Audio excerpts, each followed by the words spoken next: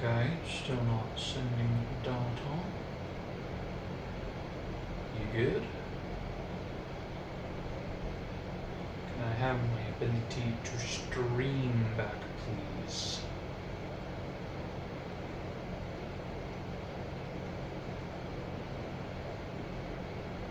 And now I can even zoom.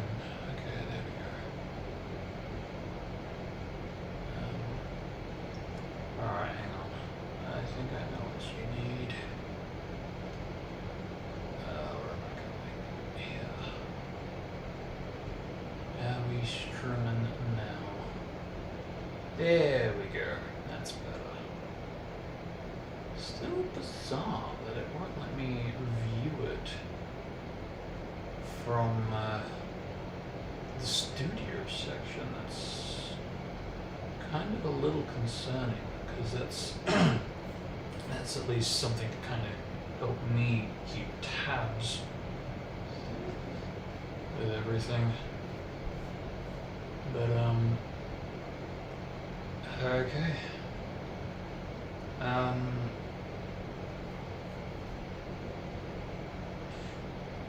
Yeah, alright. Apologies for the drop. I don't know what the hell happened.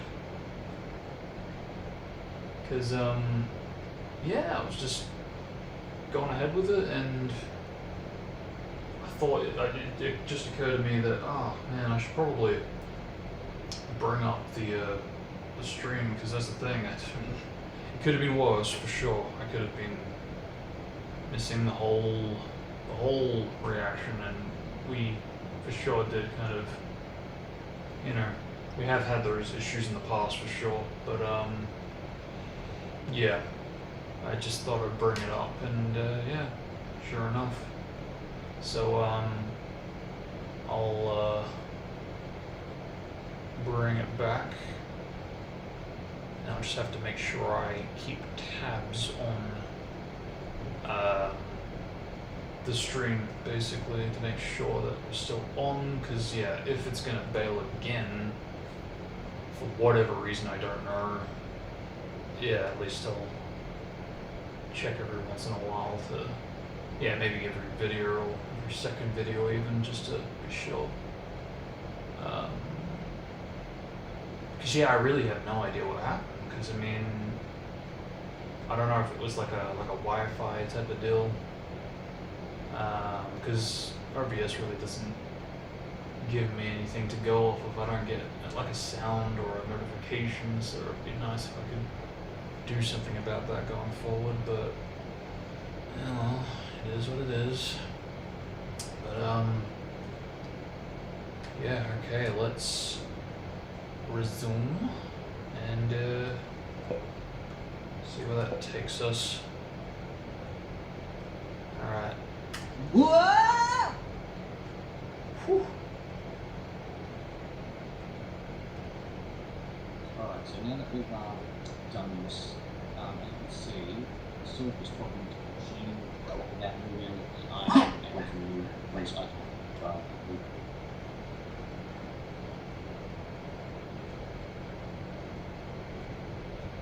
Maybe there is a Wi-Fi issue. You good? Let's see what we want to do. Now I just pressed the big button and it's my software.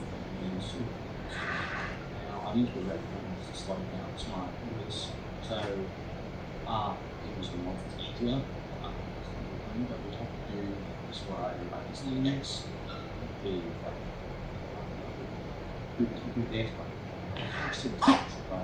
It's so annoying. Because it's like half picking up the music, but it also sounds like it's picking up another voice. But it's probably just the music, if I were to guess. Yeah.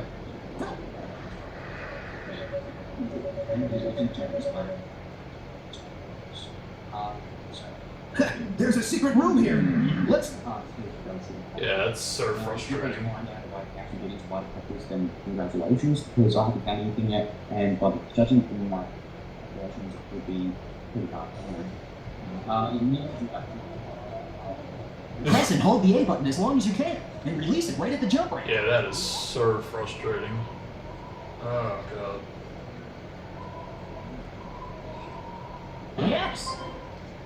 I mean, look, the good news is I've got all of this still in footage, right? I've still got the video. If I wanted to remaster, remake these videos, I need only re-record the dialogue, the commentary. You know, it's all, that's all that really is required.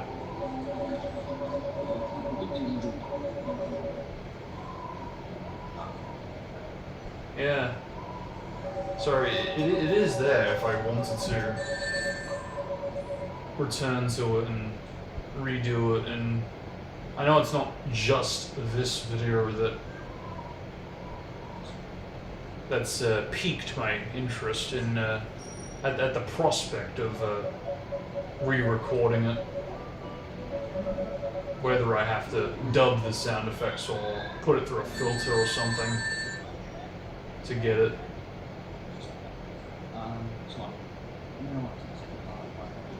I'm actually gonna. You can do one of two things. You can complete the mission and reset it to get 0 seconds, and reset the score and all that. Or This is a pretty cold place for a base.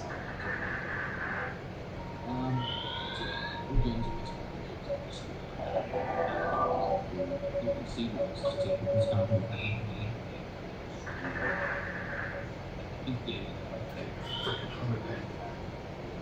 I think it's snacks.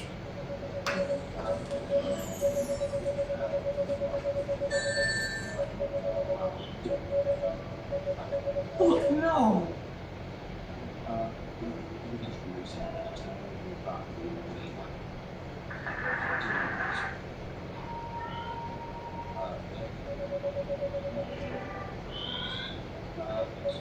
Yeah, this is my mind. You can everyone.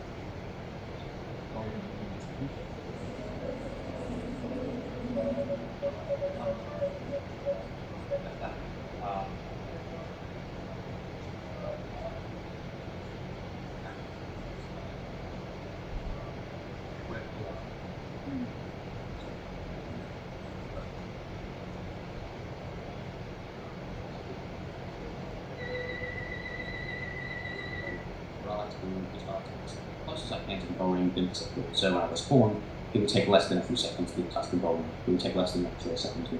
So, with this done, I can now fail the mission and I should respawn right into the goal ring. If this is done correctly, then as up, I've got 0 seconds. Now, I would like to jump, and I could use the sky jumpers. I haven't tested it out, but I'll test it out sometime in the future. So anyway, enjoy. Yeah! It's not bad. So yeah, I'm pretty happy. It'd be very interesting to see if that is doable. Legitimately, with no character swaps, no game save That was hacks. incredible! Because that's the thing, obviously the game save has been modified to allow me to have the sky gem that obviously gives me free jumps. So it'd be very interesting to see if I could preserve the A button presses to do the necessary jumps as Snowboard Sonic, as well as when playing as Sonic to get through. But yeah, thanks for watching, guys. I hope you enjoyed. And yeah, peace out. And yes, we saw that. I don't think we got to check this out because date-wise, I think, yeah, the one we just watched was before this, and then this was, I believe, afterward. I might just double check on that because from what I checked out, how do I put it?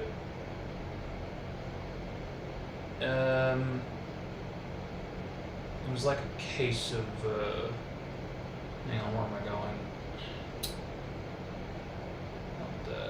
Where did you go? Hang on. Come back, my eagle. Okay, here you are.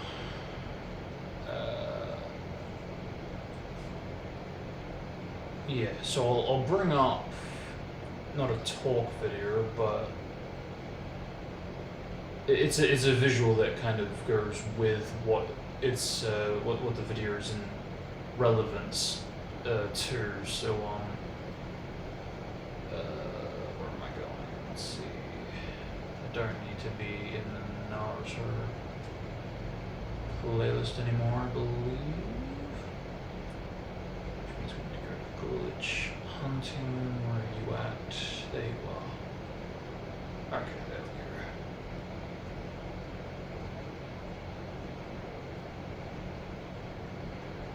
And then Septa, thank you. Yeah, because we've got all this stuff. Because that's the interesting thing about the video that we may or may not have seen. Because the last time I checked it out, I was a bit surprised that there was like nothing. It seems to be like either desynced massively, or it was intentionally recorded in the way that it was. Yeah, no, okay, I don't think we reacted to it. I had it open, but yeah, no, that's screwed off. So we did the music related stuff. But yeah, it's like as soon as we moved on, it's like totally vanished. So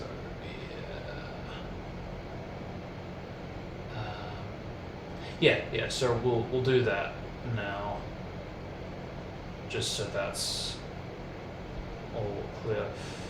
But yeah, like I said,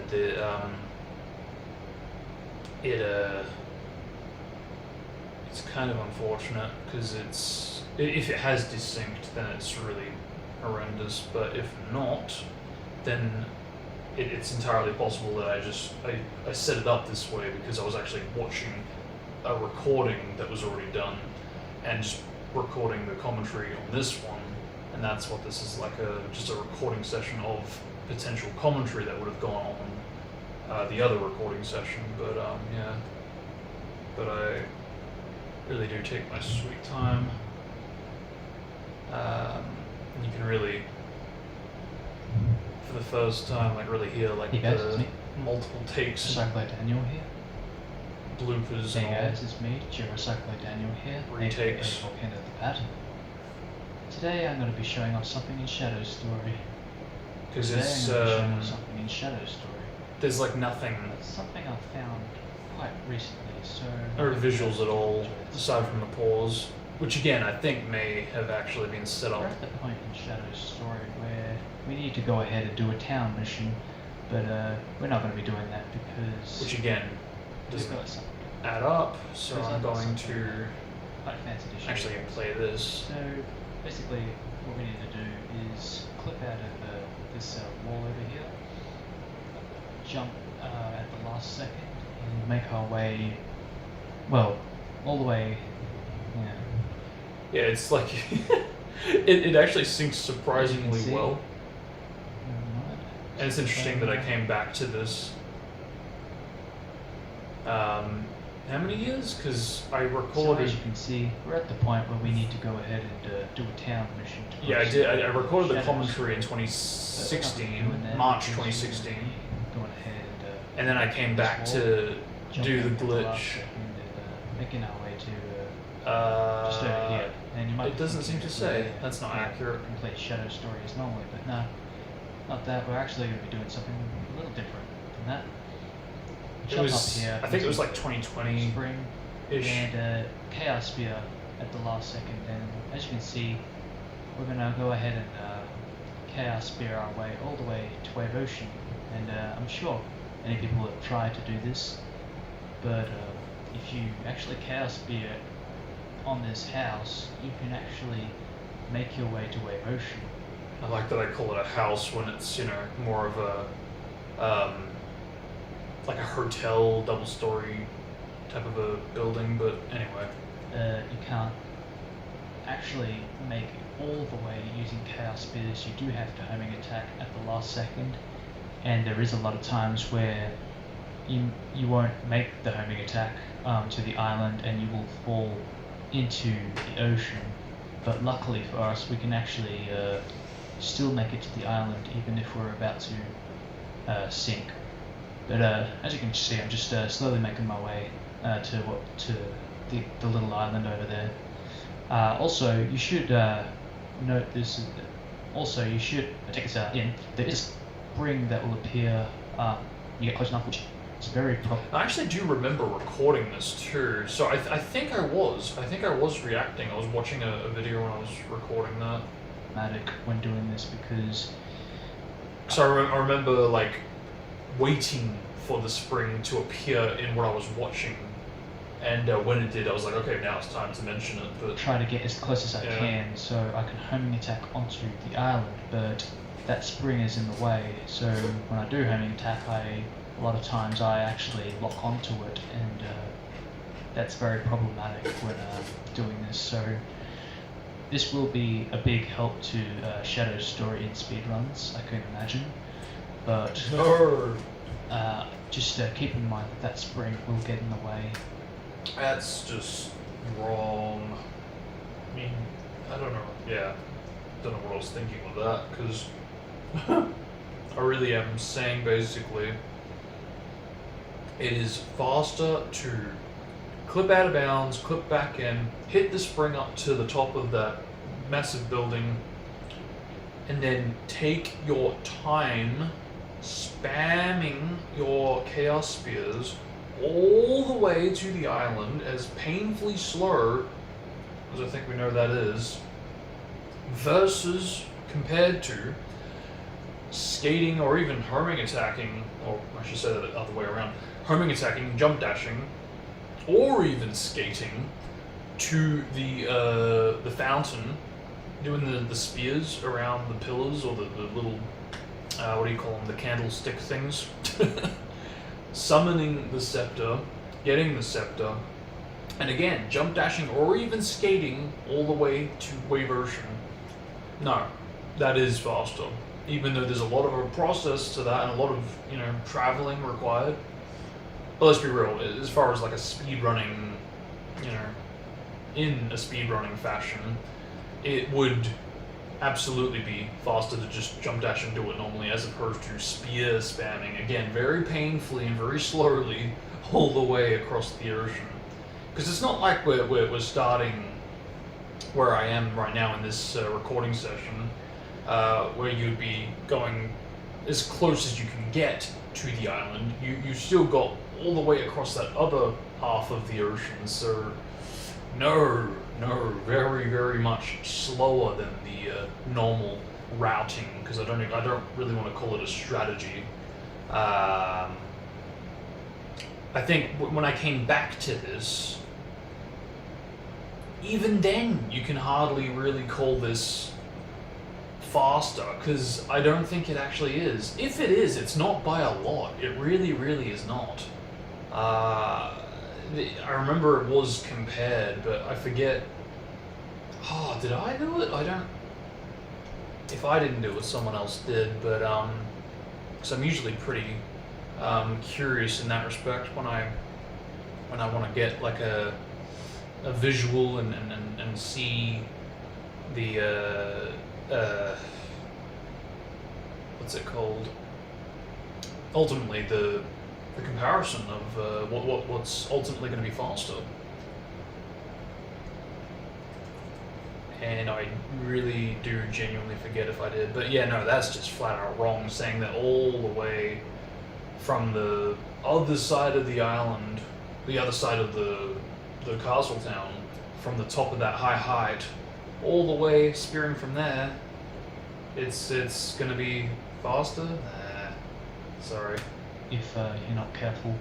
What I like to do is I like to get close enough so I can homing attack and make it onto the island, but not too close to homing attack onto the spring. So in a few seconds now, I'm just going to stop, go ahead and homing attack onto, or at least attempt to homing attack. So as you see then, I actually made it onto the water, but I jumped as a last resort just then. And luckily I used the terrain of the rock to the left, using the jump, and that was enough to actually get me onto the island. And as you can see, Wave Ocean is active. So again, this I can imagine this will be a big help to Shadow Story and speedruns if you're not doing MSG. So that's it, guys. So thanks all for watching. I hope you all enjoyed, and until the next video, peace out. Yeah, so it's just, I could see what I was kind of trying to do, but I'm glad I didn't turn that into anything, because that would not have aged well at all. And again, keep in mind that was 2016. I really badly needed to be on Final Cut Pro before anything like that, because I knew that I needed comparisons before I could start, commentating and commenting in general about, faster routings and all that. But yeah, that's just flat out wrong. I could have, put a timer to it and found out that way. And I don't know, maybe I did, and maybe that's why I didn't go any further with it. Because it does actually sound familiar, but I know that when I came back to this, it was because I was thinking something similar of like, yeah, I wanted to do something about this a while ago, but didn't go well. Maybe I can still do something about it. What can I do about it? Can I maybe do something similar to what I did with the Mission 1 skip and apply that idea of that strategy to Shadow Story to maybe reduce the amount of spear spamming required to cover the distance, because it really is a useless strategy with what I recorded in commentary for that video. But through these lenses, when I return to this, still a little obsolete, but actually no, that's not fair. I would say in a Taz-like performance, sure, necessary, worthwhile going for, and yeah, sure, faster. But in a real-time speedrun, where you're not going to have the reliability of performing for almost 2 hours, is that? When that wants to work? No, nearly 3 hours. Bloody hell. Yeah, for that long, just to get one good enough attempt to spear spam my way to victory. Yeah, you don't have that luxury when doing real-time speedruns, of course, so that's really what that is all about. You need to do it in the moment, and because this is so unreliable, it really is not worthwhile going for. So yeah, for sure, it has like performance. I would love to see the day that we get to see a full-on Taz performance of all the campaigns. And I'd like to think that we're not that far away, considering it's been a few years since the Test of Love got Tazzed. Privately, mind you, but still, if we were doing that a few years back, then I don't know, I'd like to think that maybe it's not too far away. But maybe one day, eventually we'll, yeah, it'd be very nice to see a lot of these like more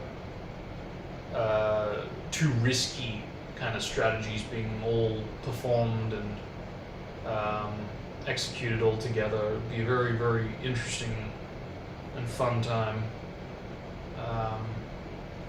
Yeah, very interesting visual, I think. But yeah, this really was like a long recording session till eventually I did do it.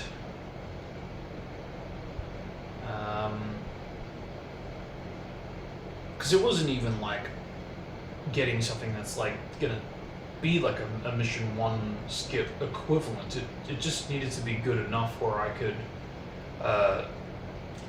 launch the barrel in such a fashion where I could get close enough to hit it and be high enough and close enough to spear not too many times to jump dash out of it, jump off the water, and make it to victory. But yeah, and I believe that was what this one was. Yeah, it's like, yep, that's good enough. Hit it. Thank you. Height. Now spear spam it, and yeah, when you really break it down, I'm not actually spearing it that often, or not that often, that many times before I jump dash. Again, compared to the amount that I would need to do from the other side of the town, from the top of the hotel-looking building. Yeah, it's like, and my goodness, I barely made it, but even if I didn't, you know, I think you can kind of clue in that you could have made that, but no, luckily, fortunately, I still did get it. So, no, I'm glad I got that. But yeah, no, I don't think I've got it here. If I do, it's under a different name, but yeah, no, I would not mind putting something together myself, because yeah, again, if I didn't, someone else did, because I'm pretty sure I have seen a comparison of it. But yeah, alright. Anyway, let's keep pushing, because we've got a lot to get through.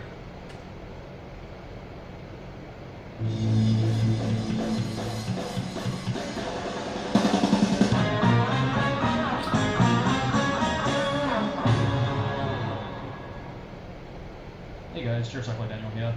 Today I just wanted to do a quick recap of what's going on with Gistix's new demo. You all know what it is, but you know, I just feel that I didn't get to express everything that I was trying to say in my live streams of this demo. It looks freaking awesome. I love it. The gameplay I can't argue with. I can't say anything about that really, because you know, for one, I suck at PC, so keyboard and like the arrows just don't work with me. So I've got a controller. I know what you guys are thinking. No, I've got a controller and I have plugged it in, but the computer was too laggy at this point in time, so I either need a new computer, or I just need to find a computer that is compatible with. Yeah, I think one thing I will absolutely say about this is I'm glad I at least addressed that I didn't really have the necessary tools and equipment to properly review this, because I did have thoughts that were leaning on the negative side that I wanted to at least address a little bit of in the review, but I knew that it wouldn't be fair to basically say them when I didn't have the PC that could back up you know, whatever claim or whatever I was making, especially behind the footage that I'd be showing. So yeah, I did have thoughts, but I knew that the performance just wasn't there, so anything that was failing to perform properly could have solely been the laptop that I was working with at the time. So because of which I just reserved any and all criticism to when I eventually got to really fully test it out, when I got the gaming PC. But you know what, even when I had like the VM, at least that was so much better. I could at least, you know, work with something that was so much more responsive than this. This was for sure the worst experience I had, because you know, keyboard is already bad enough, but the delays and the lags and the slowdown, all of it just was really, yeah. I had to be very mindful of like what I was critiquing. So you know, you can kind of feel that with the video itself, with how long the review was as well. You know, Gistix's build with the controller. So I haven't really got down to any solid gameplay like this, but you know, it's fine. I do love the look of it. That's all I'm going to say about that, because you know, the particles look like they have been used to their fullest potential. I don't know if what they are using is in 06, or if it's just custom made or used from another game. But I swear to God, if it's used from 06, then far out. They really do show a good way to show it off, because can just show Show how a much this good game way had going to for it. show So it off. it's amazing. I really wish that we got more though, because I was when I first saw the videos, I wasn't overly hyped for it. I thought, oh yeah, this is cool, but we've had 2 PC ports in the past that weren't really as successful, or they just ditched the projects for whatever reason. Which I do understand and respect that, but when I heard that this was coming along nicely and all that, I thought, oh yeah, that's cool. I saw the videos and I was like, yeah, that's cool. I like the look of it. But if there'll be a demo, if it will be successful, that I wasn't too sure about. But See, that's another thing too. I remember just feeling a little confused as to why something like the day-night cycle didn't seem to make its way into the demo, because it just, I don't know, maybe it was too much to expect, but I mean, to be fair, go back and watch Gistix's videos. Well, impossible now, I guess, but one of his videos very much did showcase the day-night cycle, so I don't know, maybe it was wrong of me to assume that was going to apply to stages as well, outside of the test stage, but that just felt like it was a missed opportunity for that project at least, because I mean, yeah, I don't know. It's amazing that even in Pier 6, we still haven't really got anything like that. Well, I mean, that's not true. We do, but it's not a full cycle, right? It's just before and after. It's tropical jungle going from overcast to daytime, and daytime to overcast. Beautiful blue sky to overcast, and vice versa. And I think, yeah, conversely, across other stages, it's not really like a full-on cycle through the entire 24-hour day type of thing. That I do have to wonder if the tech demo maybe performed and behaved that way, because I'd like to think that it did, and I remember seeing a few comments saying that was the case, but where's that coming from? But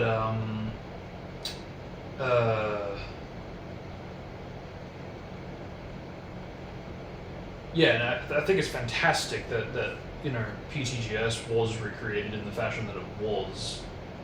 But when you really break it down, that's still a day-night cycle that's only really controlled through debugging controls that, again, I don't believe is actually on like a full-on cycle where if you leave it idle, it does shift the setting. So, yeah, I still think it would be cool if we did get like a bit of a progression if you leave it idle for a while. But I have also stated in the past that if that ever were to become a reality, I think I would want to see that more so for hubs above all else, over stages if, there is something above something else. But I think, stages too could go through some kind of variant, and I guess they do for certain stages, but yeah, I don't know. For this specifically, I remember just thinking, yeah, that's a shame that we didn't get that. But yeah, crazy to think that we still haven't really gotten a full day-night cycle that automatically kicks in, outside of debug controls. But well, anyway, look where we are now. So that's amazing. I do look forward to this. But again, I still wish that we got more if it be Markspeed sections or the test level, because day-night cycles and all the little things that you could, explore around with the test level. It was just really cool. And judging from the sound of Gistix, I don't know if that's an Easter egg or not, but I could never understand what in the world am I. This really doesn't want to work. It's so weird. What is this and this? Is that a glitch or is that an Easter egg? I genuinely do not know. Never figure it out. So when he said that he finished Wave Ocean, and the screenshots I've seen, it looks like he has actually completed a full solid gameplay of Markspeed Sonic. So yeah, I look forward to seeing that in action. Yeah, that's all for now, guys. Thanks so much as always for watching. No wonder so many people got confused when Chaos just emerged out of nowhere with his own Wave Ocean demo, because yeah, he did for sure have visuals, and I don't know if he ever posted them online, but again, this really was around that time where that started to emerge with Pier 6, and I don't blame people for thinking that it was Sonic Next, since it essentially was built off of Sonic Next as a mod originally, but yeah. Be sure to leave a like Really and let me know made what it you guys his think own. in the comment sections below. I'm really curious if you guys like it, hate it, what do you think can be adjusted, added, you know, it's all cool. But yeah, thanks again for watching, and that's all for now. I'm out, guys. Peace out. And are we up to date now for? Because hang on, let me just double check the dates. Because that's why is this so slow? Work. Okay, so that's 18 versus 17. And that would be November versus this, which would have been. I do remember this taking a while to edit, even though it was under like 10 minutes essentially. Now I can't zoom out. Like, hell, what the hell is happening, man? Oh my word. Let's try this again. Is that slow too? God, these controls. Hey guys, Volcano back here. So, what are my thoughts on the Sonic 06 Sage 2017 PC port demo? Not much. I must say though, it's really impressive what they've done with the sand, how you like kind of sink over time. I honestly was not expecting this. I thought that, you know, it would either just appear how it did in retail, like you just fall through it, that, or it would be, you know, completely just collision, so you just stand on it like, you know, normal sand. But I do understand it's kind of meant to be quicksand. What I had in mind was maybe have it sort of a stage sink, so it's a bit of a time limit to get through it or something like that. But yeah, honestly, I really was not expecting this, so good on them for that. That aside though, there was a few things that That very much was an idea that I even shouted to Chaos for in regards to, yeah, Pier 6. And I still think it could absolutely happen, but maybe not how I described it originally, because I always thought, yeah, the whole stage could like start sinking and you have to get through the entire thing real quick. I think what I'm leaning more towards now, more realistically, is when you get to the final section of Dusty Desert, the final save point specifically. In other words, when you don't take the shortcut that bypasses that section with the chain jumps and all that, if you specifically hit the save point and you get to that the bottom of that hill, I feel like there could be a cinematic that shows the quicksand starting to rise, and you basically have to climb up as quickly as you can before the quicksand ascends high enough where it starts to sink you, and if you can't get out of there, you're doomed, basically. So I think that could be a really, really fun little cinematic and fun little mini game that, of course, only really triggers when you're at the bottom, but still just as fun to explore when you get there. But yeah, like I said, I think that's probably the most realistic interpretation of that idea that could potentially happen, because otherwise I don't really see it happening earlier on in the stage, because there's just too much sand everywhere, and you'd have to very awkwardly program it to affect certain key sections of the sand, which is just, it's a headache to think about, let alone to try to program. So like I said, yeah, I just see it being a bit more realistically done at that final save point, because at least you could literally program a flat piece of sand around that final tower and have the sand literally climb up as Sonic is also climbing up. So I could absolutely see that happening. But you know, liked and didn't like. The big the cat cameo was, we good? you know, it took me by surprise as well. I wasn't expecting them to add something like that in there. Now, I don't know if, you know, they're going to be going with the plot. Like, I know that we've been just having stages only for demos, but the way they are going, I think they are going to include like the story mode and cutscenes and all that. And if that is true, I still don't understand why, you know, Big would be there, because like, I get, certain things like Amy, how, there's no plot really for her because she doesn't have her own like, episode, but I guess they're going to try and do what they did in the SA2 have big cameos, I guess. I think.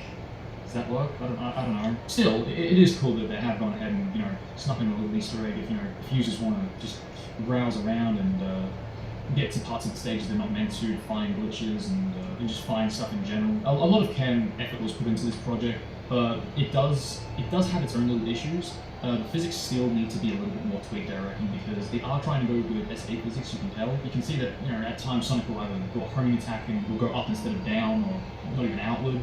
So it's still kind of, unclear if they're trying to go with, beta physics or the SA physics, but it is pretty clear that they are going with SA because, come on, look at Kingdom Valley's demo. You can move around left and right really fast, you slow down, In retail, you didn't do this, both in Xbox Live demo and E3 demos, so I'm pretty sure it's safe to assume that it is SA physics they're trying to aim for here. And I gotta admit, it actually took me a really long time to get the S rank. If you haven't already, go rewatch that stream that I did not too long ago where it was just a blind playthrough of the Dusty Desert demo because I did a few things on the stream except for finding Big. And I gotta say, yeah, getting that S rank wasn't easy. It took me quite a while. I had to kind of change my routes for different parts and strategies and all that. And even then, it was tricky to get the S, but in the end I got it and it was definitely fun. So that's cool. If you guys didn't know, the loading screen and the E3 hubs were actually made by me, so yeah, it's awesome. And I also know that there was also a bloody huge physics breaking glitch, which I think was confirmed to be, not meant to happen, because originally I thought, oh, maybe it's just, paying tribute to the Dusty Desert homing launch strategy glitch that I found back in, 2015, 16-ish? It's just like, why? It's already bad enough you're mentioning your contributions, but then that too, like, come off it. I don't know, but Put a there's a sock glitch in in it. it where the homing attacker is flying, and just so happens Throw a that it's sack and slightly put a rogue in sock Dusty in Desert it. as well. So I thought that might have been a bit of a payback reference to that, but obviously not, because apparently they've already fixed this horrid glitch. So yeah, it's still pretty funny to look at though, you gotta admit. Overall, the demo is great, but I actually think I prefer the Kingdom Valley demo. Like, it's still more funner, this demo, but it's not as polished as the Kingdom Valley demo, I reckon. I mean, this is just all opinions based. Yeah, this definitely has a lot more content than the Kingdom Valley demo, but yeah, the physics and gameplay just feel like they need to be a little bit more tweaked if they're still going to aim for that SA style, or even the beta physics style, because both are good, and if they're trying to merge them together, then good on them. I wish them luck, But yeah, there's just a few things that need to be a little bit tweaked, I reckon, before it's perfect. There's also something that I really enjoyed in the PC port demo, and that's the usage of the unused dialogue, because if you guys don't know, it used quite a few different little quotes, when I think there was one where Lisa's saying, like, if I'm around Sonic, I feel stronger somehow, or something like that. And another one where she kind of hints on the ruins, saying how it's similar to the design of Soliana. And another piece of dialogue where she kind of screams a little bit because of the robots, or something like that. And just things like that, So these are unused lines that are left into the game's files. And the fact that they have gone ahead and used them in this demo, I don't know, it really adds more character development, because there wasn't a lot of character development in 06, so I'm really glad that they've done things like this, just it really does stand out and make the difference, so good on them, keep it up. That aside though, that pretty much sums it up for the demo, I guess. The hype is real, and I'm definitely on that train. That's all for now, hope you guys enjoyed this. Ooh, I forgot about that. That, yeah, there was a section there that curiously has been nuked, because I believe I commented on something in regards to forces. And because if this was October, it was before the game had released, so I think it was like a final little comment on the game, like a last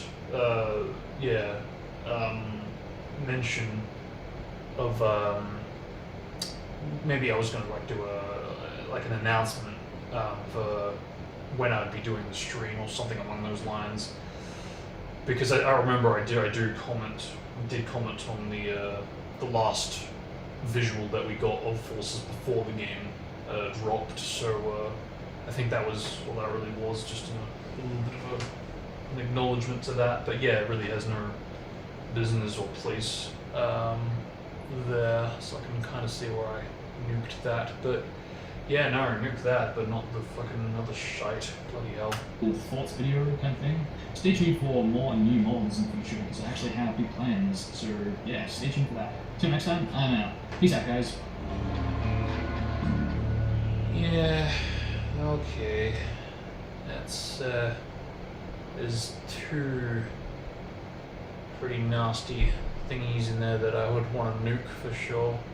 And, yeah, low-key kinda might just do that. And soon, for now, how we're going here, refresh that in case that helps, I think.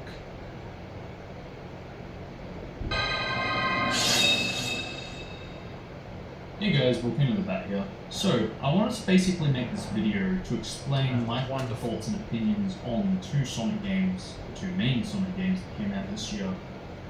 Sonic Mania and Sonic Forces released. What can I say about them? Sonic Mania, wow, what a masterpiece. I mean, sure, it did have glitches, and it was a bit of a downgrade to the iOS versions if you actually compare them. But on the flip side, you actually have a console version of the classics. It's not like it's a port of the iOS version, it's not like it's a port of the Genesis version on the console. No, this time it's an actual console version of the classics. You know, it just... I don't think that's really a fair comparison, because I mean, I get what I'm trying to say, but I'm basically comparing an app that has had several updates to a game that I only just played, like pretty much on the first day. I think it was actually the first like hour, because I did wait for like the 12 a.m. release of it, the countdown and everything. So yeah, no, not a fair comparison in that respect. But at the same time, though, I do think that it is that there is something to be said there in regards to how we really don't get games anymore. We essentially get apps on consoles. They don't release complete games. They release apps that get updated. They don't. It's like beta testers get a free pass, you know, because the public are now essentially focus group beta testers in place of them. And it's like, oh yeah, well, why release a game when they can just find it for us and we'll just update it as the months go on? It's, you know, I would pay a lot of money. I really would. I would pay a lot of money to buy a console that has no internet connection whatsoever, where it forces developers to actually release games for it that don't require updates. I really would pay a lot of money for that, because that it would bring back the games of the 90s and early 2000s where they had no choice but to release more solid and complete games that didn't need or require updates or internet to, you know, improve the game. You know, that's become such a reliance in the last 15 years that it's just, for me at least, it's ruined gaming, and I just can't really seem to get hyped as much as I used to anymore. It's just a shame, but well, that's just me. It feels more original. Again, be it as it may, that it has glitches, still doesn't really change the fact that, you know, it's still a very solid game, and I can see why some Sonic fans out there would appreciate Sonic Mania more than Forces, and it had a lot of content, you know. My only wish was that they made more original stages than remixed stages, you know. I think that's a fair statement, because it's like, it was essentially Generations, but, you know, Classic Edition until, like I half expected Sky Sanctuary to show up. I mean, bloody hell. I think I even heard that it was planned at one point, but yeah. But yeah, no, at least we did get some original. Because it almost felt like they were trying to make a Gems, but, you know, as an actual classic Sonic game, you know, 2D pixel and all that. And speaking of pixels, that does actually bring me to something that I wish they would have done with Sonic Mania. Yes. Now, this, of course, I don't know if many people agree with this, but there's a game out there called Sonic 2 HD. Most of you all should know about it. And what it does is it basically makes all the pixels look all smooth and HD looking. Which brings me to another game, The Secret of Monkey Island. And I gotta say, pixels in that game and all was very detailed, but in 2009, they actually went back and remastered the game, making it look all HD. Why I bring this up though is because not only was this released by professional developers, but it also had an option in the game to switch back from old school, being the pixely, old school kind of looking game, to a modern perspective, how it, you know, would look nowadays, being more HD and stuff, you know. So I wasn't expecting this to appear in Mania, but it would have been great if they had an option to switch from old school classic perspective to a more modern HD perspective, you know. And even though that it's not, you know, it's not professional, they haven't done this in the past. Sonic 2 HD is still a thing, and it just so happens that the developers of Sonic 2 HD were also working on Sonic Mania. So it would have been a cool feature to add, even if it was like DLC, for instance. You know, that would be at least something. You can't expect everything, so that's completely. I don't think I realized how good I had it when I played the likes of the Monkey Island remasters, and how rare remasters actually are. Because, and I believe very strongly that this is what formed my opinion on the Insane trilogy, because I was expecting, and I think I even say it in this video, I very much referred to the Insane trilogy as a remaster over a remake. And if there's one thing that the experience taught me, is that there very much is a difference between remake and remaster, and I very much had it the other way around in this for this context of the Insane trilogy. I thought we were getting a remaster of the trilogy, but we instead got a remake of the trilogy. I essentially wanted something that was like Monkey Island, where you could all I really wanted was the physics. That's, you know, the physics still there, the raw code, but they have the updated visuals, and it would be bonus if we had the ability, like on Monkey Island's remasters, to switch from old school to new school. But I was fine if we had just the updated visuals on the raw original code, but instead we got everything entirely remade. And yeah, I personally just think that the original physics were perfect, in the sense that it really complements the stages that were,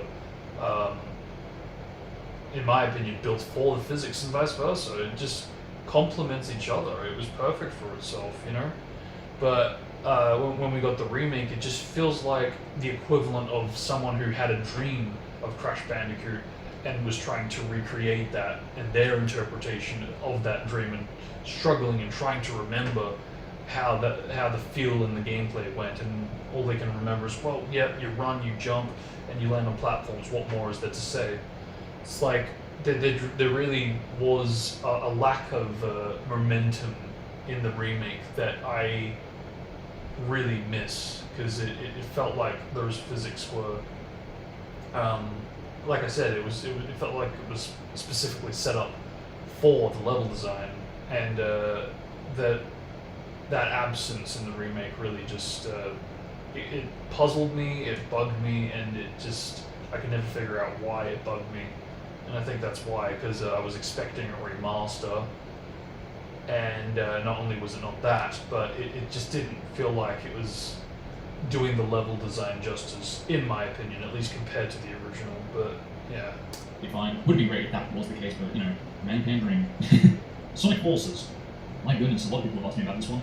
I must say, I actually was a bit surprised by the negative feedback that it got, because I wasn't that disappointed. I was going into the game going, oh god, it's the same, it's a short game, it's glitches, the physics are crap, it's on slow, and everything's bad. I went into it, and the game to me wasn't short, because I did a full-on stream of the entire game pretty much. that means And it's short. the game to me didn't feel short, because, I mean, sure, if you compare it to really full-on games like The Last of Us or Assassin's Creed, or even if you want to compare it to a Sonic game like Sonic Unleashed, Sonic Forces is not the best paced game in terms of, you know, how long the game goes for, I will admit, but at the same time, this game is pretty much the same length as Sonic 06, to be fair, or at least from what I played, my experience of it, because it was about 3 or 4 hours long, and if you sum that down to speed of campaigns altogether, from Sonics to Shadows to Silvers to the last episode, all of it put together, it does equal about the same length. Of course, if loading times are, you know, all the same and a bit faster than, you know, than normal. Anyway, I'm getting sidetracked now. Sonic Forces, I didn't mind. I didn't really think it was a long game, nor did I think it was a short game. I thought it was a very, you know, it wasn't too long, but it wasn't too short. It was in that in-between stages. Because you gotta understand, it's also focused for kids as well, because I noticed that there was actually quite a few lines in the game that had that oh, I gotta get that emerald or something like that. You know, have that hit Great target volume kids are using these control days. there, So I Volcano. think that they were trying to go with a children kind of approach, you know, aiming for those ages and up. So they didn't want it to be too long or too short at the same time. Another thing I also want to bring up is the fact that when I was playing the game, I kid you not, I found so many resemblances to the game, to other games and franchises. I mean, I can't be the only one that saw this, but again, I don't know if this is a good thing or a bad thing. I said this in my stream, but I do like what they did, but I don't know, it's just, I'd like to know what you guys think about this personally, because I saw a whole lot of resemblances to a lot of different games, franchises, and even movies. I already pointed out how that one scene in the game in Sunset Heights, where Sonic and the original character basically knocks over the death egg robot, they kind of went around it with like rope or something. And it's bad enough as it is that the OC can, like, you know, almost spin webs, kind of like Spider-Man. If you take a look at Captain America Civil War, when Spider-Man appears, there is that one scene where he mentions the whole Empire Strikes Back scene where they go around a big, giant robot-looking thing with enough, you know, circles it can trip it over and cause it to, you know, be destroyed and so on. And, you know, Empire Strikes did this first, Civil War copied this, and Forces did this exact same principle. So, and I already mentioned how they had the whole Star Wars thing going from the Death Egg ripping off the Death Star. Completely fun, so I don't take offense to it, I don't see any issues with it. It's just a bit odd. They were trying to like give like a bit of an Easter egg to it, but at the same time they've been doing this for a while now and done it more than often in this game to the point where I go, is it a good thing or a bad thing? You know, because I don't think it's a bad thing. I don't think it's a copied idea or a rip-off. I just think, oh yeah, that's cool. They've done that. But yeah, I would like to know what you guys personally think about this. I'll even show you guys all the little differences that I managed to notice and point out. Yeah, the Death Egg kind of ripping off the Death Star from Star Wars, and now they've got like the whole Join the Resistance, like Star Wars, the latest one has the Resistance, you know, the first order, have seen that. And now they have Sonic Forces, it looks like it. So yeah, I don't know, we're getting a Sonic Brothers video game.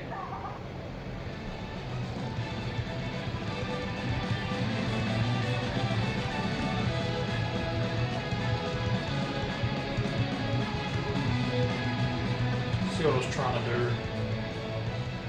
This kind of game up, almost like Sonic Heroes. I mean, that final boss was a bit of a callback to the final boss of Heroes, how, you know, there's three characters ganging up to, you know, battle the final boss, which also kind of looks like Metal Madness, I must say. Or at least I got a bit of a callback to it. I know I haven't played it still, but from what I've seen, it does look a little bit like it. Speaking of which, yes, Metal Sonic is in the game, as we've seen already. So there's a bit of, you know, callbacks to a lot of different franchises and games, even if it's past Sonic games, you know, which is a good thing, you know, I do like that. But they've always wanted to have it so, like, all of Sonic's friends kind of gang up together to have this resistance, or the Avengers organization, if you will, because take a look at the Avengers. They've always wanted to have this whole team-up vibe so they can kind of gang up together to fight the giant empire kind of monster thing that's going to destroy the world, you know? And I gotta say, the fact that, you know, there's no Super Sonic at the end, I'm kind of glad in some respects, because not that it gets repetitive, having it from Gens Unleashed to 06 to pretty much almost every 3D Sonic game. You know, I'm a bit surprised, actually, that they haven't been sued for the amount of things that they have copied.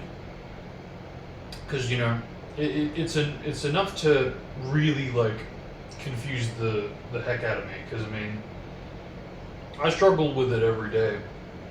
I you know, one of my biggest obstacles is actually in my very first story, where I've essentially combined from childhood the ideas of two games that I grew up with, Bionicle Heroes and Sonic 06.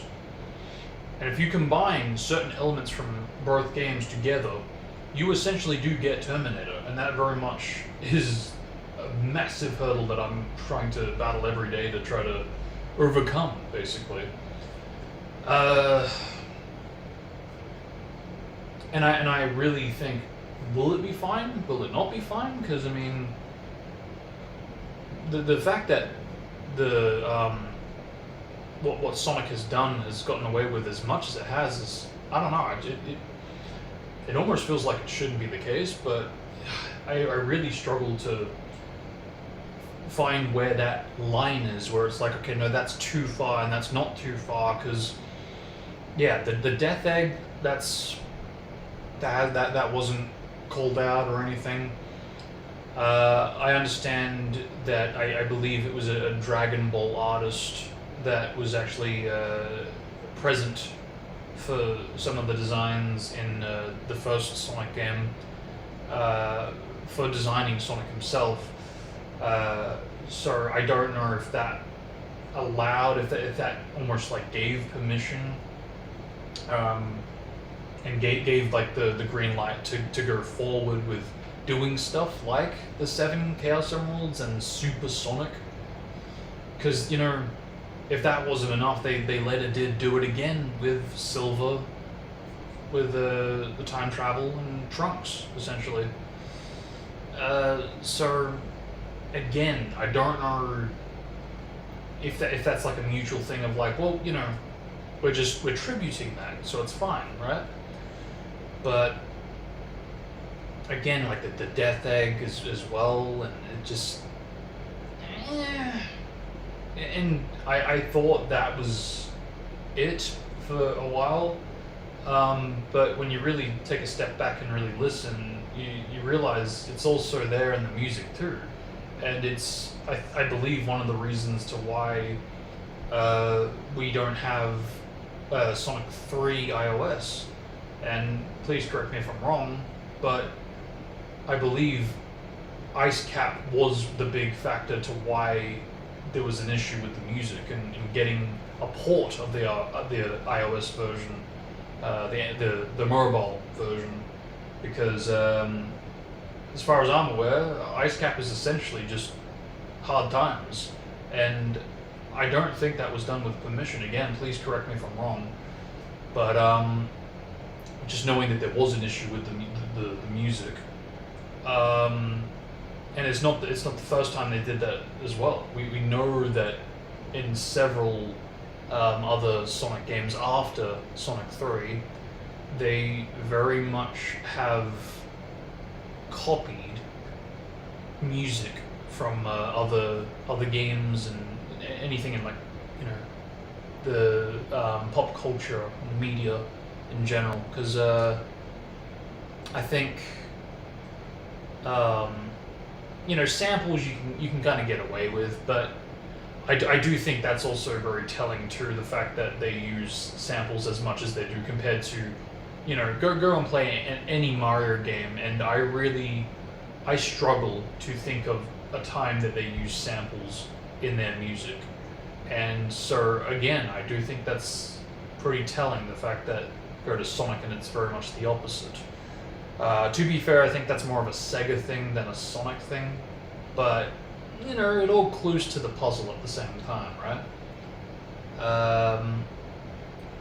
You know, I haven't seen, or rather, I didn't see it as often as I do now, but I was a bit surprised when I started to eventually hear people comparing the Earth 6 Town Mission music to Mega Man for one of the tracks, but yeah, go and compare that. That is verbatim the same melody. I think it's also very telling that the same thing could be said about Dreams of an Absolution. And I think I've actually, yeah, I did open it up, and I've still got it, luckily. Because I remember actually hearing this track when I was a kid, before I even played Earth 6. I think even before I even had Earth 6. But, you know, like, say no more, I think. How ridiculously similar is that?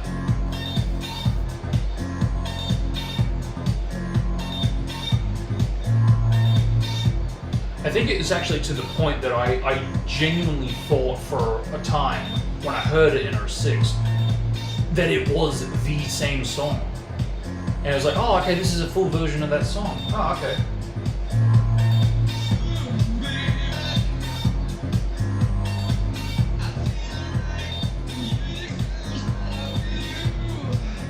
Just, ugh. It's just slightly pitched different. That's really it.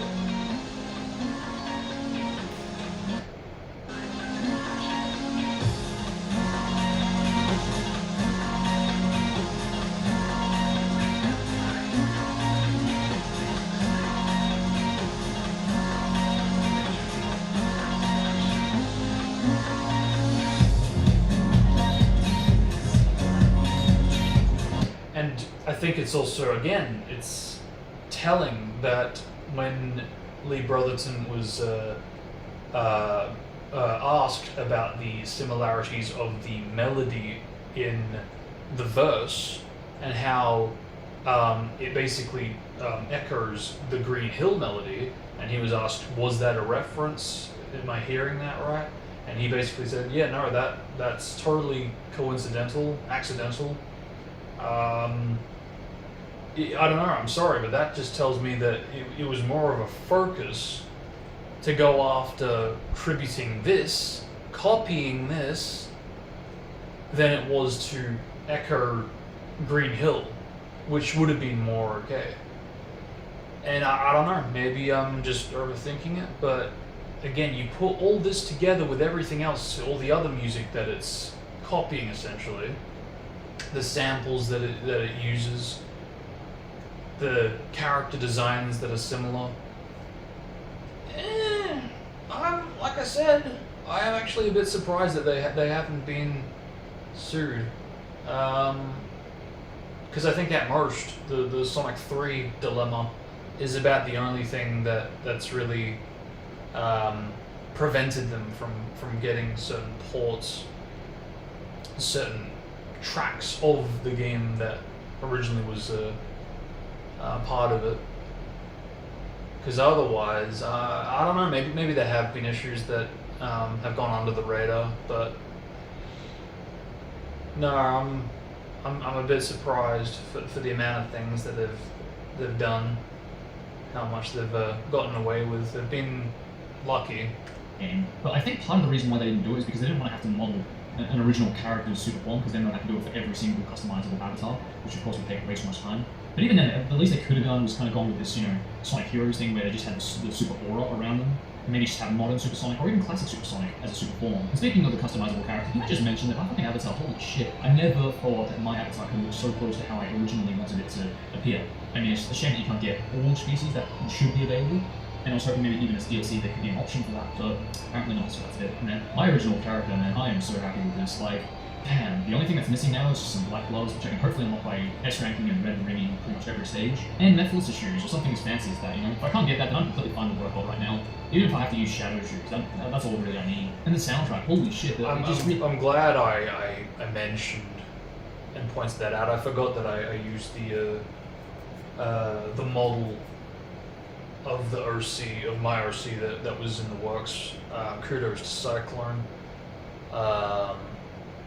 Because I don't know if I was going through this like weird fresh phase of just after playing and beating the game for Forces, and because of which still in a bit of a phase of denial, even deluded, because I now would crack down a bit more on that. I think that's absolutely ridiculous that Rouge the Bat is literally in the fucking game, but you don't have the ability to customize your own original character using the species of a bat.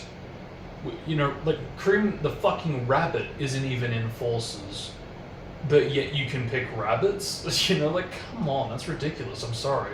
It seems to amaze me how much care and effort was put into the soundtrack. I mean, come on, we have an orchestral soundtrack. Holy crap. I don't think they've done this since like Lost World or Unleashed. I am musical, I compose songs, but I can't hear anything orchestral in Unleashed and Lost World soundtrack. Maybe in some cutscene soundtracks and all, but in Forces, it was the first time I ever actually noticed and picked up on orchestral pieces, There was one in Unleashed that I remember.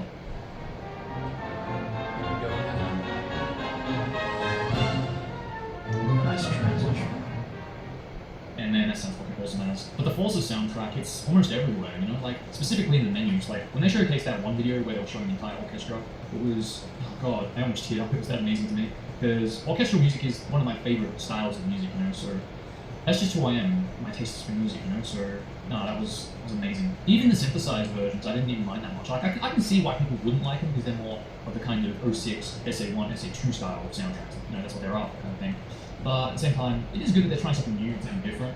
Like, I wouldn't mind this if it was for, I don't know, maybe Sonic 4 soundtrack, that's a bit of a debate, I'd like to see who would appreciate the soundtrack more over Sonic 4 or Sonic 4's soundtracks. But I think the main reason why they went with the synthesized approach for a lot of the tracks is, well, the main villain is practically infinite. A lot of melodies that I pick up on kind of resemble the main theme to Infinite, so I think that's part of the reason why they used most of the synthesized tracks, because Infinite's theme does use a few synthesized tracks and all that, so my only issues with the game is that the physics feel really bad. Like, if you move really fast, like left and right. He has almost like a delay, and it does not feel right, you know? It feels like worse than 06 if anything. It's kind of weird, but that's only if, of course, you know, you like move around all that, and you're not going to be doing that for the entire game, so really it's just a nitpick at this point. But the main thing that kind of bothered me the most is the automated segments. Again, something I actually felt that was actually worse than 06, because at least with 06 you could go into a dash pad, and if you went into it fast, you would have a fast dash pad segment. If you go into it slow, you would have a slow dash pad segment. But with horses, it doesn't matter if you go slow or fast, it's going to control your speed no matter what. And it's not going to be any faster or slower, it's going to be the default speed that it gives you. And what's even more annoying is the fact that it kind of just, it's almost as if Sonic starts to run on his own, because that is what happens, you know, you don't have to get a dash pad to do that. You can jump over it and he'll just land and start walking to jogging to running. He'll just do that automatically, and it's a bit weird, you know. At least with the dash pads, that would clarify if you would be able to move after that or not. But yeah, it just felt like that Forces kind of took a lot of, you know, your control away in the automated segments. And there wasn't even a lot of, you know, loop-de-loops from memory, so it took away a lot of, you know, playability. But again, it is a bit of a nitpick. But if you can get by these two things and just play the game the way it wants you to play it, it's actually not that bad of an experience, I found. Because at first I thought, oh shit, this is, you know, this is how demo controls and it's all meh. Yeah, like I said, if you get into the game after the first few levels, after the first boss specifically, and really start to understand physics and the way it wants you to play the game, it's actually not that bad. Of course, this is just my opinion, so I understand if, you know, those out there disagree with this, but I don't know, that's just my experience with the game. But you know, before I forget, Episode Shadow. Damn, man. To this day, I still haven't been able to set it up on PlayStation. I don't know, has anybody else on PlayStation 4 managed to set up the DLC? Not the custom costumes, because I have gotten that, but Episode Shadow specifically, I to this day have never been able to like find it or see a way to set it up. So it's a good thing I'm actually getting this on Xbox One as well, because I can't set this up on PlayStation 4. Shit, it's just a matter of when, I guess. But hopefully it will be before 06's 11th anniversary, because that's actually on the 14th of November, which is coming up very shortly. And like I said, I will do a stream of that. The aim is to have very hard swap with normal and boss attacks swap with the normal bosses, so it makes the story mode experience a shitload harder for me. Because I'm speedrunner and a modder, so it should be no problem for me to get through it normally, but the fact I'll be also doing it in story mode might be a bit more of a challenge to me, you know, so I'm pretty hyped to see how this will go. Hopefully we will do it, because we still have ran into a few difficulties to actually make this a reality, but at the same time, we have the tools now to do it, so I'm really excited to try this out. So that's another thing too, because that cutscene almost always constantly reminds me of the whole thing of like, oh, Sonic's been tortured for months, and then, you know, we cut to it, and yeah, no, he's not lying on the floor, he doesn't look beat up, he's in cuffs at most, but he's still cracking jerks. Stop the BS. Stop the BS. And look, I will say this about the review in retrospect, I think. I was able to view the game through the lenses of what it was more geared toward. But it also doesn't take away from the fact that they essentially did false advertise us again. It really did feel like it was selling that it was a game that was almost a return to form. We had the Baldy McNose hair crap with colors and the softer approach to something dark while tributing and celebrating Sonic in the form of Generations. But it did feel like, okay, they at that point, when Roger entered the picture, they really started to gear it heavily towards kids, even more than before. Because before, it felt like it was mid-teens-ish, where they weren't afraid to go dark. And but yeah, as soon as Roger entered the picture, it just felt like all the way from Colors through Lost World, it was a bit more kid friendly. So as soon as the teaser trailer or trailers dropped for Forces, it felt like it was a return to form, so to speak, of like, okay, we're bringing back those dark elements. So, you know, if you fans are still around, come. We're gonna, you know, be going to war basically, join the resistance, because things are about to get serious. Things are about to change. This was also around the time where Cars 3 was also about to drop, and that too was also it was a very grim kind of dark and gritty kind of setting and setup that they were really trying to get in on the trend for, which is another thing that Sonic's done over the years. They've really cashed in on trends, I've noticed, while it's hip with the youth. Yeah, and it's interesting.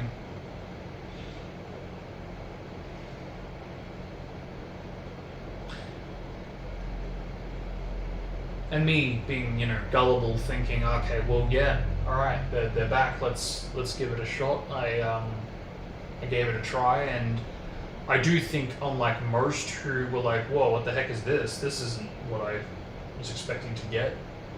I was able to almost immediately catch, okay, no, unfortunately, this is still being geared towards kids. Fine, accept that. View it through those lenses. It's not a bad game. I still have my picks with gameplay, of course, but no, overall, it's not. I wouldn't call it outright bad, but for sure they did clickbait. They did false advertise a little bit there with that, a fair bit.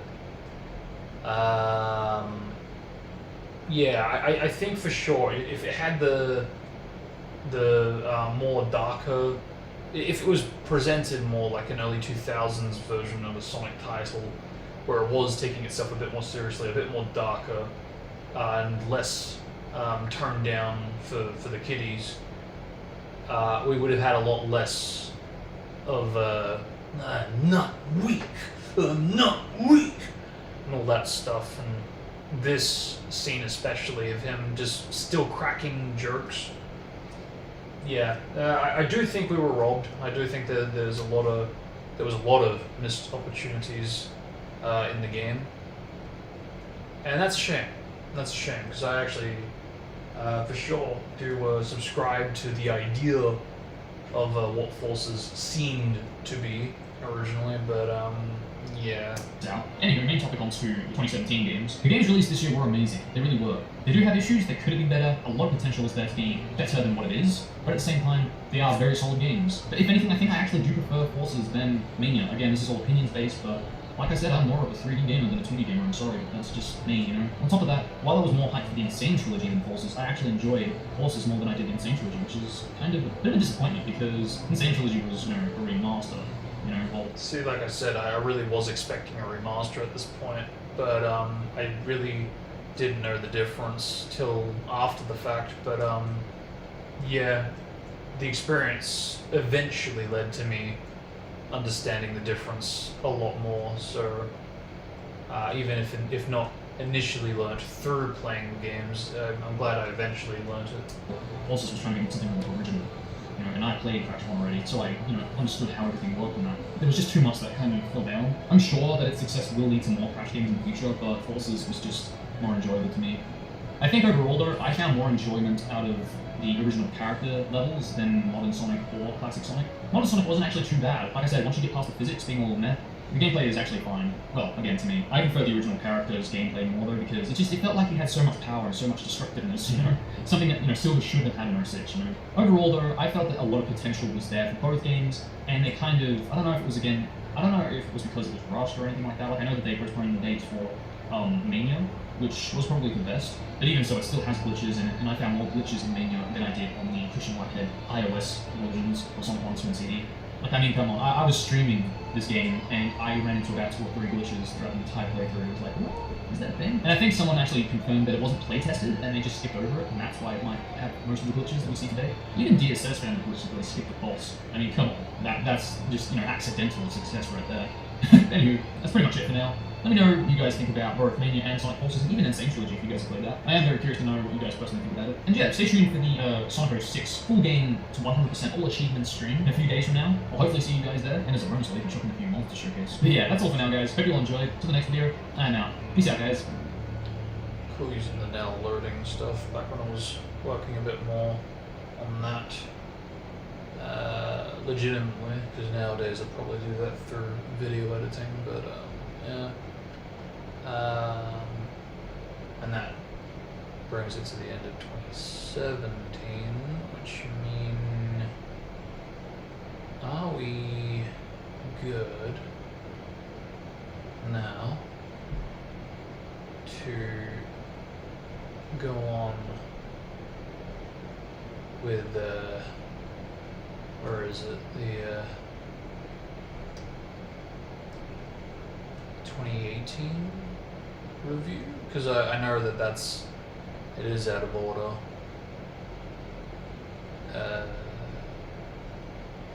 It's 2018 February, is it? Yeah, okay. Well, based on that, yeah, no, we need to get through these. Actually, they're probably already in order, aren't they? I'll have to go through that too. Yeah, it's alright. And that.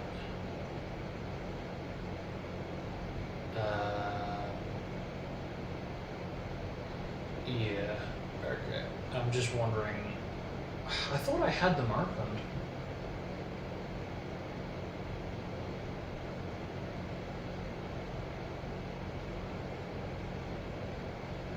Alright, what's going on here? Movie, fake, tutorial. Yeah, alright, I think I will open up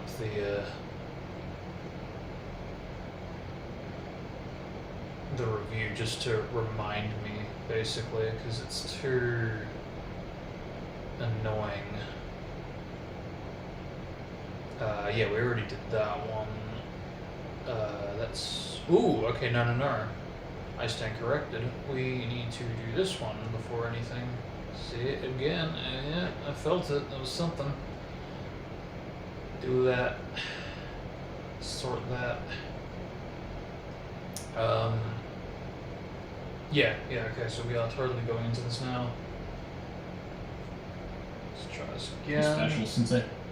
Where is that coming from? Where is that coming from? It's coming from there. Yeah. Okay. Let's continue.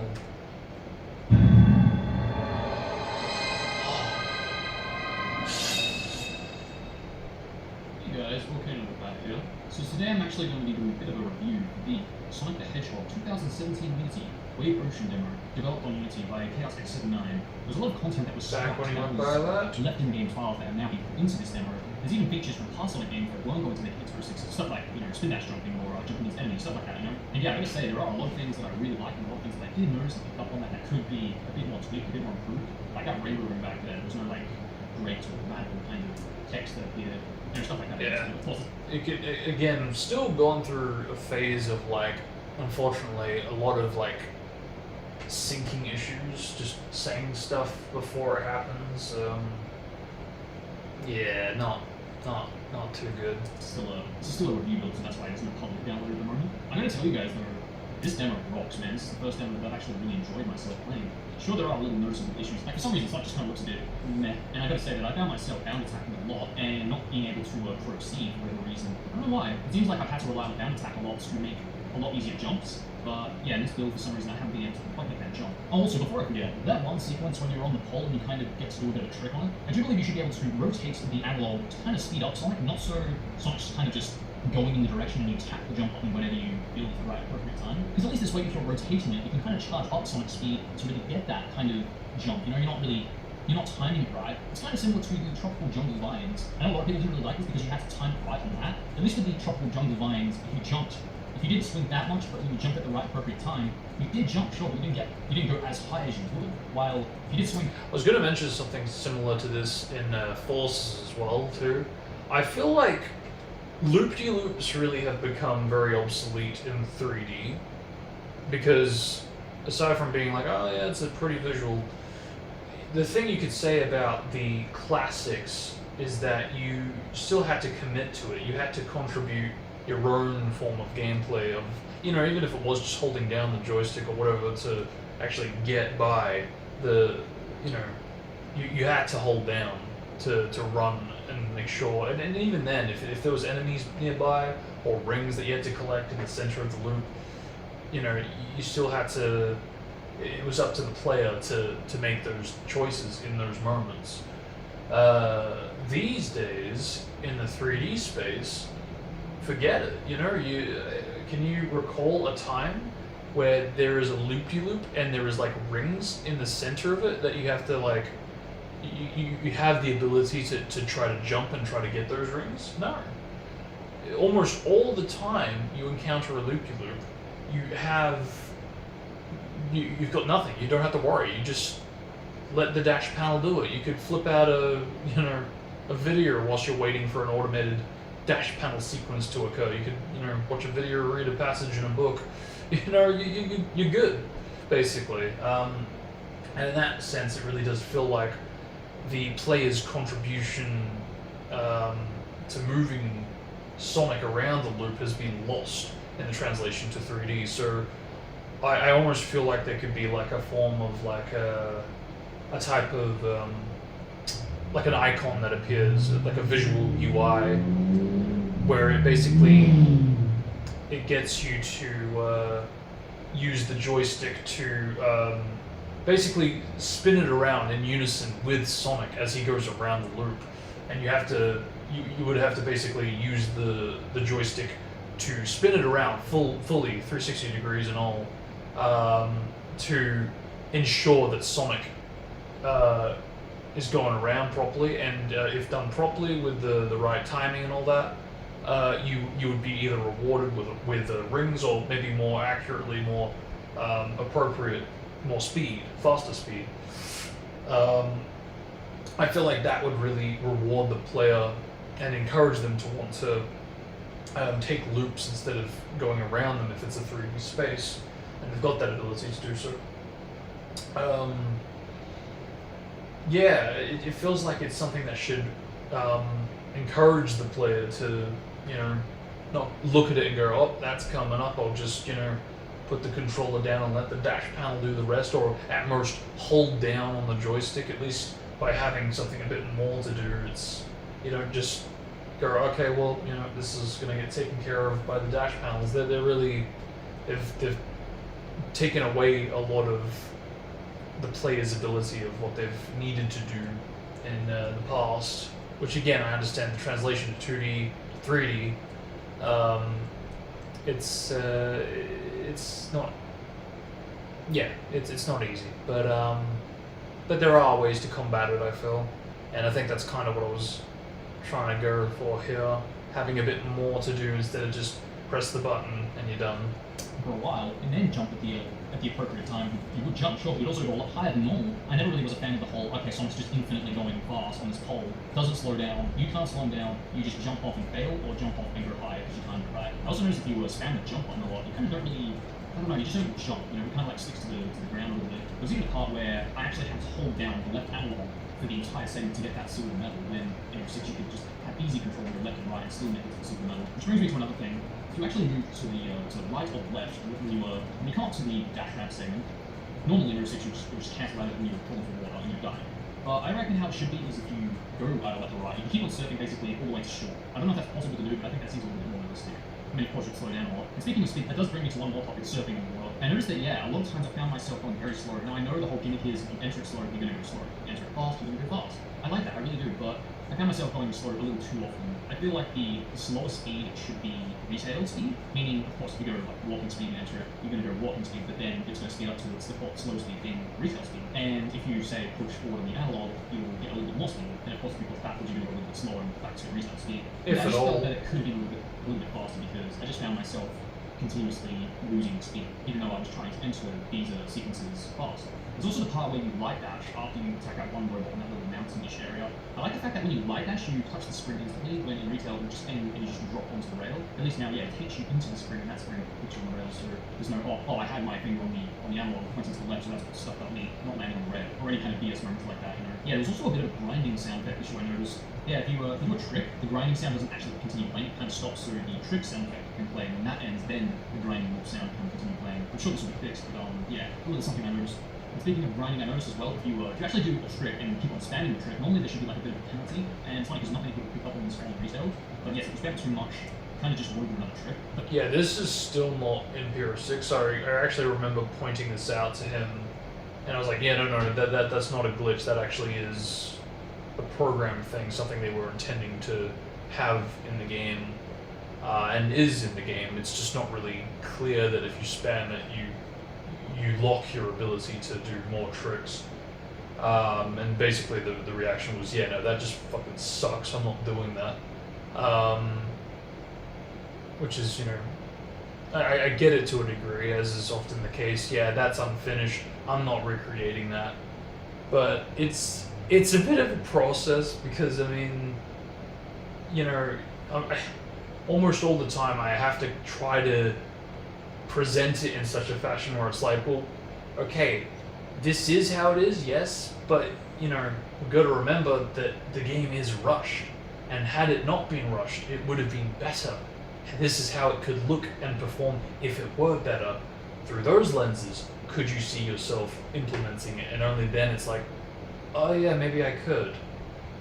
Or, no, I'm still not doing it, definitely not, that sucks. And then 6 months later, it quietly gets added without me knowing, and it's like, hey, don't think I forgot. But this build and in Gistics builds, you can actually spam forever and it just won't do anything. Most people just think it's a glitch, but it is actually a proven penalty system. So hopefully that will either get fixed up or it will be more. Yeah, it's hard to say with what they were trying to do with that.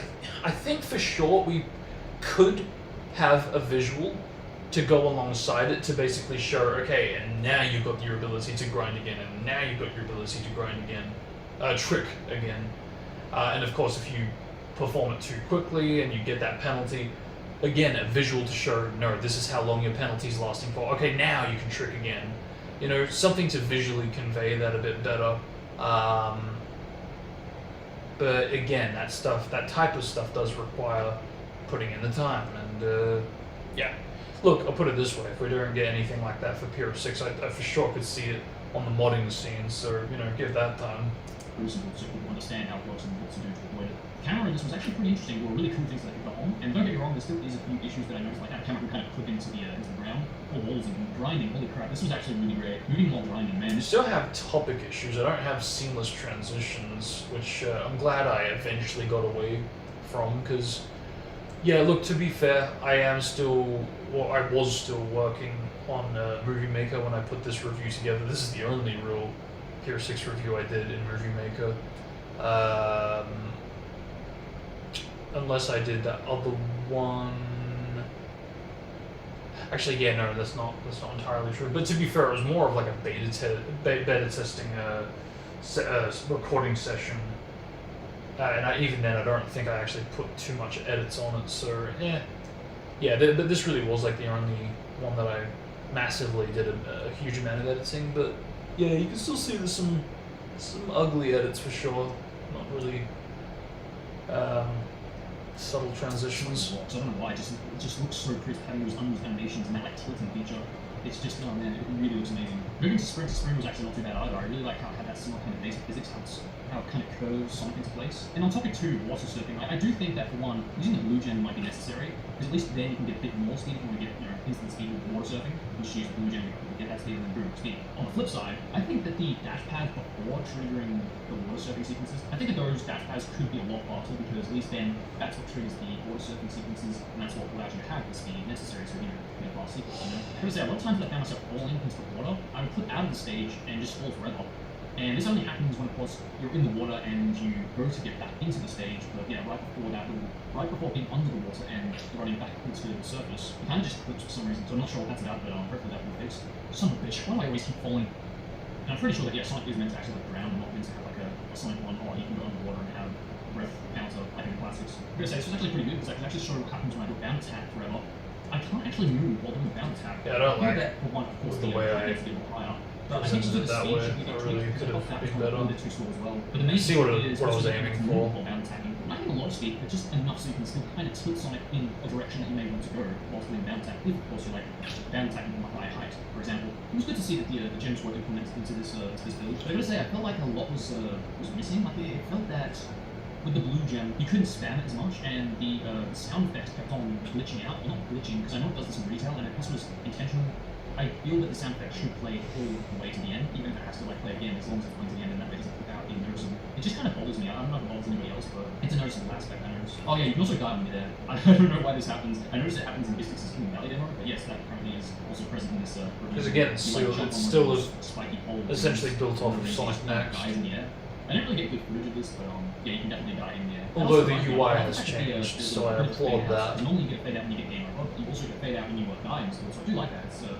It's not too noticeable, but it definitely does make a difference. Because I don't usually like the fade outs in 06. It's one of the things that I really hate about the game, but I really don't mind it if it's used in the correct way. And having it between death, I do like. Of course, I'm still going to prefer the E3 way, how there was no fade out when you die, there was no fade in when you respawn. But still, it's a fancy feature to have. The enemies, oh my goodness, the missiles actually go fast, the missiles actually lock on. It's a fucking miracle. Honestly, this is amazing. For ones who actually have consistency in this game, some of them even have unused features, which I was very surprised to see. No, seriously though, these enemies fucking rock now. Just the missiles. I don't know about that. Makes all the difference. So seriously, really good work with the enemies. That also brings me to a bit of Trying to remember what they had for unused features. I think that's particles of where the checkpoint is, but yet I'm aware of it, so I don't know what that's about. I don't even know how I did this. That's the thing. And speaking of the spin dash, I do like it. I love the fact that you can spam it. It definitely does remind me a lot of the SA spin dash. I also love how the sound effect doesn't get too repetitive if you spam it. Something about SA that I did like how you would spam it and the sound effect would just constantly be there. With this, it's not too noticeable and it's not too distracting, which I really do admire. But at the same time, I feel that there is still some issues with it. Like, when you just tap it, you don't go as slow as you probably should. So yes, I would say downgrade the speed a little bit. So that way when you just tap it, it goes, it has a decent amount of speed, not retail speed. We want to go a little bit slower than that. And that also brings me to another thing, where you hold down the spin dash. He doesn't go as fast as he should. So tapping it a lot slower, holding it down a lot faster. And by a lot faster, I mean maybe just a tad bit more if you spam the spin dash while running. Because I do like that speed, but I have to kind of spam to really get that. I feel like spin dashing is faster than blue gen at this point. So, I don't know, I feel like a bit more speed could be added to a lot of attacks, such as bam attack and spin dash and maybe blue gen. I also couldn't actually homing attack and start running on walls. Now, I don't know if this is a good thing in 06, how you can like homing attack onto a wall and then start running after that and just immediately run on the wall. But yeah, you couldn't do that with this build, and it was a bit, it definitely did change the way I played the game. Because how I play 06, of course, I would do that. I'm homing attack onto the wall and that would be that. Now, of course, you can't just go up to the wall and homing attack wherever. You do actually have to have a bit of light to get to that collision. Yeah, I noticed that there was nothing in this build. I also noticed the base of this power-up was not on the collision, and I don't know if this is because we are using the original placement, because I know we have placement tools now, so you get more accuracy with placing the objects and stuff like that. But I do remember that was a bit of a glitch in beta, how it wasn't completely on collision.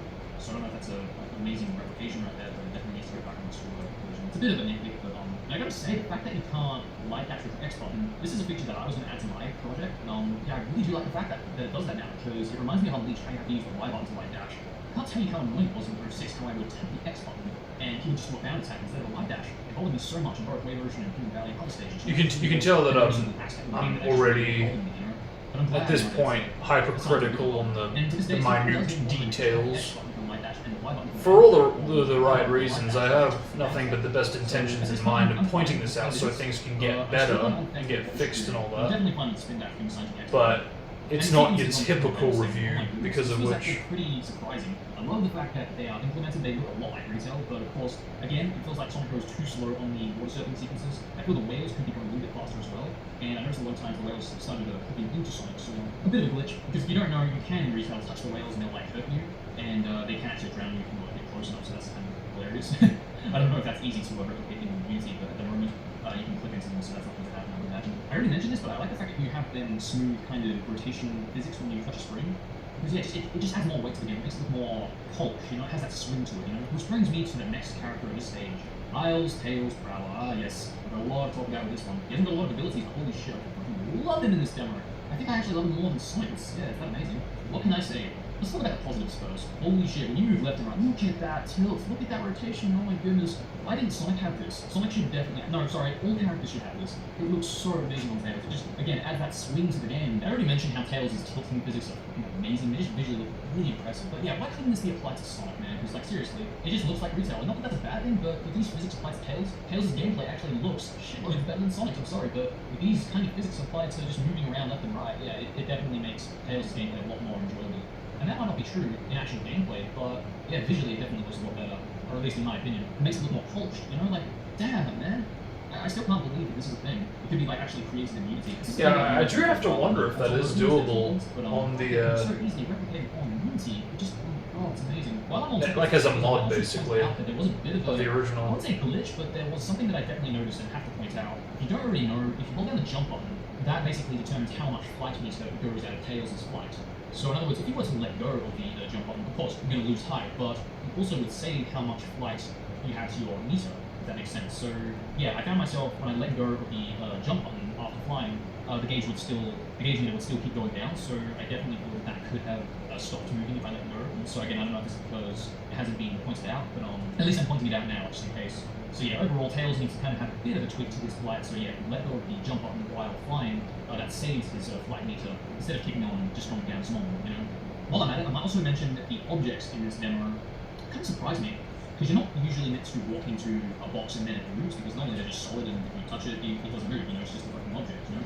But yeah, in this build, you can move like the wooden and explosive crates, which, you know, I actually didn't mind. I was like, oh wow, that's a thing. And you couldn't do this with the blocks unless they were kind of destroyed, and I do like that as well. But yeah, it was a fancy feature that I picked up on and was like, oh wow, that's interesting. And I don't know if we should keep this as is, because I do like it, but at the same time, Retail has them as solid objects. I think the blocks could probably stay solid, maybe, while the crates, the wooden crates, can be moved. Like some of the metal crates, like the explosive crates, the iron crates, and stuff like that. Maybe those could just stay still, or something like that. Like I noticed that in the silver ball puzzle area, they have a lot of iron boxes, which you can't move with the character, but the ball will run into them and it will move boxes, which is really annoying. I can't tell you how many times the ball will go into the fucking hole because the iron crate moved out of the way, because oh, it hit it on an angle and find that it moved out of the way. So I think that yeah, maybe some should have solid features, so it can't even be moved by the character or any other object. It's just solid, it's almost part of the stage, if you will. And some where you can move it. Of course, this might have to have like a bit of an indication to tell you what is movable and what isn't movable, but I don't know, maybe it's something to consider in the future. Tails, I think, could run a bit faster, but let's talk about Tails' flight. Holy crap, I was really amazed when I first saw this. I feel that the gauge meter maybe goes down a little too fast. Maybe it's a good thing or a bad thing, I don't know, it's debatable, but I definitely think that it could have gone down a little bit slower than this. The speed of him moving around, I'm not against that, I don't mind it. But yeah, I feel like a lot of speed could be added to the project, not to the full game, but yeah, just to a few elements of the game. As mentioned, it's mostly attacks that need to be a little bit faster, not the animation specifically, but definitely a lot of states. I don't know if I've already mentioned this, but the power-ups, I don't know what it is, but the thing that they're in, I'm fine with that. With the little box, the yellow box on the inside that has the number of rings on the inside. I don't know what that is, but that yellow-looking triangular box, I think that needs to come a little bit lighter, because it looks, yeah, I remember seeing it for a while now, and I picked up on it and I was like, maybe that's just a graphical visual glitch or something like that, but that definitely does need to become a lot more lighter than what it currently is. Also, the spin kick, I gotta say, I don't know if this was intentional, but I still feel that you should be able to move after spin kicking. Like, I love the fact that if you're running and spin kick, then let go of the analog in retail, you just instantly stop, but in this build, you kind of keep your momentum and stop, like, you keep running afterward, but you, of course, slowly would stop running. I do like that, but I still feel that, yeah, you should be able to move the analog and move your running state, just to kind of guide the spin kick. Like I already mentioned how in the E3 demo, how Sonic kind of slows down if you let go of the analog. But it would be great if you could also implement movement as well. So of course, kind of slow down if you're not moving the analog. But at the same time, have it so if you want to move left or right or backwards even, you can do that. Like, when you spin Crash Bandicoot, it's not like, oh, you just keep on going straight. No, you can move left and right, and that's something that I personally do feel that should be done in this project. So I like the fact that when Sonic's on the whale, when he gets to, I think, past the halfway point, he does actually tell Tails to hurry up. And normally this would only trigger when Tails gets to this part of the stage, but I love the fact that it's actually Sonic that gets to this part of the stage, which triggers it, because you can get... So that's kind of an interesting point, because I have to wonder if he saw that and then changed it, because it doesn't behave that way anymore, curiously. Which, I almost am re-questioning whether I should be pointing out certain positives for that reason. But no, it's it's true though that really did change. It very much was there in this build, but has since changed, and I think that's a shame, because I don't know. Maybe it's more work to try to get him to sound like he's yelling it from a far distance, applying an effect of like echo or whatever. But I like the idea that Sonic gets there and tells him to hurry up, versus Tails getting there and he hasn't said it there. If he's gotten there really fast, it's Sonic specific, not Tails specific. But yeah, no, unfortunately that has changed, and it's now very retail faithful. But in my opinion, not exactly realistic. Which I think in this context it would benefit being more realistic. Yeah, actually, at the start, in my case, I was pretty much at the very start of the stage. Of course, I found a few glitches when I touched the switch.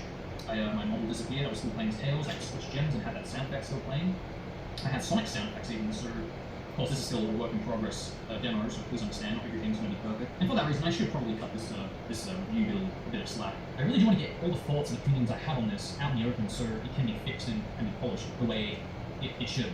Because keep in mind, the developer for this project is a person that hasn't even played the original 06, so you can't expect, complete perfection. So I really do want to explain everything and get everything off my chest so that way it's all out there and everything can be a little bit more understood, if you know what I mean. Collision detection in this game was very interesting. I will admit, there are even parts where you can kind of moon jump off of collision, even though you're not even touching collision. There might be like collision there might be a wall or collision that you're not meant to land on or walk on. I don't know, something about it just kind of seems off, It just something you wouldn't expect to see in retail unless you're talking about Knuckles and Rouge. Again, I already mentioned how you can like run on water, so I didn't really have anything that much against that. I still don't know if that's a plan to be a thing. I really wouldn't mind it if it were a thing, but at the same time, it would definitely make beating waivers a lot easier for the first section, definitely the Mark Speed section. I mean, of course, you're still going to have a breath counter, but at the same time, you're going to be skipping so much. Like, you could skip the chain jumps in the Mark Speed section, and that, of course, would save a load of time. So, there's ups and downs to having underwater, parts and stages, So, at this point, I really don't know what we should do. We should probably stick to what retail did, especially since SA didn't even have this program in the pros. But aside from the underwater physics, I definitely feel that a lot more could have been done. I feel that the collision in this demo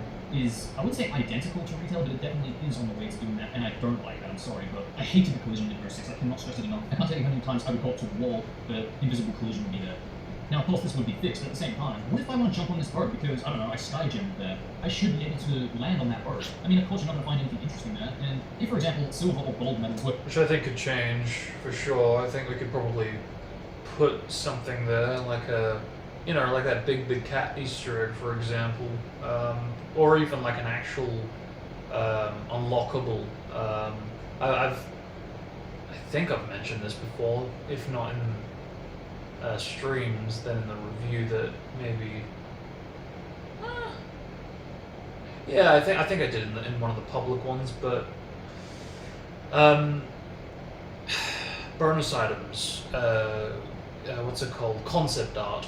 I've always liked the idea that because there's so much artwork for the game, and especially if you include the promotional screenshots, I feel like you could you could literally collect them in stages. You could find them as as a physical unlockable throughout the stage, and in that context, I could totally see there being several pieces of artwork that you could find throughout the stage, and those huts are like the perfect location or locations for already like a good 2 to 4 bits of artwork that could be found in that one location. But if you find their way into areas such as over here, at least you have the access of going there to find it with the Sky Gem, It adds so much replayability to the game, so I feel that being able to explore areas that you're normally not meant to get to creates more replayability. So I think that definitely there should be more collision added, so you can explore parts, like as mentioned, going on a boat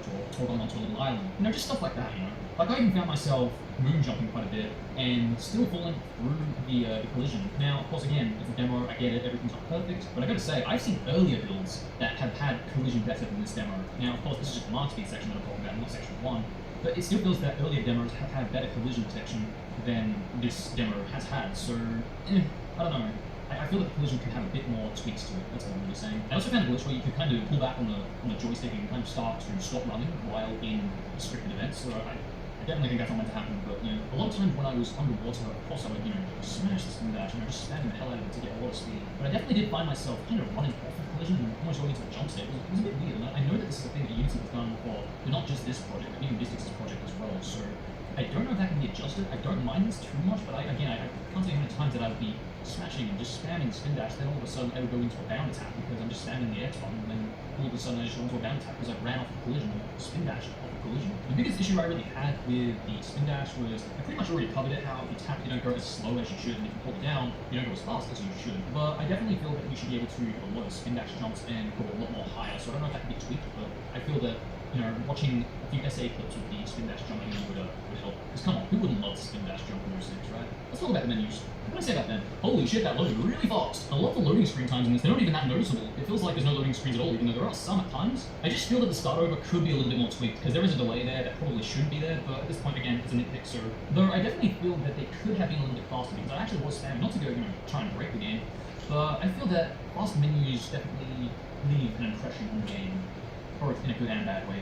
You have fast menus, so you can like instantly go up, down, left, right kind of thing to get to a certain level or vertical or certain menu to get to whatever you want to do. I can't tell you how many times I would play a game and would love to just spam the correct inputs to get to a certain, cutscene or a certain option in the game, and sometimes I'd be able to do that because the menus were coded to be spammed that fast. So if I spam the inputs that fast, I'd get to them that fast. I can't tell you how many times I've played games such as the Insane Trilogy where I spam the inputs, the menus can't handle that speed, and instead of accepting whatever you press, it kind of has a bit of a delay before actually putting in that input. So sometimes it'll either do it, but there's a bit of a slow delay, or it just won't do it at all, and you'll have to tap the input again. Yeah, or animation that overrides it. You put it in, but you go too fast, so it can't trigger. So I don't know if this can be tweaked, but it definitely would be great if we could code the menus to have fast inputs placed into the game. Because yeah, there is a lot of menus in 06, I'll admit. There definitely could be more, but at the same time, putting in inputs will definitely make a difference. I did actually find a bit of collision glitches here and there. It's not a lot, but I definitely feel that this was a little worse than 06. Now, not that this is a bad thing, but I'm sure this can be tweaked. But yeah, I definitely did find myself having a few collision seizures that 06 kind of does have, but not as rapid and actiony as this. Like I found this mainly on rocks and collision that you should be able to like run off. While 06 you just have to be in between two pieces of collision for it to kind of seizure out. And it's not even the game that's seizuring really, it's just the camera that follows Sonic, and Sonic has the seizure, so therefore the camera's gonna follow him. But with this, it feels like the entire collision protection is just a bit, not right. Like I should be able to land on some of these parts. I could be landing on the top of the mountain or whatever, or just landing on something as basic as a fucking rock. Now again, I know that this is still in development, but intentional or not, this definitely should be fixed. Which does bring me to the wall running sequences. There's not a lot in 06, in fact there's not even a lot in Wave Ocean, to be fair.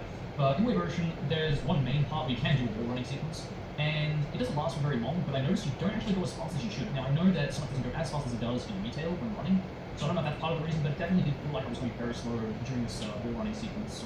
So I don't know if this is the dash pads that need to be increased in speed and needs to carry over momentum to the running speed, but I'm definitely Sonic needs to run faster. This little sequence right here definitely needs to be a bit changed as well. If you compare it to retail, it's definitely different. In this port, it just goes forward with no different changing animation, while in retail, he actually goes a little bit higher, then has a ball animation, then goes into his land animation. It took me a while, but eventually I actually did manage to max out my maturity meter to max, as well as having level 3 on the action gauge meter. So yes, it did take a while, but it was good to see that you could max out a gem. And I say a gem because I do believe that normally it was actually meant to apply to all gems if you max out your maturity meter instead of having it for an individual gem. I say it's curious because I've pointed this out more than once, but yeah, no, it does appear to be like a continuous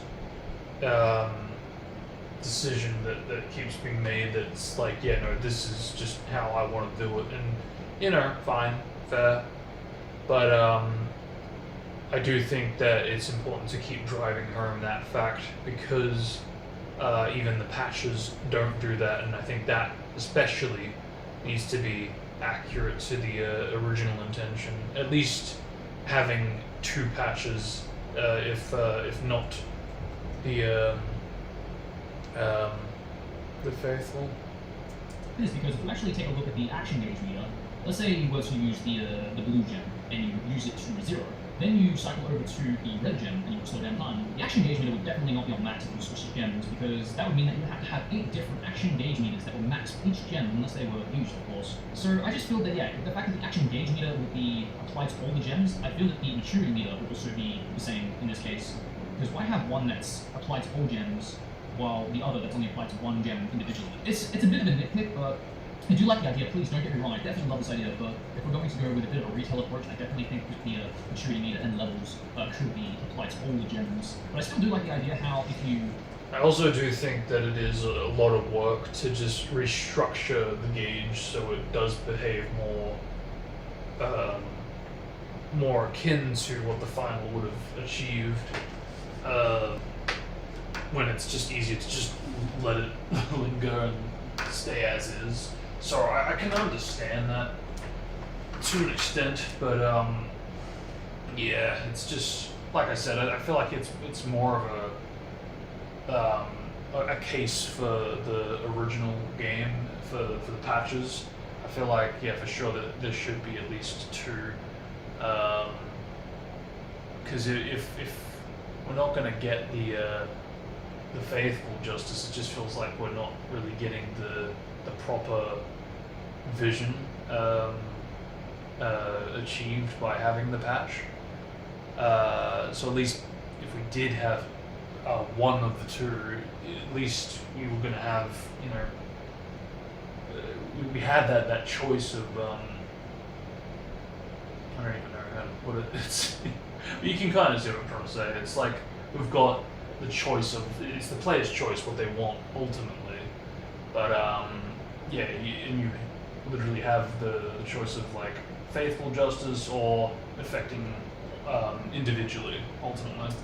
If you're not using any gems and you're just on your default no gems rooms at all, how the action gauge meter isn't even on the screen, because the E3 demo actually, I can't confirm if this is the case, but I know for a fact that the action gauge meter was definitely not on the E3 demo for Sonic's game. It was for Silver, but it definitely wasn't for Sonic. And again, I don't know if it's because it's not using gems, and if you did use gems, you would know, since someone actually got the demo at this point. But of course, we take a look at the Xbox Live demo, Sonic has the action gauge meter, and that's a lot like retail, but it definitely does share a lot of E3 elements. So at this point, I really don't mind this feature. The only thing that I'm really unsure of course, is, as mentioned, the maturity meter and the levels being individual for each gen. So the new Super Sonic, interestingly, it was a shame that the Rainbow Gem wasn't implemented in this demo. From what I've seen, it actually works pretty much perfectly. And as mentioned, the bound attack definitely doesn't go as high as it should, and the speed of it is definitely a lot slower than retail. A lot of wide springs, if not all the wide springs, were missing from this demo. And I don't know if this was because they weren't implemented yet, but I definitely found myself having to attempt to do a bound attack when I should be able to just run into a wide spring that would take me to, well, the next part of the stage. So again, I don't know if this is because they weren't implemented yet, but I definitely should have made a lot of jumps than having to rely on the bound attack, only for that to fail,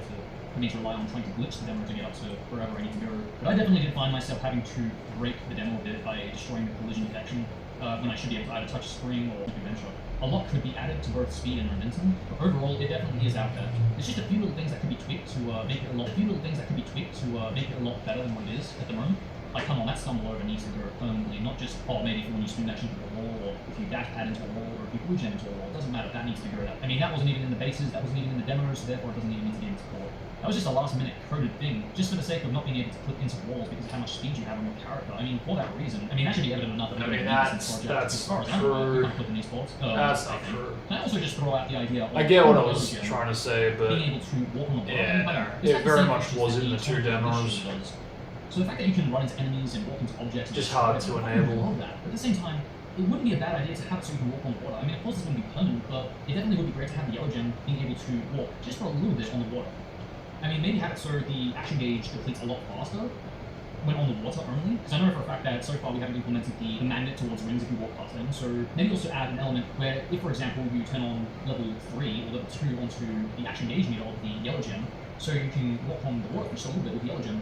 I don't know, maybe it's just a little bit of an idea to throw out just in case it comes with some use in the future. And please, those that are watching the video, if you have an idea and would love to see it appear in the project in the future, please shout them out in the comment section. I'd be really, really glad to hear and see the ideas that you guys come up with. Yes, I got to the Master Speed section.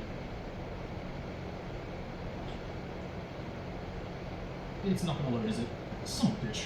You know, I'll just have to wait till the next demo. That reminds me, before I It's a bit this better. loading screen definitely needs to change to a black loading screen, because it definitely does have to be black. Because if you take a look at the E3 demo, when you get to say section 2 or even another section, the loading screen isn't the same. As if there was more. Because I think the first was just to indicate what stage you'll be loading or what stage you'll be playing. Hell, even if you were to use the retail way version loading screen, I actually wouldn't mind that. But personally, I would still use the black loading screen. But for now, it doesn't really bother me which is used. That pretty much wraps it up for the end of this video, ladies and gentlemen. So thank you all for watching. I hope you will enjoy. And please do, again, let me know what you guys think, ideas, thoughts, opinions, all that kind of jazz in the comment section below. Before I forget, that does actually remind me, I want to point out that I mentioned this in my last video, but I'm actually going to be starting 2 new video collections on my channel. A kind of series, if you will. So the 2 ideas I have is character swapping videos and animation explanation videos. What this means is I'm going to be character swapping literally every character and going through every stage, even if it's, for example, Sonic going through Sonic stages, meaning Sonic going through Sonic's Mark Speed stage, or Sonic going through Sonic Release stage, or Sonic going through the Snowball stage, and so on. I'm going to cover everything character swapping related. I'll try my best not to modify the characters because I do want to kind of keep everything retail so you guys can see what is just what is original and just plain character swapped. And yeah, as for the animation explanation videos, I actually did 2 videos on this already. I did a bit of an explanation video explaining all of Sonic's animations, and I kind of covered Shadows, but I didn't really end up talking in that video, so I would like to come back to explain literally everything. Not just the gameplay animations, but like all the enemy animations and the boss animations, and, you know, just stuff like that. Yeah, that's pretty much a plan I have for 2018 videos, guys. Yeah, I wouldn't mind returning to that whole thing of the animation explanation videos. Yeah, it might be an idea for like what to go on with after we finish the character swapper series, because yeah, that just seems like it would be a nice way to kind of bring that idea back, since it was supposed to originally go out around the same time. But yeah, it's I don't really know how I would do it, because I don't know if I've got the ability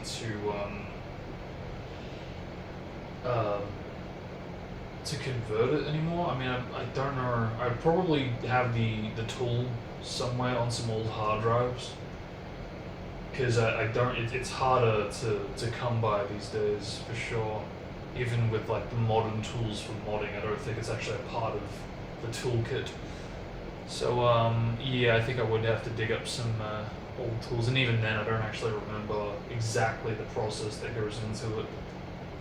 But I wouldn't mind trying to like look into that again and revive it, because the alternative would be to essentially animation swap the animation into the character select screen, basically, just something where it's presentable and basically, yeah, just viewing absolutely everything and commenting on everything, which, that'd be a fucking process, doing that for every character. So stay tuned for that. But yeah, that's all for now, guys. Hope you all enjoyed, and until the next video, I am out. Peace out. Yeah, not my best review. Definitely a lot of scripting issues, because obviously, yeah, it wasn't really scripted at all. It was all pretty much recorded like live, but I just stitched it all together, and yeah, you can really feel that, the fact that I'm just bouncing from topic to topic to topic with no seamless transition, no organization, and no written script or anything. Had the ideas in my head, and that's really what I was kind of just going with the flow.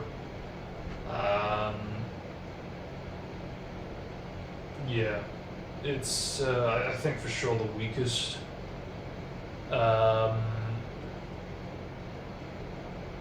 But you know, it was also working with Movie Maker too. I think if I was working with that commentary in Final Cut Pro, where I could literally like cut it and organize like where it's going to take place in the full final video, I would have pasted it better.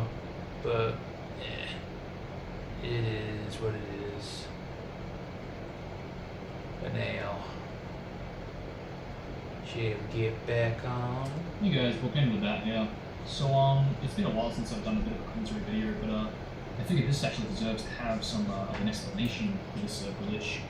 It's pretty interesting actually, because I did not know this. It isn't exactly like a moon jump like Knuckles and Rouge can do, but if you get a right angle on the dash ramps, you can actually go flying with the bike. I have no idea if it's going to be done with other vehicles like the buggy or anything else, but I would think the buggy would be able to, since it can also use dash ramps. This would definitely be helpful for radical train ILs, I would imagine. I'm not sure if it would be faster to continue using the existing IL, which would be to shoot the train head on when the train turns, when you don't turn, because you have like a clear shot at the train, because it matters more to shoot the train itself instead of the cargo first. But the reason why I bring this up is because this might also be faster, because you do the same moon jumping glitch on the second dash ramp, you can actually jump all the way over the trigger that triggers the train to start moving. Now, this might be risky by having the bike fall down and kill you, but there is also this second bike which you can use to either shoot all the cargo and the egg train, or just go up to the egg train and shoot it correctly. Now, yeah, I have no idea if this is faster. It's definitely worth looking into though, I imagine. So yeah, I kind of figured making a video on this might be necessary. So if you haven't already and don't know about this glitch, go ahead and try it out yourselves and let me know what crazy results you guys might get out of this. But that's all I've got for now, guys. Hope you all enjoyed this little video. Until next time, I am out. Peace out, guys. Yeah, it's better. A bit more quicker, faster paced, and yeah, I think the only thing is that, yeah, I essentially say, this definitely will be useful for speedruns, I imagine. It's like, well, then it's not really definitely going to be useful. Yeah, I barely save it by saying I imagine, but it's still like, well, it's not really definitely then, yeah. That's a bad habit I still have yet to break, but the whole thing about the buggy interacting with jump panels, yeah, I don't know if that should have been included, because it's like, well, maybe like briefly mentioning it, but it's still, yeah, not super necessary to try to like theorize that that should be useful for speedrunning. It's like, well, no. Just let the curiosity linger there if the viewer's going to wonder about that, because, you know, yeah, too much.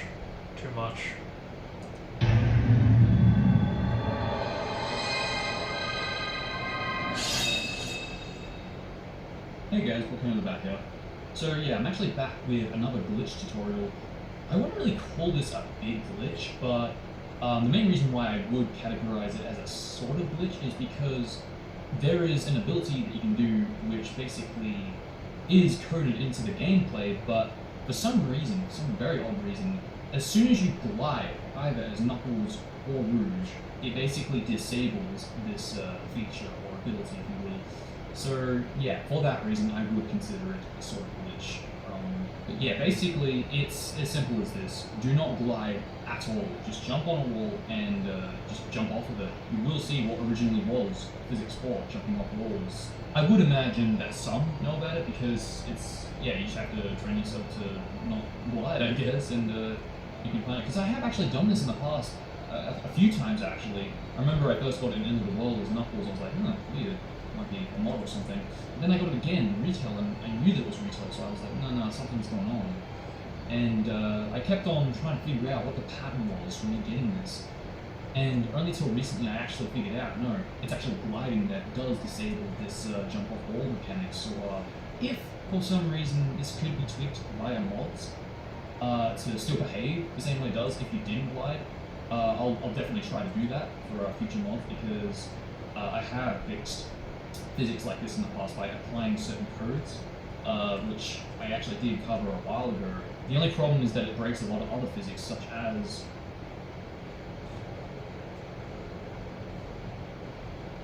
or the screwdriver and or honing attack. I don't know why, it just really does mess with the other physics for whatever reason, but I guess that's kind of expected. If you try messing with the physics, full stop. Anywho, I know this is a very short video, but I kind of wanted to actually have a video up there and uploaded, because honestly I really would have no idea if a video like this is uploaded showing a sort of tutorial / description on how and why the physics are like this for Knuckles and Rouge. So did this secretly mean that Clement will start defending the game? Why can't Knuckles and Rouge get off the walls? I will never fucking defend this game as long as that happens! Fuck! We got out of the base, but security's really high. Oh, the irony. Stings, doesn't it? He still hasn't commented on anything like Pure 6, curiously. Fuck! Oh, finally. Also, stay tuned for the 28th of February, because I'm going to be returning doing another YouTube stream. I'll actually be doing Kiss Percent this time around. And yeah, to those who actually do not know what Kiss Percent is, it's basically stopping the timer when kissing happens. It's kind of a meme of the speedrunning community, which, you know, it's just a fun category we like to do originally on Valentine's Day, but plans changed this time around, unfortunately. But that's alright, I'll still cover it just for fun. But anyway, that's all for now, guys. Hope you enjoyed this quick little video. Till next time, I'm out. Peace out. Yeah. know I had like a shout out section there that was removed, but yeah, it just delved a bit too far away from the topic for something that was such a short video. But yeah, no, it's again, Movie Maker. They haven't aged well. Those videos, they're just not. They kind of get points across, but I'm also very hypercritical about this type of thing, I guess. So I think this is probably the one that I would absolutely redo the most. This and the Emerald subplot. I think more so this, because this actually is the one that took off the most, and it's also the one that just, there's certain things that, yeah, the certain things I say, there's terms I use, there's editing choices. I could have used clips better, I could have used sounds better, and there's terms I use that I don't use anymore. I refer to things as beta when I should be saying prototype. It's pretty bad. So again, I've got the footage, or I've got the template. I could probably, you know, grab this and do some magic with it in Final Cut Pro, whether I re-record the commentary and rearrange the sounds. But the thing, I think the thing that pisses me off the most is I actually did do research for the sound effects for one of the cutscenes I bring up, but if I did it for one, I would have done it for the other. So I either did and I just flat out missed it and skimmed over it, or I just assumed, and either way, it's not good. Because I have found out sound changes. Looking back up. So today I want to sum down the deleted cutscenes for Psycho 6. This will also be including the unused scenes in existing cutscenes as well. You can see unused or deleted scenes of more geometry of Soliana, as well as more shots of the dancers on the giant gondola. In a flash forward to the future, at least gets to see what will become of Soliana in the future. This sequence is completely removed from the beta version. At this point in time, Alicia Schipper wasn't even casted for the role of Painter Series, so instead we got the voice of Blaze the Cat, aka Bella Hudson. I would also point out the unused music used in this opening cutscene. The only reason why I don't include it is because this wasn't actually composed by anyone at Sega, and it wouldn't be the first time for Psycho 6 to borrow popular film music. But you. Hedgehog was edited so only the line "I'm Sonic, Sonic the Hedgehog" was edited so only "I'm Sonic" was used. This was mainly because there was no lip sync on Sonic's face, even in the final build.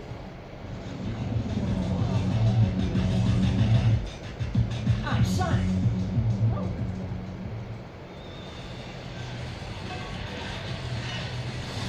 I'm Sonic.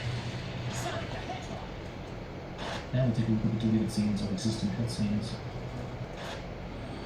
Now stop. You have nowhere to go. I would rather die than be your prisoner again. So what are you going to do, Princess? Do you plan to jump? Towards the end of the cutscene, it would originally end with Eggman saying you won't get away with this. As this scene occurs, the camera originally would have panned down to Sonic, and what looks to be a final scene with Sonic and Elise at the camera, this scene was ultimately removed because the animation was still unfinished, and was ultimately scrapped due to time constraints. It's likely Sonic would have said something to Eggman before the cutscene ended. Sadly, we'll never know for sure. While there's only 2 deleted scenes, I saved the best for last. So yeah, this is the cutscene where I found 2 new sounds, and I say new, and I say found. Look, again, I do believe that I encountered the sounds for this, but I just either missed it, forgot it, assumed it was for another cutscene instead, repurposed, whatever. Because I would have absolutely examined all the sounds, especially if I did and talk about it for the next cutscene, you know. So again, that really pisses me off. But I'll let it continue so you can see what I'm really talking about with the sounds. Sadly, we'll look at the cutscene. Is it right? Once again, if we skip over to the end, where it originally would have faded out, you can clearly see Silver turning around and jumping into something that we'll never know. This, I imagine, would have used a different stage model. In a past video of mine, I have tried swapping the new city with Black Cockles, both Section 1 and Section 2, but none put Silver into place, so it's hard to imagine where this would have taken place. The camera pans the Blaze as if she's concerned, before she then jumps to follow Silver. For the sound effects for this cutscene, there is an unused sound effect for Blaze when she would have jumped. It sounds more attuned for Blaze because of her high heels, whereas in the original jump sound effect for Blaze's gameplay, they just recycled the same jump sound used for everyone else. And that's all the deleted scenes and cutscenes. So that's what I mean. The sound, there's like this really freaking weird. I blame Movie Maker for this because it totally is. I remember in the moment, and I was feeling guilty about releasing this instead of trying to do something about it. But again, wasn't on Final Cut Pro at this point, so I couldn't exactly do something about that. But yeah, really weird Movie Maker glitch where it's like the first couple of frames of the audio were just absent or faded in, and you can hear that too, how it's inconsistent too, which is even worse. Because I play it, you can hear it fade in there, versus again where it doesn't fade in. That's just so frustrating to me. So annoying, because you can hear it go. It's just like, why? Why did it do that? Why is it doing that? But yeah, that really pisses me off because it makes it seem like I'm playing different sounds when it's the literal same sound. I've just moved it a little bit in the timeline, and for some reason that's just allowed it to play the sound on the second time I use it. And even then, the gameplay sound doesn't even get that treatment. It's only the unused one. But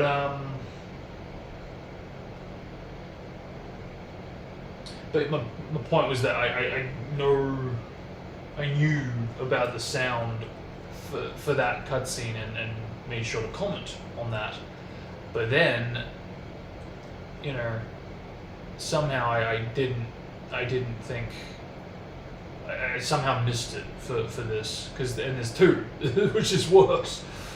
So basically there is, and I mentioned this in the OVA stream recently when I encountered it, or re-encountered it then, but there's a sound for landing, like a robot landing, and there's a sound for what perfectly syncs up to the camera animation to what I believe was supposed to be like a whooshing kind of camera zoom sound effect.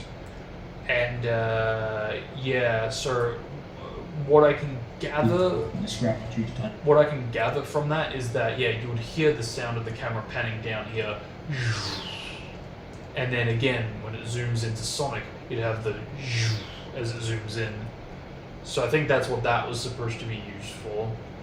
The robot landing sound is really sus to me because, you know, and it might have been the reason to why it was cut, as a matter of fact, because, you know, robot, singular, not robots landing, because that's the thing. If it were robots, even then, it's like we have dealt with that before in the literal first in-game cutscene. So the idea that a single robot would be landing, that would be enough to make Sonic spin around, look at Genesis, is a bit weird. So in my own little headcanon, I like to pretend that instead of it being a robot that lands, it was supposed to be a contraption that basically spewed out a massive amount of lasers blocking off the path instead of just a single robot, right?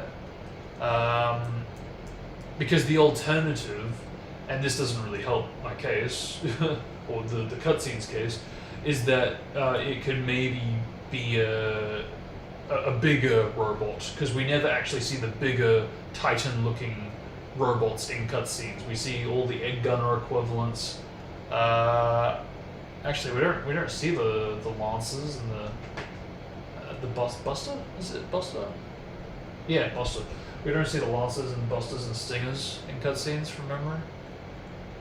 But especially the bigger ones, we don't see any of those, and yeah, potentially it could have been used for that. I would like to think if it was that, they would be using a different, more heavier, lower sounding land sound, but the fact that it's just a common egg gunner landing sound, yeah, again, it might clue into why it was potentially cut.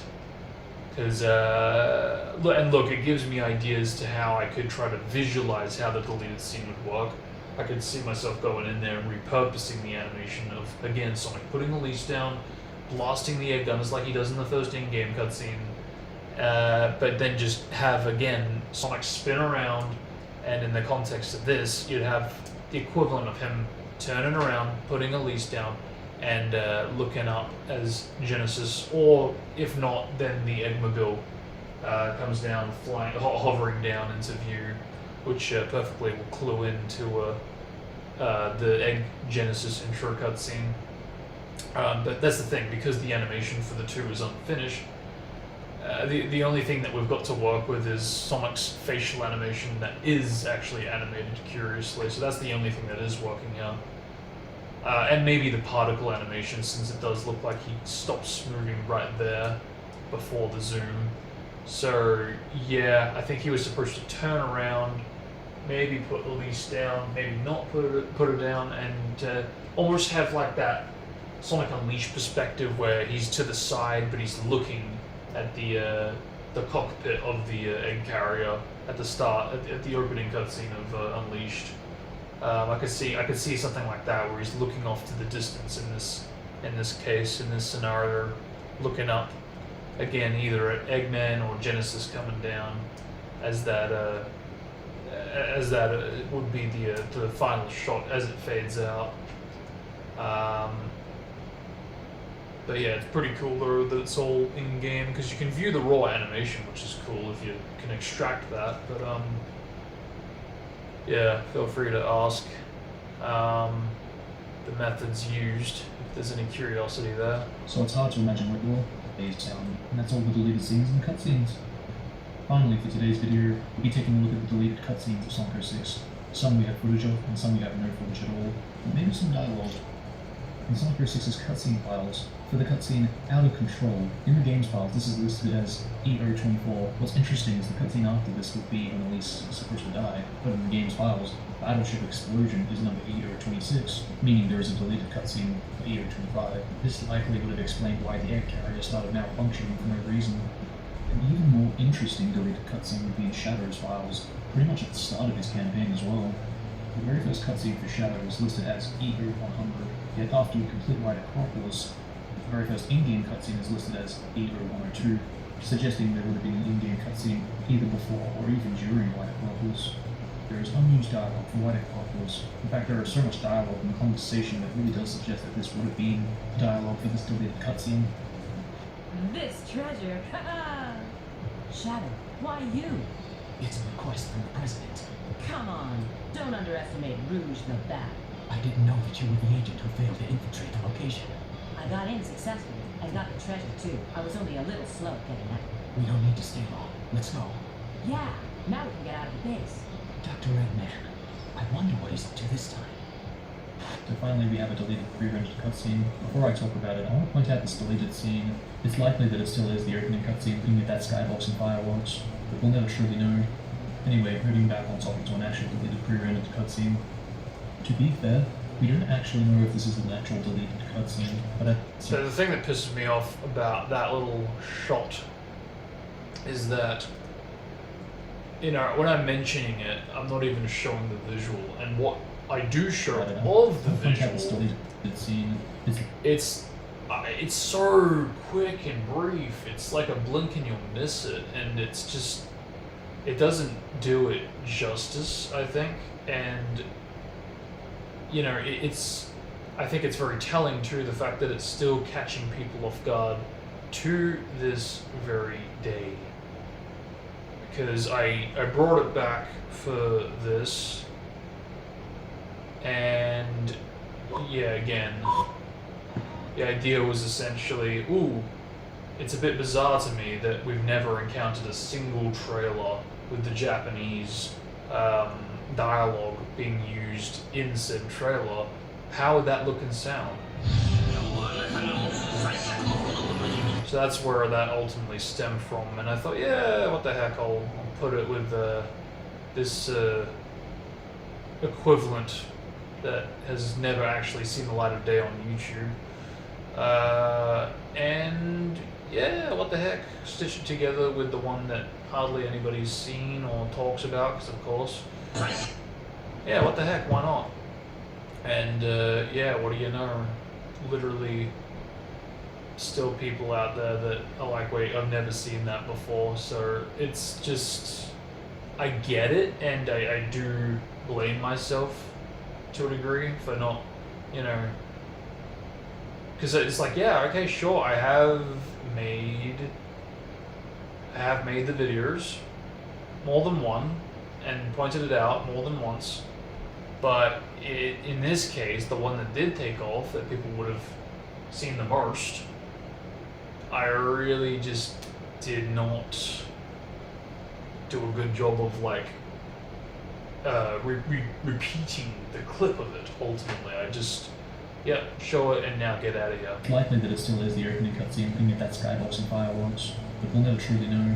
Anyway, moving back on topic to because that's the thing. I'm still talking about it while I'm showing different shots. That skybox and fireworks. Looking at, and I literally say it too. At this deleted scene, it's likely that it still is the opening cutscene looking at that skybox and fireworks. Looking at that skybox and fireworks. Again, I know that this is the same issue of like syncing and not showing what I'm talking about. But yeah, holy shit. Saying that on top of this shot is just, that does more harm than not. Even on a small scale level, it really does, at least to me. But we'll never truly know. Anyway, moving back on topic to an actual deleted pre-rendered cutscene. To be fair, we don't actually know if this is an actual deleted cutscene, but at the same time, there's enough scene and footage for it to be considered a cutscene itself.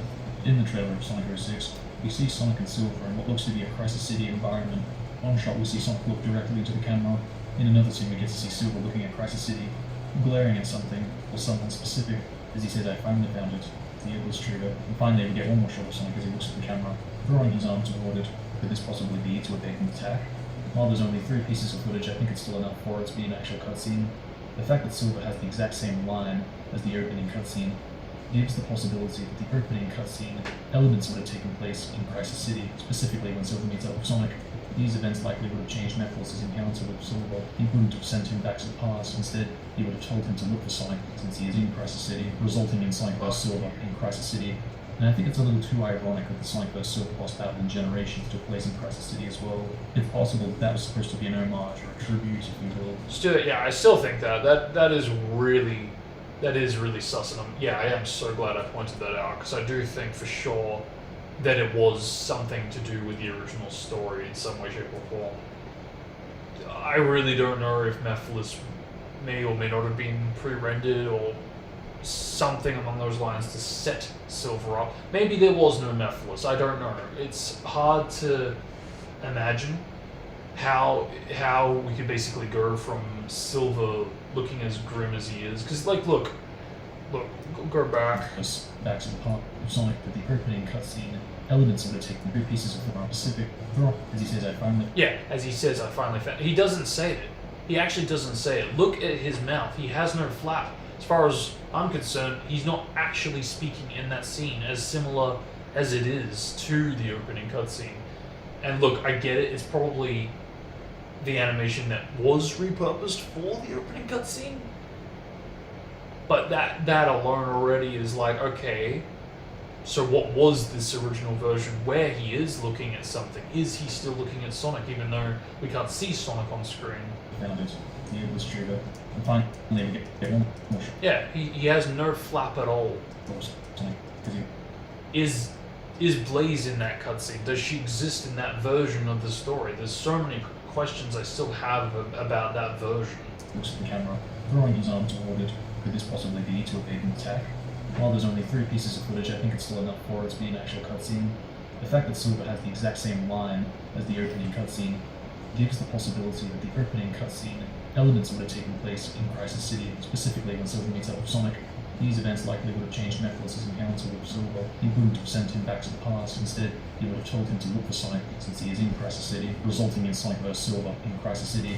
And I think it's a little too ironic that the Sonic vs. Silver boss battle in Generations took place in Crisis City as well. If possible, that was supposed to be an homage or a tribute, if you will, to how the original Silver vs. Sonic boss battle would have originally gone. This game definitely did have potential. The more we dig into the deleted scenes and cutscenes, the more we'll find potential and possible better plot explanations. It kind of does still bother me that 11 years later, to this day, people don't know that the game that was actually released wasn't the final version, but merely a prototype. And if you really think about it, it actually does make sense too. It might have had a different plot, physics might have been a bit better. Honestly, I could just keep on going if I really want to. But overall, that's just a bit of a taste of the unused content of Sonic 06. That brings us to the end of this video, so thank you guys for watching. Hope you all enjoyed. And if you're new to the channel, please subscribe if you want to see more unused content. That's all for now, guys. Hope you all enjoyed. Until the next video, I'm out. Peace. Yeah, it gets a lot of things right, but it also gets things wrong, and the things that it gets wrong really stick out to me. It's just it. Look, I know I'm probably just being super hypercritical, but it just. I think, like I said, like I pointed out, that with that one comment, that just reinforces my point to why it is so important that so many of these details that I'm pointing out are perfect. Because when they're not, it creates confusion and can sometimes, in really frustrating predicaments, cause a spreading of misinformation, which I absolutely hate. Because it can very easily happen. Way too easily happen. And that's no good. But, no, for reals, it's just unfortunate. But in the context of this, it's just, I actually am very tempted to go back and make the changes, or basically make an update. Because I wouldn't want to delete the video per se, but I would want to do like a 2.0 type of thing and basically have it as like a remastering of the video, updated commentary, because like it's cool sounding, you know, a bit more quieter and a bit more professional sounding, and this is how it is, and yes, blah blah blah. But it just, I mentioned it in the description that I was recording when I was like, it was like super late, early in the morning. But that contrast is pretty much immediate when we jump into the video.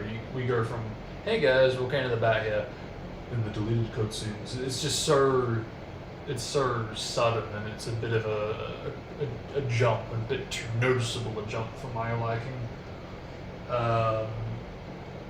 Yeah, so just little things here and there, but it's most of all the lack of acknowledgement of the sounds of that cutscene before Genesis. When I literally point out the sounds in the next cutscene that I talk about, it's like, are you fucking kidding? And again, the minor things of the showing the clips that I'm talking about that are inaccurate. It's just put all that together. Yeah, I think it warrants a slight update, a retelling almost, you know. So yeah, maybe one day. Maybe one day soon would be nice. But the thing is, I'm more interested in doing the videos that are still on my to-do list and finishing them off, more so than remaking any of the old videos. But at the same time, I mean, when I've got something already out up there, it's still, that's more of a reminder than the others at this point. So today I'm actually going to be talking about something on Project 25. So this will be my first video where I actually do a talking explanation for this channel. But I have been doing a lot of scripting recently, and I finally figured out what I need to do to fix all of the Chaos Emerald plot holes, as well as answering where the emeralds originated and where they end up to get into Mephiles' grasp. So pretty much the largest thing in the game. So yes, with that said, let's get started.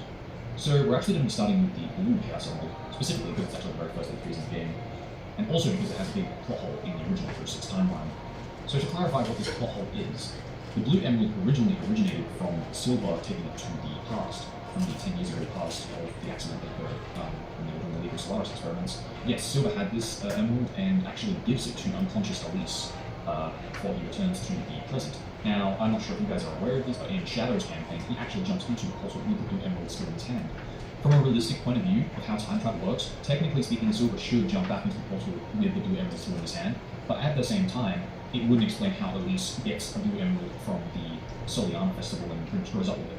Because if she didn't have the Blue Emerald, and if that were the case, there would be no reason for Eggman to actually attack the festival. I mean, sure, he probably still wants Elise, but it would change events. Like, Sonic wouldn't actually acquire the Blue Emerald, Eggman wouldn't have anything to bargain with Sonic, and because of that, Sonic would have no reason to go to White Acropolis to trade in the Emerald for Elise. Instead, it might have gone a little bit differently. Sonic might have just gone in there and just saved Elise full stop, instead of that time travel BS. Now, make no mistake, I actually do like Crisis City and Flamecourt as stages, but the way it was delivered in terms of plot is a little... okay. Sonic just fell for that. Now, you could I say do that... for sure agree with that, though, that, like, while I do still would, I would still want to set up Crisis City and Flamecourt as stages. How do you do that in such a way where Sonic is not an idiot, basically? Because it just... It's already bad enough that he's like, I'm going, you know, just...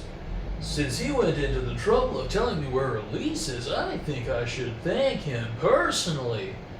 And I'll just stand around, wait for him to point and go place the emerald first there. I go and do that, and then I let him pull the lever. I don't capture Elise and get out. I just stand there and go, oh, look around. It's just, no. Come on. There's got to be a better way to do it, surely. I feel like he almost should do that. Just jump up there, like, as soon as Eggman tries it and goes, yeah, first the emerald. Sonic immediately is like, nah, sorry, ciao. Grabs her, gets out. Eggman's forced to chase after him. Whether through another Cerberus or whatever. Eggmobile chasing him. And is forced to even, you know, take the emerald by force, basically. And that could be a good way to have him be like, you know, screw you, basically. I'm going to test out this machine on you now, right here and now. And I could absolutely see him and gang getting sent to the future in the White Acropolis arena. Because I actually think that was the case for Shadow's story. Because I think it's a bit peculiar, the fact that they defeat Cerberus, but then there's no cutscene aftermath in White Acropolis. They immediately teleport to the new city. And of all the freaking particles that it's using to return them there, it's using the particle of Eggman's time machine. That is so sus to me. And the fact that it's also so close in story to when Mephiles is resurrected, who is going to then send them in time to the future to meet up with, you know, the rest of the gang in Crisis City. I don't know. I almost feel like an earlier version of the story had Mephiles resurrected in White Acropolis. Whether he had time traveling powers is up for debate. Because again, it might still have been like an Eggman thing. But it is very interesting how close those two things are, with Mephiles getting resurrected, Shadow Rouge teleporting with the Eggman time machine particle to New City, as well as not having an outro to the White Acropolis boss battle in that arena. It just, yeah, all that's a bit too close together. Again, that's another sus moment for me regarding the game and its story and scripting. He knew that this probably was going to happen, he just wanted to see what Eggman was up to, but still, I think that's a little unlike Sonic's character, even if this game is a reboot to the series, in my opinion anyway. So at this... Yeah, that's another thing too. Reboot to this series, I just... it's so glossed over, and it's unfortunate because the game gets pulled in both directions because it does reference things that can make it come off as a sequel, like Blaze, for instance, or Shadow regarding his history with GUN and all that. But the end game goal of what they were aiming for and leaning more towards was a reboot. It's literally in the advertising that it's like a new beginning. So that was the aim. That's why the moon is full, as far as I'm concerned. But at the same time, it's it's also very debatable at the same time, even if that is what they were ultimately aiming for, at least for the game itself, and not so much anything that came afterward. Point in time, Eggman would have the Blue Emerald originally. In his own time, he actually goes ahead and puts it into Egg Genesis Prototype version 1, which Silver eventually does battle and successfully destroys, and that's how he actually acquires the Blue Emerald. And this obviously leads to the events of him teaming up with Shadow to go back in past and so on. The problem with this is that it's actually in a really, really big plot loop. It has no original story to where it came from, and it has no story to where and how it ends up in Method's grasp. So my point is that you cannot actually take this Blue Emerald out of its timeline or out of this time loop, because if you do, it affects the time loop events. So you could say, oh, maybe Methodus, took from unconscious Elise, so that way she didn't know that he was there or something. But again, if you take it out, you're affecting other events that are meant to happen. Again, Eggman would be able to, sure, attack the festival, but he wouldn't have anything to take from Elise. Elise wouldn't have anything to give to Sonic. Eggman wouldn't have anything to bargain with Sonic, and future events wouldn't go the same way, probably causing Paradox for that matter. So for that reason, there's actually no way that Methodus should be able to have the Blue Emerald in last episode from this timeline. So obviously a time fix needs to be in order. So that is what I've done with the Blue Emerald, and I'm actually going to explain to you guys what I have done to fix this time loop, because for a while now I've actually been trying to figure out what I'm going to do to fix this issue, and finally I figured out a way. So with that said, let's get started. The Blue Emerald originally appeared in an area in Soliana, which would eventually become a product base, which was found by the Duke of Soliana around the years the Queen of Soliana was actually still alive. As time went on, the accident 10 years ago occurred, and Iblis was sealed into Elise by the power of the Blue Emerald. The Duke, weakened by this ritual, requested Silver to take young Elise to a safe area along with the Blue Emerald the Duke used to seal Iblis. Silver and Shadow left the Scepter of Darkness and the Blue Chaos Emerald with unconscious Elise. 10 years go by, and Eggman attacks the Soliana Festival. Just as Princess Elise is being kidnapped, she throws Sonic the Blue Emerald, which eventually Eggman tries to bargain with Sonic to swap the Blue Emerald with Princess Elise. Sonic accepts and is obviously tricked by Eggman. With the power of the Blue and Clear Chaos Emeralds, Eggman can actually complete his time machine and send Sonic, Tails, and Knuckles to the future. So in this alternate timeline, Eggman's actually going to need 2 Chaos Emeralds to power his time machine, not 1. Temporarily, Eggman stored his Clear Emerald in Egg Genesis version 1, which meant that his time machine would not run without 2 Chaos Emeralds. Not too long after this event, Omega appeared in Eggman's base looking for a way to travel to the future. With the help of Eggman's Blue Emerald and Omega's Red Emerald, the time machine could run once more for Omega to be sent to the future in cost with his Red Emerald. Now, after Omega is actually sent to the future, Eggman will need the Blue Emerald for seeking for other Emerald because his ultimate objective. See, this does require Omega to be stupid, unfortunately, because it's like, okay, my objective is to get this Chaos Emerald to Shadow. How do I travel in time? I found this other emerald, but I cannot go in time. I cannot summon a portal. What do I do? Rouge, Sonic, Big, Cream, anyone? Euler? Sorry, and the fact that Eggman exploits that, I think, can be somewhat in character for him, but it does. It's a bit weird at the same time, and maybe something that could be examined a bit more further, because it's a bit weird that when you have 2 Chaos Emeralds singular by a character, it does the equivalent of sealing something, right? Because that's kind of what happens when Silver and Blaze use it on Iblis. But as soon as you get another character to do the same thing, you can then open a portal in time. Conversely, with 1 Chaos Emerald and singular using it, you freeze time, Chaos Control Shadow style.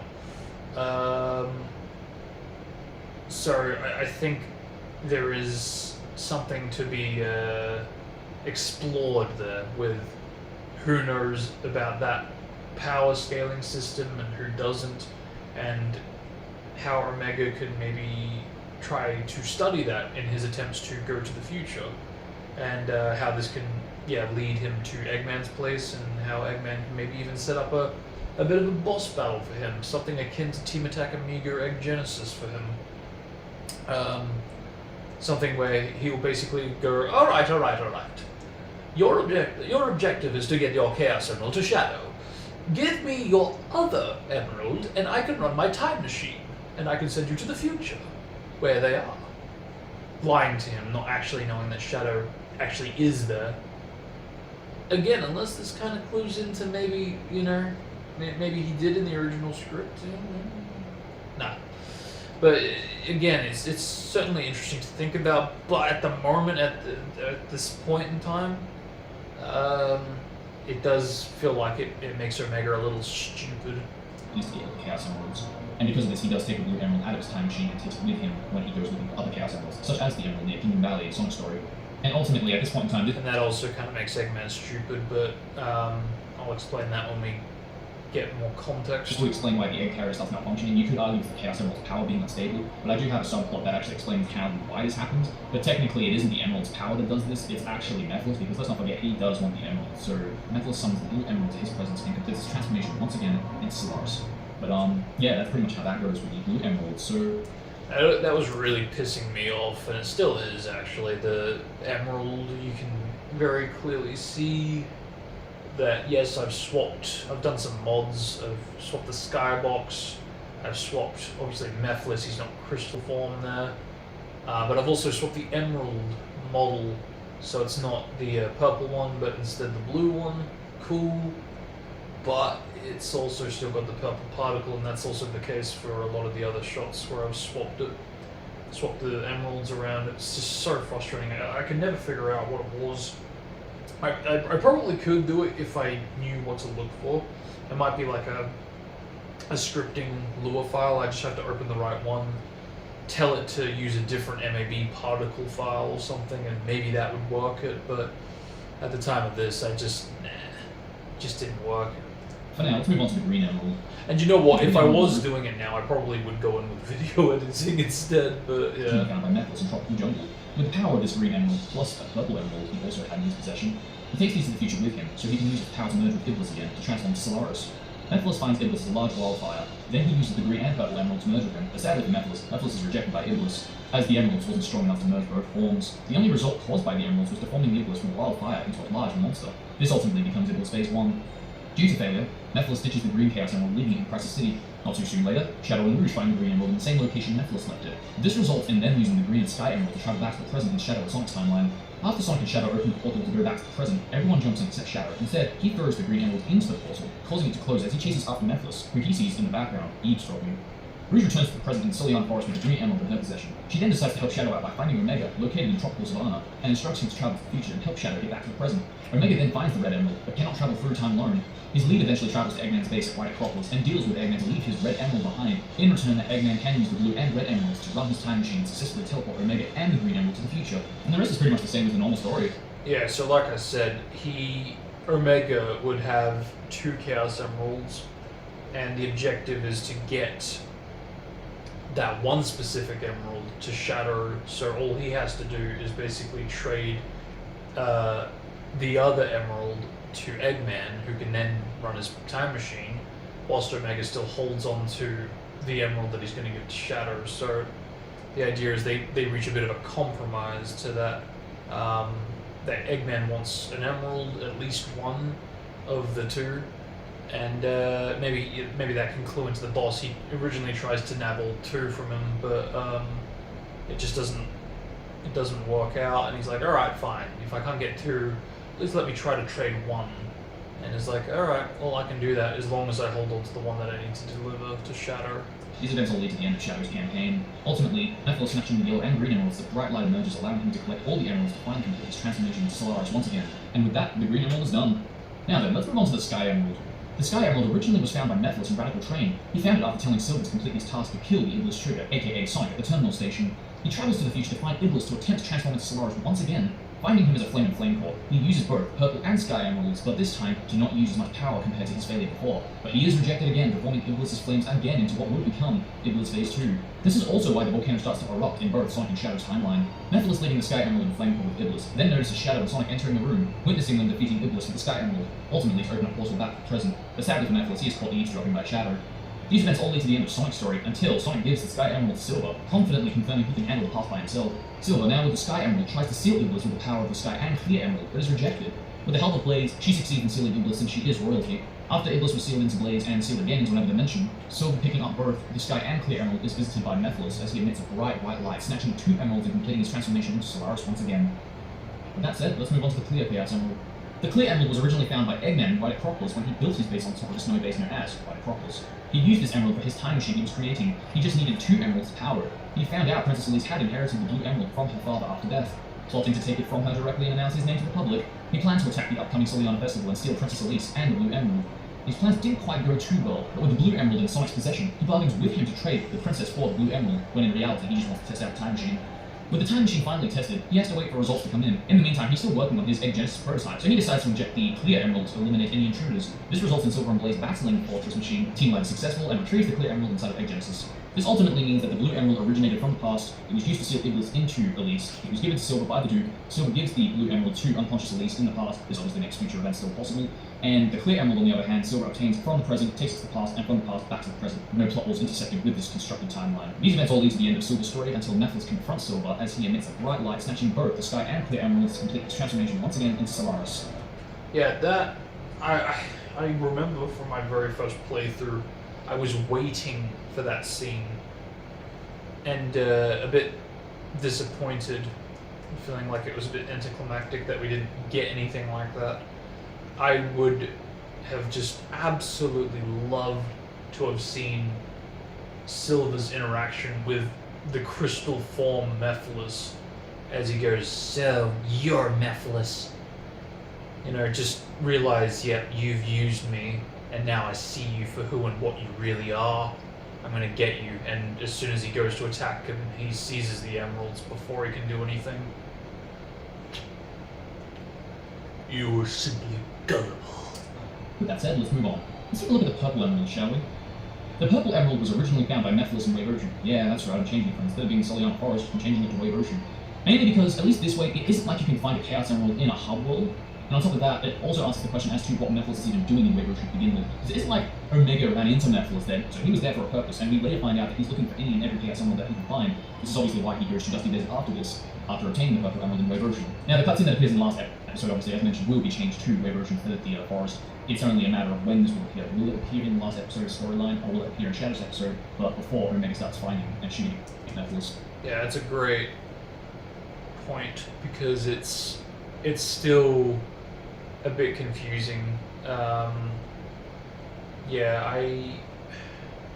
If I had it in the last episode, it would seem more like that's happening in the moment, in the present, after all 3 campaigns, when it's really supposed to be like a flashback almost to when he actually got it, which, yeah, would be after Shadow's Wave Ocean and before this cutscene plays. So it's... I wouldn't exactly want to repurpose the number, because then it's like, well, what's the point, you know? Yeah, it's a little tricky. I think if we get more access to video editing, or rather, if we get more access to cutscene modding, so we can literally remove all the in-game cutscene stuff, all that data, and basically replace it with our own video file cutscenes, then there's going to be more leadway to doing stuff like that, and in which case I would really like to go to work, go to town with a lot of ideas that I've got, this being one of them. So overall, Nephilis found the purple emerald in Wave Ocean. He found it when deciding to look for more than 2 Chaos Emeralds to join with Solaris. At this point in time, Nephilis has the power of the purple, the yellow, the green, and the red Chaos Emeralds. Damn, that's a lot. He tries merging but is rejected once more. Man, he must be frustrated. He goes back in time to get Silver to kill Sonic by showing him a projection of Sonic and the purple emerald. This way he can join with the present Iblis, as he knows that Elise will cry if Sonic dies. After many fails of Silver to kill Sonic, Nephilis takes matters into his own hands. He finds Sonic at his most vulnerable and distracts him with the purple emerald as it emits a bright light. With the power of the yellow, green, and red emeralds, he stabs Sonic with a Chaos Spear, ultimately killing him. Releasing Iblis from Elise meant he had to act quickly before Iblis attracted too much attention by growing and deforming into something monstrous as we had seen in the past. Quickly snatching and obtaining all 7 Chaos Emeralds, he finally completes his transformation into Solaris once again. You can definitely feel Mephiles' frustration as 4 emeralds seem to fail on him, and for that reason you can kind of see his frustration and need to kill Sonic immediately by frustration and Chaos have too much attention with a Chaos Spear, ultimately killing him, being monstrous as we have seen with him. You can definitely feel Mephiles' frustration as 4 emeralds seem to fail on him, and for that reason you can kind of see his frustration and need to kill Sonic immediately by any means necessary. I mean, come on, how often do you see a character have 4 Chaos Emeralds in their possession, only for it to fail on them? Let's move on to the yellow Chaos Emerald, shall we? The yellow emerald, buried in the ruins of Dusty Desert, was found by Mephiles before getting confronted by Shadow and the rest of Team Dark. With a big showdown, Mephiles remains triumphant as he steals the green emerald while Team Dark were taking heavy damage. Making multiple Mephiles clones, he wants to end the fight quickly so he can find Iblis and join with him again as he acquired the purple emerald too at this point in time. Yeah, if that was an edited line, that took a while to record for some reason. But, With a big showdown, Mephiles remains triumphant as he steals the green emerald while Team Dark were taking heavy damage. Making multiple... Sadly for Mephiles, he wants to end the fight quickly so as he steals the green emerald while Team Dark were taking heavy damage. Making multiple Mephiles clones, he wants to end the fight quickly so he can find Iblis and join with him again as he acquired the purple, taking heavy damage. yeah, so Making multiple Mephiles clones, he wants to end... I think there is something interesting about this too, because, you know, like I said, we know that using 2 emeralds you can seal an entity, according to Silver's last episode, Silver's last cutscene, his final cutscene. So interesting that when Mephiles uses 2 emeralds, he's able to summon clones. It does make me wonder if this was the original idea for the gems, that the Rainbow Emerald from E3 2005. Actually, no, that's not right. Or is it? Hang on. No, that is right. Yeah, the Rainbow Emerald from E3 2005, and the execution of Emerald abilities in the final game's cutscenes, and how, yeah, like I said, some can do time stopping, some can slow down. What is it? You can, well, I guess you can time travel with either one, but in this case you can create clones, some you can seal monsters, and yeah, it's just, it feels like, again, you might have, that might have been the original gem system. They weren't gems, they were Chaos Emeralds, and when you had a Chaos Emerald in your possession, they had their own unique ability. And I think, yes, through those lenses, it would have been very, very interesting to have that in the move set and abilities. Not super duper crafty, but it's I think interesting to think about for sure. Because I mean, yeah, sealing monsters. You know, that could be like your method of like dealing with the Iblis monsters and the Mephiles monsters. Clones for trimming through large army amounts of enemies.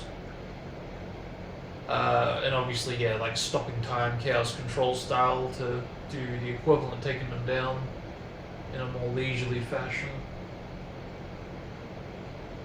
So I can't exactly imagine time travel being a part of the game mechanics, but again, interesting to think about, for reals. So he can fight Iblis and join with him again as he acquired the purple emerald too at this point in time. Sadly for Mephiles, Shadow won the battle, but Mephiles decided if he lost the battle, he wasn't going to lose the war. So he snatched the green and yellow emeralds while distracting Team Dark and gathers the rest of the Chaos Emeralds to complete his transformation into Solaris once again. That's pretty much all the Chaos Emeralds done except for the red emerald, because the red emerald, man, it has the most interesting plot in 06, because I'm going to explain to you what it does in retail. Ready? Here it comes. So I saw this movie just recently, because, yeah, it just turned 55, about a week ago, and, yeah. You lose today, sir! Nothing Nothing at all. It doesn't appear once in an in-game cutscene. It doesn't appear once in single-player gameplay. I am serious. Go ahead. Go right now and play End of the World. You will not see the red emerald there. It's actually swapped with the white Chaos Emerald model. That's actually the same for the green emerald as well, so I kind of don't get what's the dealio with that. But if you even take a look at the soundtrack to End of the World, you'll see that Shadow Section's music name is called End of the World the Red, as if that the red emerald was meant to appear in gameplay. And that's obviously the same with Omega. I think it's going to find the green emerald, but instead both emerald models were swapped with the white emerald for whatever goddamn reason, so yeah, that's a thing. The green emerald I'm not too fussed about because that does still appear in in-game cutscenes, but it's just a shame that you don't actually get to see this in gameplay. But the red emerald is far too unforgiving. I mean, come on, it doesn't appear once in an in-game cutscene, it doesn't appear once in a single-player gameplay. The only time you can see the red Chaos Emerald is only in multiplayer. That's why I said single player, because you don't get to see it once in single player, both cutscenes and gameplay. Yeah, sure, maybe in pre-rendered cutscenes, but that's not really an in-game cutscene, is it? No, the only time you get to see it in gameplay is actually in multiplayer. Like, damn, son. So yeah, the red emerald does nothing in 06, so that's kind of good and bad in my favor. It's bad that it doesn't have a plot. It's good in my favor because I can create a new plot for the red emerald that kind of fits, that doesn't interact with everybody, but still interacts with side characters. And that's exactly what this emerald is going to do. So let's get started. The red emerald originated in Kingdom Valley and was found by Omega, which led to him trading the red emerald for Eggman to send Omega and his green emerald to the future to save Shadow. Eggman, after sending Omega to the future, injected the red emerald into Metal Sonic as he needed one emerald to power the robot. With Metal Sonic powered, Eggman ordered Metal to hunt Amy and Elise, since in this alternate timeline, Amy's going to be the one who actually helps Elise escape instead of, well, Elise just opening the door and walking in front of Amy. With Elise finally captured again thanks to Metal Sonic, his next objective was to find all the Chaos Emeralds, and he started his search in Radical Train as he scanned it was the closest emerald nearby. He sees Mephiles obtaining the Sky Emerald and opening a portal to Flameport in the future. As Mephiles jumps in, Metal Sonic follows him. After reaching the erupting volcano in Flameport, he notices Sonic with the Sky Emerald, jumping into the portal back to the present. He follows Sonic to finally steal it, but he's teleported to Kingdom Valley. Meanwhile, Sonic and the gang were teleported elsewhere. There, Eggman picks up a reading on the Chaos Emerald coming from Metal Sonic. This explains why Eggman finds a reading from an emerald coming from Kingdom Valley, namely because it's coming from Metal Sonic. Before Eggman reaching... So this is what I mean. It does feel like Eggman does also have a moment where he becomes stupid, just like Omega. And it's like, okay, so you put the red emerald into Metal Sonic, let him go off to try to find more emeralds and, you know, keep tabs on everyone. He then goes off and then comes back, and now you're basically not able to tell that the emerald coming up in your radar is from the very robot that you put one in. You know, like, I feel like to get out of this corner, you'd almost have to have it so that there's like a GPS tracker on Metal, so that way if the emerald is going to pop up on the radar, Eggman will have to check Metal's radar or GPS tracker to see where he is, and if he sees that it's basically on the same location, he'll know that that's him. But yeah, otherwise,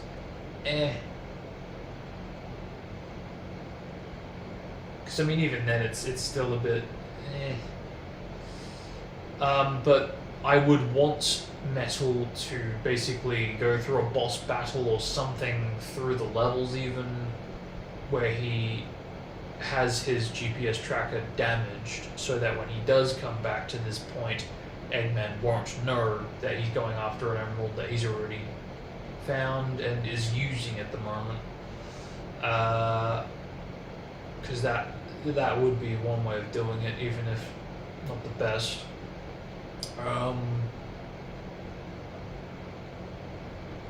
But it's tricky because, like, what boss battles do you put him up against? You can't exactly do it with the common bosses if he's going to be more of a spectator.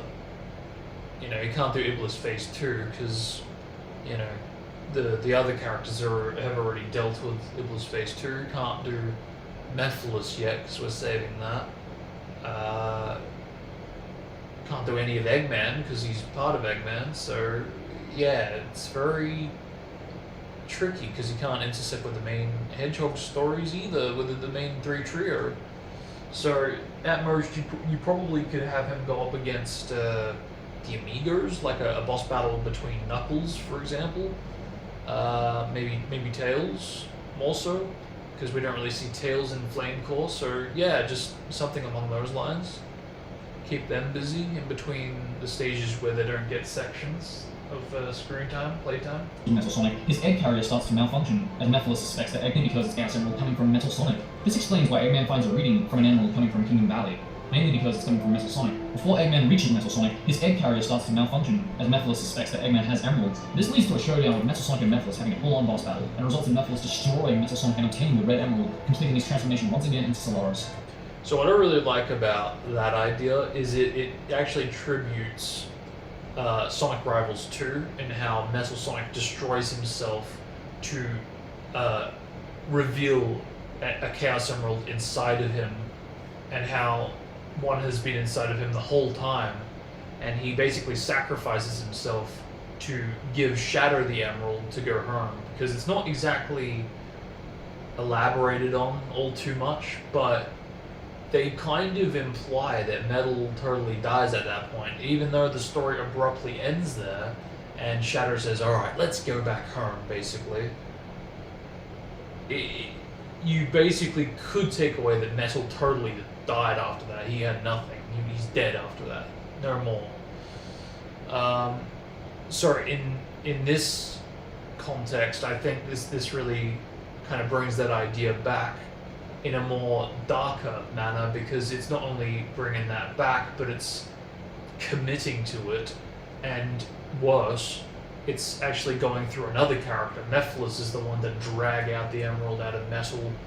He's the one that destroys Metal Sonic, and soon Sonic himself afterwards. So I think that's it's pretty dark. It's pretty epic at the same time, because it proves Mephiles' resolve again, and it also explains why Metal is never seen, not just in the three main stories, but especially last episode, because he kind of does need to die. He does like Blaze. He needs to be written out to be to explain why he's not present there. So I think it wraps it up quite nicely by having him go out that way. A bit of a grim, bleak ending for the character, but at the same time, it also adds to Mephiles' resolve, and it still makes for an intense, epic, and incredible battle, or final boss, ultimately. So there you have it, guys. The Red Emerald will be intersecting with Metal Sonic's campaign throughout his entire story. But yeah, that pretty much explains everything, I suppose. So let me know what you guys actually think about this alternate timeline with all the Emerald plot fixes, and let me know if I should change something or add something, because I'm always open to suggestions. So yeah, that's all for now, guys. Hope you enjoyed this really long video. It's a lot of explanations for everything. I kind of needed to do that to explain everything, but that's all for now. I hope you guys enjoyed this long video, and yeah, until next time, bye now. Peace out, guys.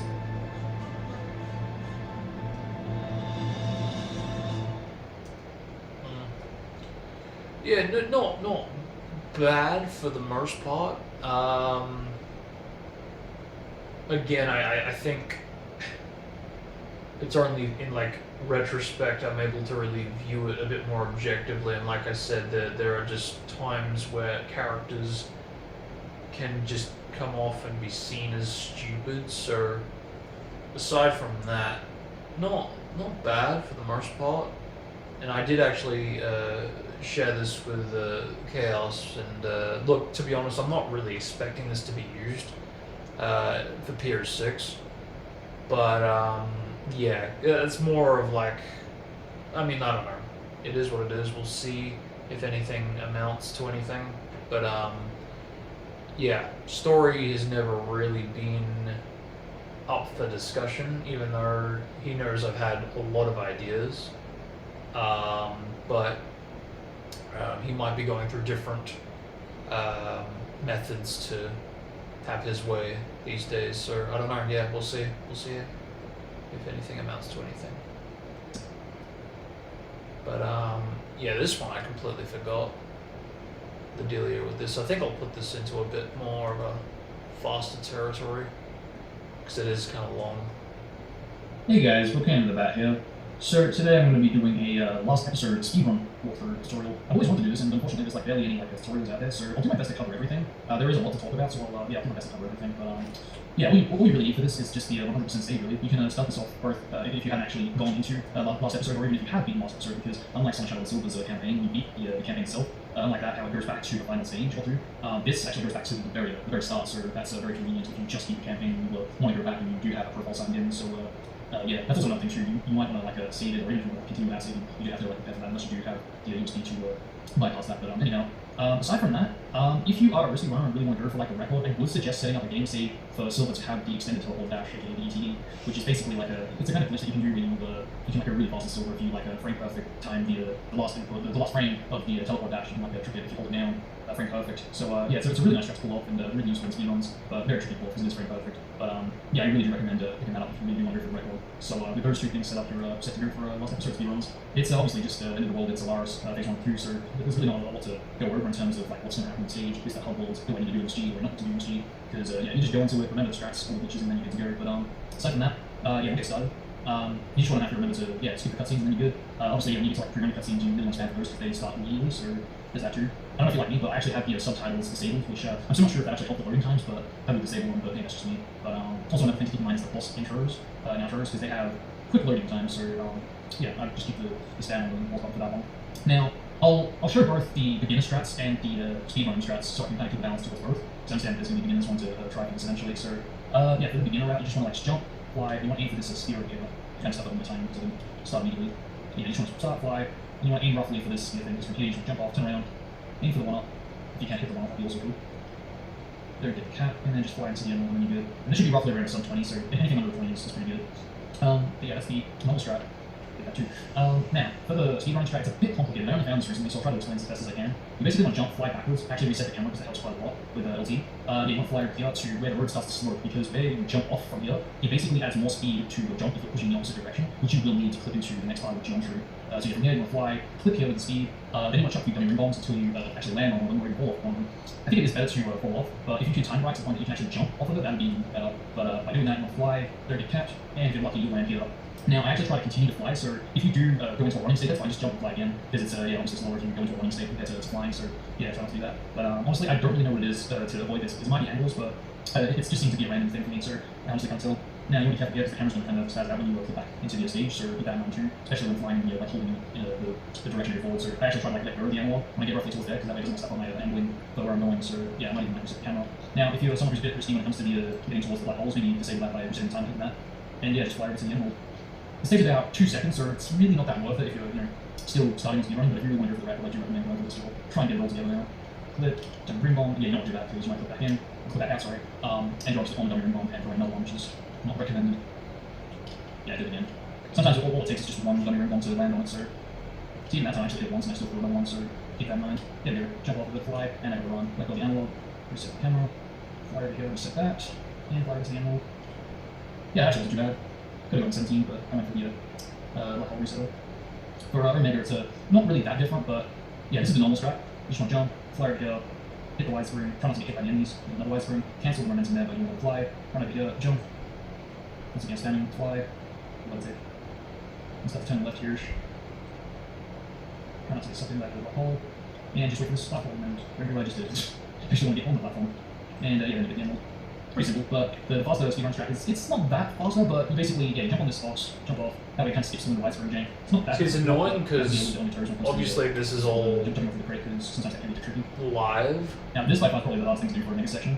I tried like get a I would have preferred to make this video edited, but I'll try to pull it off, but yeah, if it was like a real time speedrun, I wouldn't pause it honestly, so yeah, I get messed up. But yeah, the money I pause in the time loss, so if you can pull it off though, without pausing it, kudos, because yeah, that's pretty I'm honestly like really bad at it, so yeah, you can also just run off the platform and still do the moon jump fine, so yeah, you basically just want to do the moon jump and then fly to the emerald, which you can pretty much get that so. I usually try to aim for the shadows as a good reference point to getting a moon jump, so maybe try to look at that if you want to try to set this one up. The knuckles, this is a tough one because honestly, there's a strat that Purposite found which I'm not really sure about how it works, so I won't actually cover that for today unfortunately, but if there's like a video for that in the future, I'll definitely link that in the description. But yeah, you basically just want to glide over to this like a corner to the pillar, and that way you can kind of get this literally fly up to the top. It's a bit tricky to pull off, but you do get a feel for it after a while, so that is pretty great. And then yeah, you just fly over and hang glide into the emerald. Pretty good stuff. be great if you could also like try to get the frame perfect to glide out of the homing attack kind of attack, because it's like you kind of like keep the momentum that way. But yeah, it's really weird, I understand. And Silver, it's probably the most complicated section within the world. Yeah, again, if you have the ETD, you can go crazy on City. Yeah, there's so much to do with the ETD, but yeah, it's gonna be a lot of crap when it's going for the IL strats. I'll try to pull it. I don't think I will because it is pretty tricky with me now. Yeah, you want to grab one spike. I'm trying to get the other one if I can. There we go. Yeah, then I just sort of dash into it, start looking at some frames, jump on it, not do that. And then I try to like tele-launch off of it. Yeah, just that one up. See, this is what I mean, because I'm like doing this. I'm still pretty trash at tele-launching, Yeah, to try be to honest. and I go, that's weird.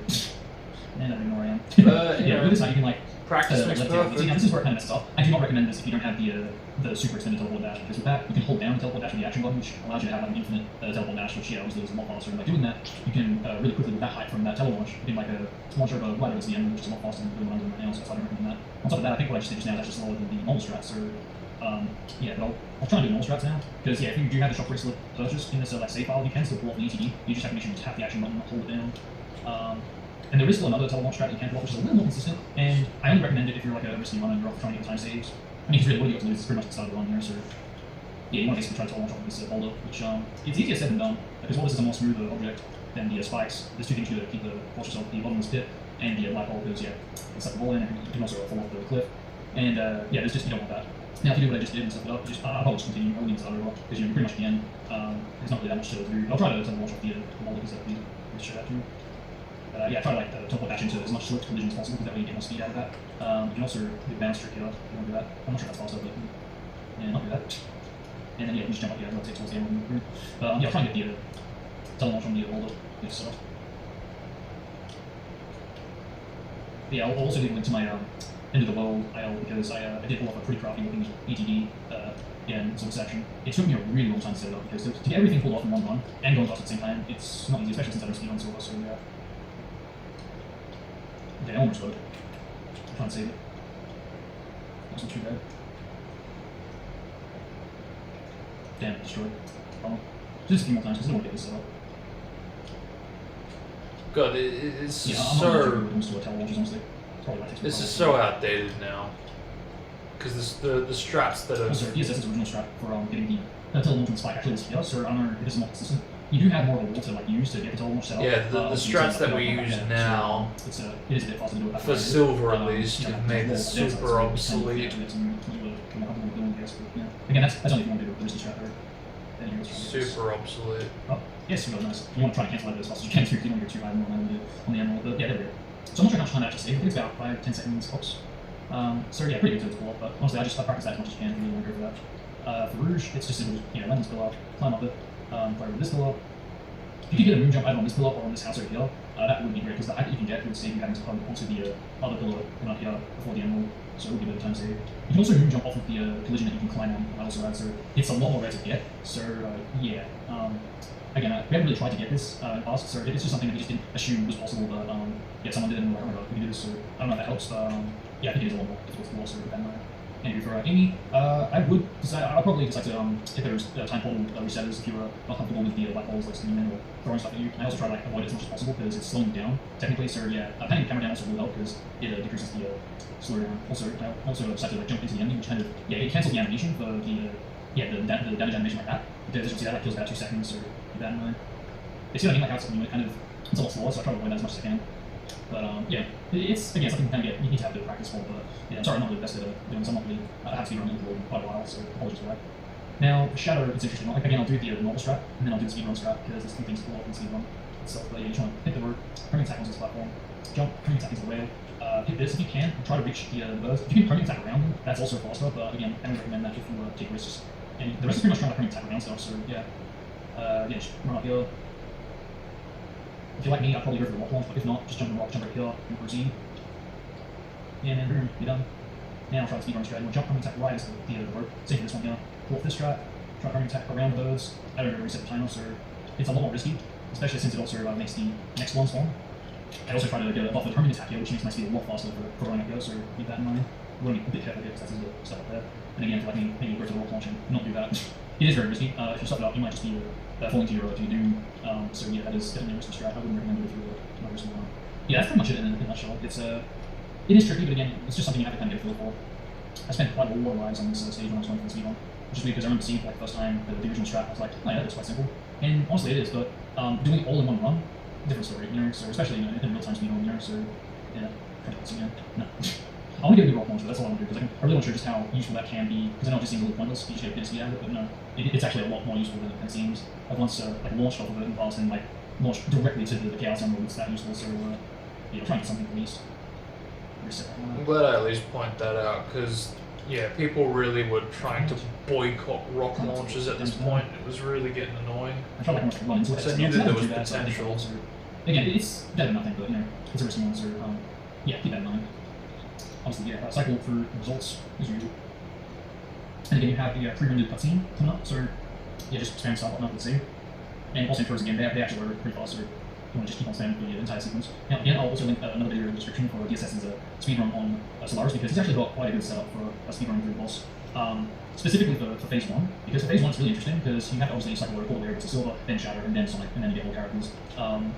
But yeah, what the SS does is he knows when the armor's going to break. So before the armor even breaks like it just then, he would have triggered to switch over to Sonic before the armor breaks. So he's got like a good setup for when like he knows the armor's going to break. So I feel like you would use the health bar as a reference point to when roughly it's going to like break.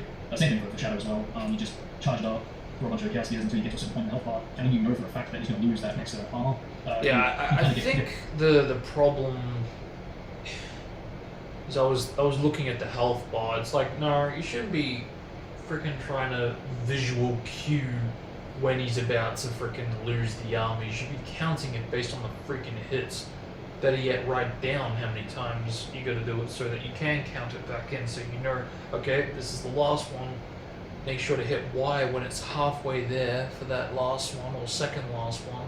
So there's a good woofed in 2 seconds. So yeah, that's probably the best way to do it. Yeah, feel roughly when you tap the right button. Not looking at the health bar. Yeah, the health bar definitely does help too, but yeah, I feel like I'm not really adjusted to that timing thing yet. I would just do the strat only just to just charge it up and wait for it to hit him, and then you see it then switch over. Now for Supersonic, it's interesting. If you have invincibility frames, you can actually tap the action button and still damage Solaris, so that's pretty interesting. But that's why I'm like moving around, like up and down, left and right, because yeah, doing that, it increases the chances of me hitting the rocks flying at me. But yeah, honestly, I would only do that if I'm below half of the gauge when charging it up, because if you've got over half of the gauge, yeah, I'd say just stop trying to get hit and just wait for it to charge up so you can do that, you know. On top of that, you also want to keep cautious with the rings as well. At this point in time, he's got absolutely no armor left, so I can use Silver and Shadow for this part of the boss as well. So if you do want to use Shadow because my fast with attacks, go for it. But I'll try and pull this off now in one run, with that all said. But one thing I didn't mention is when I'm using Super Silver, I try to grab only 1 or 2 rocks tops, I'd say, because anymore, and it's risking the rocks hitting each other and exploding before they even hit Solaris, which you don't want that to happen because obviously it's going to damage the boss. So yeah, that's why I kind of try to move around as I'm about to pick up one, you know. And again, this is why it's good for also setting up switching to Sonic before. I mean, just as the rock hits the armor, just kind of that way you're not going to take damage when you switch over. But that's just good to set it up. Now, Shadows for the game, it's the same thing, just charge it up. If you're good at the timing, then you know roughly where the health bar needs to be as it breaks down. But yeah, I just switch over when I see the armor break off. Which is fun. I'm not sure how much time that does lose, but I don't think it's too much. But yeah, if you really want to go for the record, then I definitely recommend practicing off that one. See now, yeah, I've got over a half, so I'm not trying to take damage now. Took damage just from the halfway point, so I'll let that pass. Took damage there, so I'll go for it, the action button. Now, if you're low on rings at this point in time, yeah, you can easily switch over to a Shadow and damage at this point as well. Some people don't really do that, but yeah, when the third armor is one, you can use all the 3 hedgehogs, so that's good. I'm not sure if Shadow is faster to use, because the gauge definitely does go faster when building it up, but I'm not sure if his damage to the health bar is the same as Supersonic's attack, but yeah, again, something to compare from sure. Now for this first part, you kind of want to just try to avoid it. I try to boost and kind of move around, because I feel like this is RNG based, because in the past I've like moved down and I avoid it, but then I do the exact same thing, but I still get hit, so I don't know, it's weird. Also, here's a hitbox for the core, the expression you're getting is, it's weird honestly, I've got no words to describe this one, because it seems to be really inconsistent. I feel like it's supposed to be hitting the ball itself, but there are times where I hit it down just like that, and it doesn't do any damage. So there's no animation to indicate that it's blocking either, so that's not either. Yeah, so like that, I was above and I still hit it. It's not bad, that's that. I recommend using Super Shadow most for this boss, because I feel like AP is just the best to use for this boss in general. The gauge charges are faster than Sonic's, the damage is pretty consistent, it's not as inconsistent as Super Sonic's. But having said that, there will be some rare instances where the Chaos Gears don't damage him, so if you I do think that it is faster to use Super Shadow for sure. Because the faster gauge would, I think, amount to a faster amount of damage compared to the amount of damage values. The higher value of Supersonic's damage, so But, Yeah, no, I still yeah, think again, I'll Shadow have would the be links on faster, the but videos, it might make for an please interesting understand comparison. a lot of interesting glitches, strats to pull off for this category. I really recommend diving into that. But yeah, I guess the rest is just history. All great, it's normal. But yeah, again, you can have 100% starting into the world, or sorry, last episode, or you can have 0%. You can still go into this and still speed on it. I'm not sure if there's a way to remove the what's it called, the GMO save option, because I know that you can do some kind of trick for the other campaigns where you can get it to not yet. I think you have to like plug in like a USB and then unplug it as you start the speed run or something like that. I really do not have enough information to know about how that works, honestly, but yeah, I know you can do some kind of setup for that, so I think that would help. But I'm gonna have to look more into that in the future. But yeah, hopefully we'll have more information by the time this video goes off. But anyway, that pretty much covers it. So thank you all for watching. I hope you enjoyed this small but hopefully enjoyable tutorial. I think yeah, with this done, at least now there's a tutorial for how to speedrun Sonic Story, Shadow Story, Silver Story, and now finally Lost Story. So it's good to get that done. But yeah, once again, thank you all for watching. Hope you all enjoyed, and yeah, until the next video. And peace out, guys. Yeah. I mean, look, more of like I wouldn't say a stream, because I don't think I streamed that. I think that was recorded using OBS, but yeah. That's why I wasn't really paying too much to have it in a slower fashion, slower speed. But, yeah.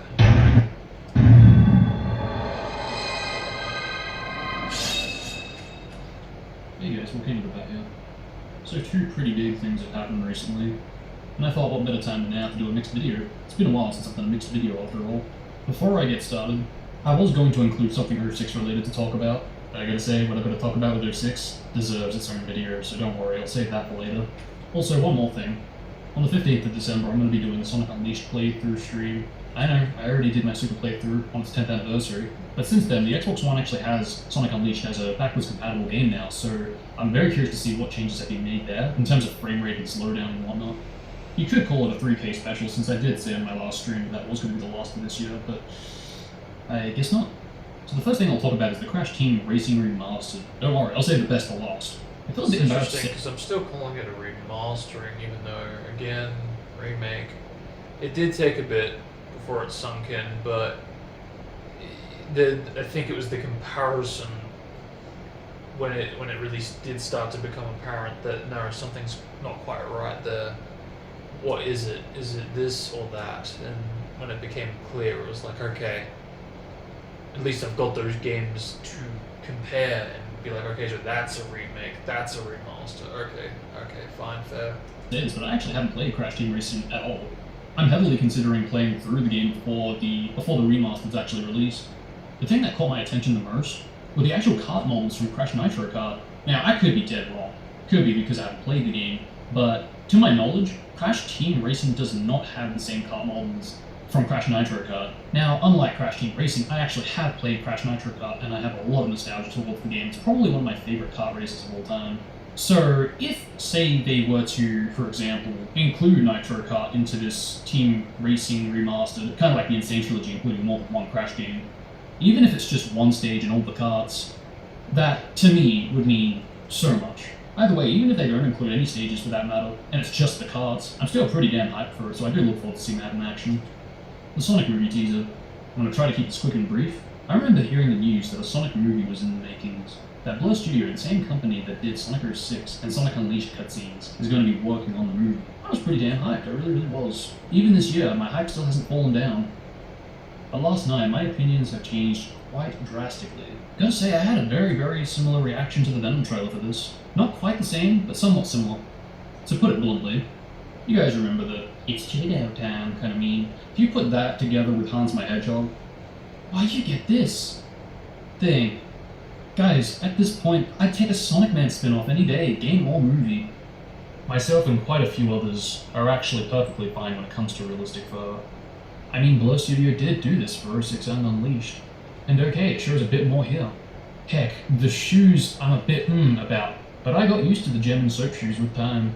But the muscles, the face, and the eyes, no. Just no. Need I mention the ring sound change too?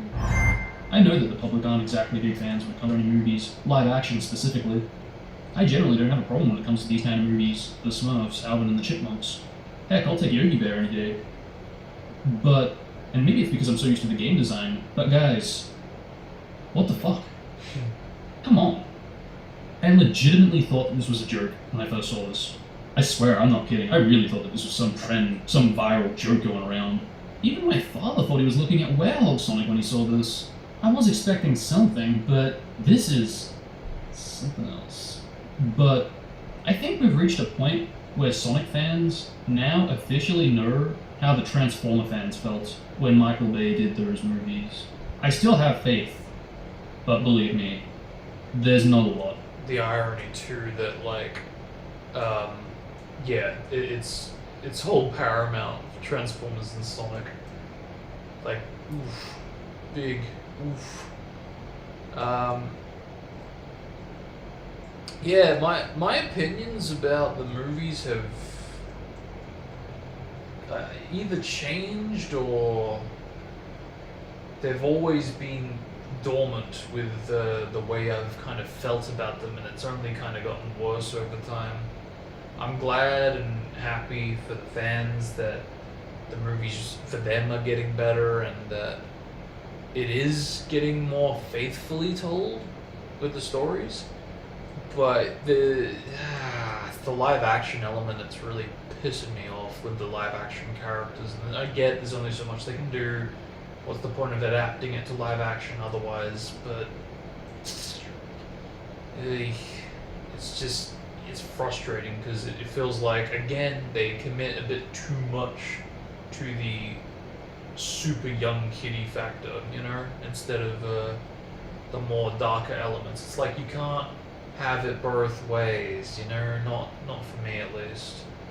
I don't want it to be super dark, but I just want it to have that middle ground that it had in the early 2000s, and I do think it is attainable. It's just they choose not to, or there's suits going, no, too dark. Whatever it is, it's just, I feel like the middle ground can be reached. It's just whether they want to or they just refuse to.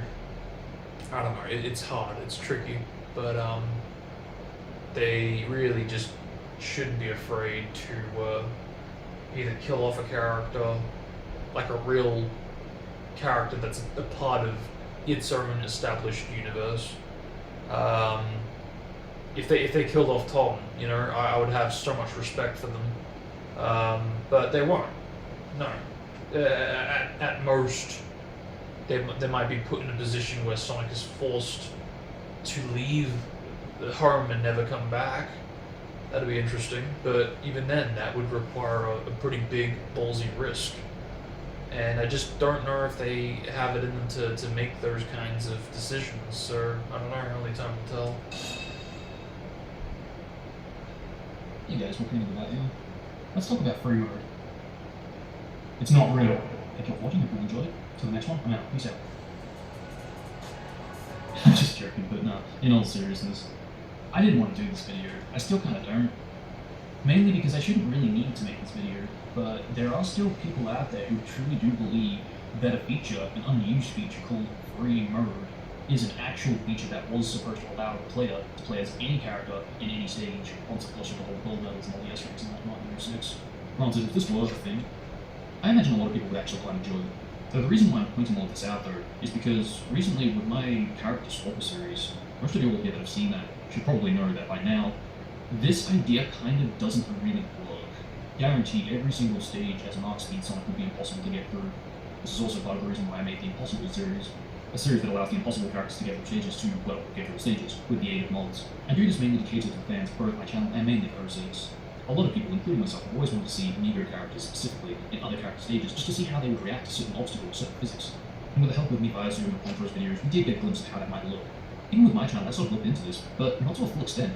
But after getting through all the stages of Sonic's, there was Sonic, Tails, I then eventually got to characters like Mark Speed Sonic, and now, at the time of this video, I'm currently on Sonic release. Already, I found myself incapable of getting through many stages. There are some rare cases like Crisis City as Sonic release where I have actually been able to beat the stage, but to any kind of casual player, they probably wouldn't be able to get through it because I really had to mess with the physics to aim me with this one, because the aim of my series is to get through the stages without the assistance of modding, which is part of the reason why I haven't modified the attributes so they jump higher, run faster, or have one-hit kills or whatever, you know?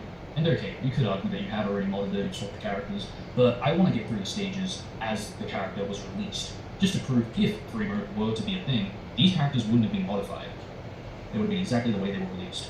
So while I am catering to the 06 fans, this is also a really good way to prove that free mode kinda doesn't really work. And okay, with enough time, if 06 had been finished and polished, and this quote free mode feature were implemented, guaranteed the characters probably would be polished enough to get through any and every stage. But time and time again, I keep seeing so many comments saying, "Oh yeah, you're gonna include free mode in this." That's pretty good. Oh, also, is the Unity version gonna have free mode? But that's also proof I'm using logic Yeah, because for the audio. outside my channel to many other 06 videos, and I'm not about to go and reply every individual comment going, "Oh hey, by the way, free mode was never actually a thing." So I thought, I don't want to, shouldn't need to, but stuff it, let's make a video. This was just a few comments here and there, I kind of go, whatever. But I keep seeing these comments every year, and I just feel the need to really correct people on this matter. And to be clear, this is no one's fault really. It's not like someone was like, "Oh hey, I've got the Tokyo Game Show 2005 demo, but I can't share it because insert reason here."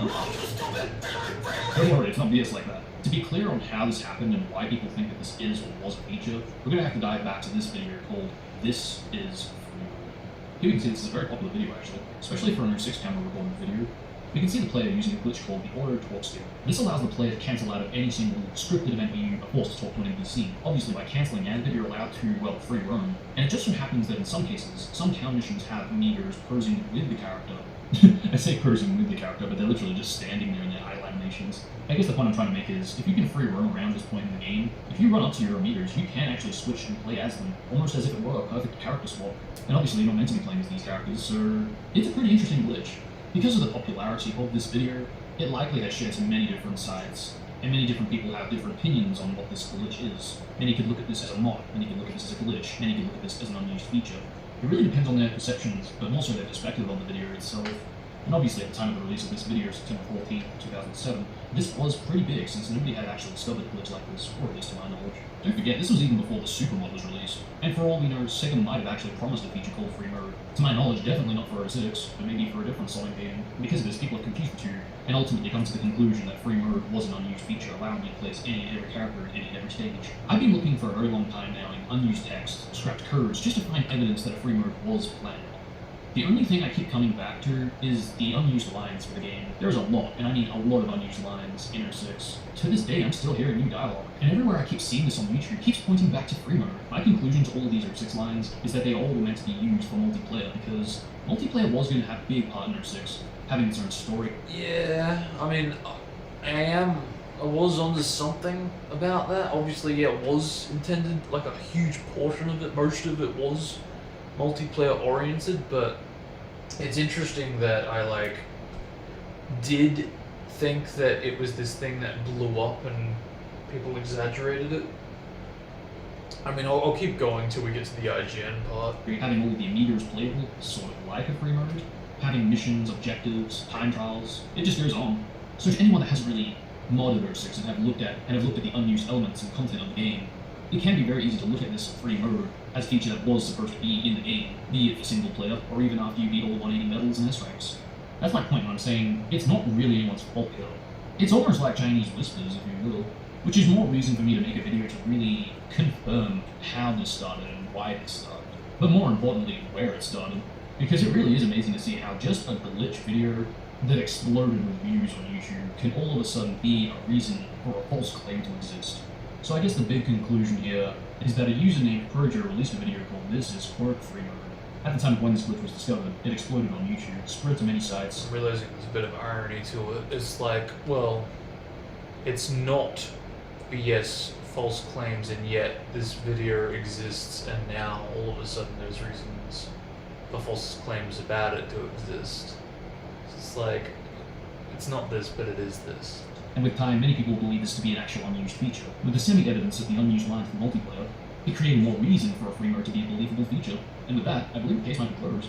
I'm still doing a bit more research, and I would like to get more info about this matter. So far, everything adds up. But for now, hopefully you guys have learned a thing or two from this. So yeah, the whole thing about it spreading to sites, it's almost like I was trying to fill that in my own little headcanon timeline of like, yeah, maybe the sites took place after this, when that very clearly was not the case, and very much was before. And if anything, that's probably where Projo got the freaking term free mode from, right? Because that's the thing, we later found out that, yeah, turns out multiplayer kind of was going to have a heck of a lot more going on with the 4 players literally having the ability to go through like previous missions, sort of like the free mode was suggesting.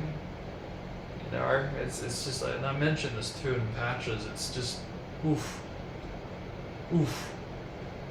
Like, I get it, there was no evidence before, so this was the only way I could like stitch this together.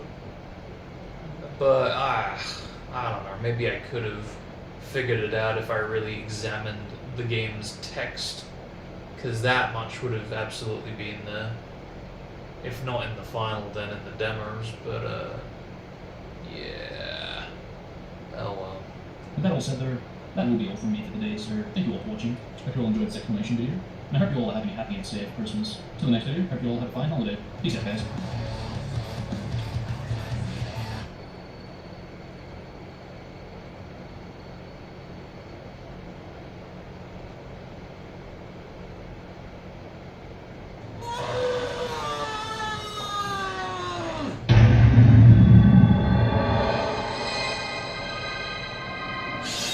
Goated basket. Hey guys, think about that. So I wanted to take time to make this explanation video regarding Sonic 6 E3 demo. So let's head back 12, nearly 13 years ago, to the day that Sonic 6 was playable at E3. As I'm sure many of you already know by now, the E3 demo features a lot of scrap content from the original 06, a lot of scrap content that would have easily made the game a lot better. For those who don't know, the E3 demo consists of Sonic going from King Valley's first section to Fourth, Marspeed section, and Silver's first section across the city. There isn't a lot of videos regarding this demo, but luckily, with the limited footage that we have received, we have learned a lot out of it. Part of the reason why I'm making this video is to explain to you guys little details that you guys might have missed from watching the footage. Not just that, but as someone who's a modder and a speedrunner, I have noticed little details that are very easy to miss. So starting off the video, we can already see that there is some big changes here. The Sonic and Silver renders you see here are actually scrap renders, never found in the game files, never seen in promotional art. Popular renderers such as Rocket tried to replicate these pros. Some have managed to find different copies of Sonic's pros, but unfortunately nothing regarding Silver. But to be honest, I can't say I'm completely surprised given the game's reception. Something pretty interesting to note might be the title screen. Still in Kingdom Valley, still at the start, but on a slightly different angle. And in my opinion, I actually do prefer this. I guess it's because you actually get to see the continuation of the stage. In the original, the lighting feels a little too much like Tropical Jungle, and the geometry feels a little misleading. The fact that there's a castle right next to the start, where the level leads doesn't really feel like retail. It leaves me with unanswered questions. Whereas here it actually does feel like Kingdom Valley. If this were to appear in the original game, the only nitpick would be the sky setting. But that is assuming the game would be continuing to use the overcast setting. Aside from the background changes and scrap renders, the actual 06 loader and the press start loader has actually changed a little bit. Be it a different style or different font completely. I'm kind of on and off with this. I should also probably point out that this is the first time, and it means kind of obvious too, but this is the first one that I actually did in Final Cut Pro, and yeah, it felt necessary. I was doing like a full-on like documentary style video, talking exclusively about the E3 demo, and wanting to like basically document as much as I knew about the demo at that point in time. So yeah, it felt right. It felt necessary to dive in headfirst into Final Cut Pro to realize this documentary-esque style format for talking about the demo. To be fair, look, I actually had used Final Cut Pro before this, building up to my decision to use Final Cut Pro for this video project. And it all started, I believe, well, it was a slower, gradual process. Every now and then I booted up Final Cut Pro to exclusively make comparisons. That was always what it was about. And I believe it started somewhere around 2017, and it became a bit more of a reoccurring theme in 2018. And that really was when I started working on the E3 explanation video, and of course didn't really finish it till April, mid-April, and yeah, so it did take a while to get it done, but yeah, it was a slow and gradual process, but this really was the crossover point where after this I was like, yeah, no, I'm committing to this from here on out. For a bit of retail, but at the same time I prefer a bit of E3. So I'm a bit on the fence with this one. I might also add in the PS3 version of retail, it says press start button compared to 360's press start, whereas here in the E3 demo it just says press start, even without like PS3, so no. It also says Sega Corporation 2006 compared to Program Sega, so again, very small difference there. That's how they did it.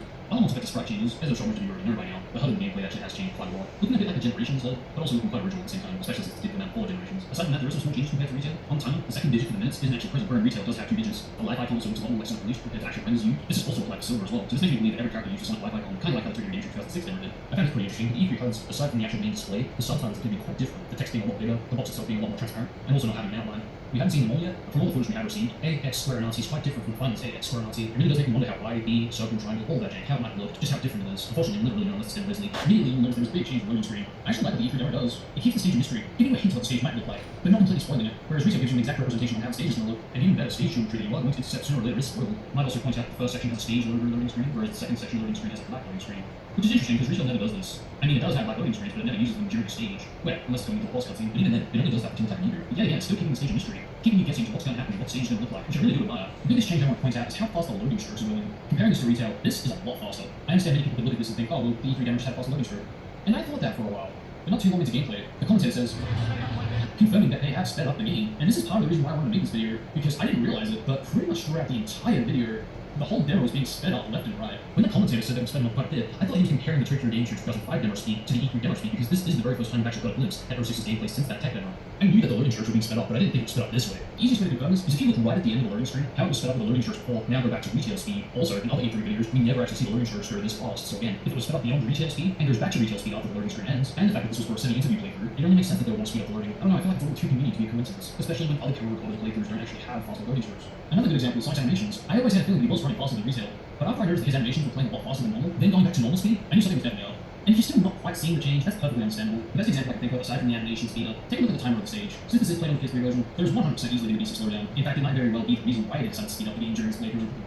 But I went ahead and actually put on a legitimate timer just to see how accurate 06's time is. I even timed my time to be in front of the 06 timer, and what do you know, the 06 timer beat mine. This is sped up. If we take a look back at gameplay, surprisingly, this demo doesn't actually use everything that it was supposed to. For example, every character in 06 basically has a jump up animation, and to those who haven't seen this or know what it is, it's basically like an animation as if they'd hit a spring. So they're not in a whole animation, they're just flying up. Sonic does actually have this and uses it in the Mark Speed section, but he never uses it in normal sections. The Tokyo Game Show 2005 demo does actually use this in normal sections. But in this demo, instead of using this actual jump up animation, it's replaced with basic fall animation, which is the same as what Retail uses, even if it is their own animation. It's like they copied the Hermie Dash animation code and applied it to the jump up and purple jump animations. Intentional or not, it's hard to tell, but it's definitely not the way the animations were once displayed. Which is interesting because this does confirm to me that the animations of this demo aren't completely perfect, even if they do have things like Hermie flip animations and change up animations. I gotta admit, this definitely is the closest we'll ever get to a complete animation set of Sonic. Still, it does amaze me, the closest thing we'll ever get to a final version of 06, and yet it's still not quite perfect. It really does make me wonder just how many unused elements are there in the E3 demo files.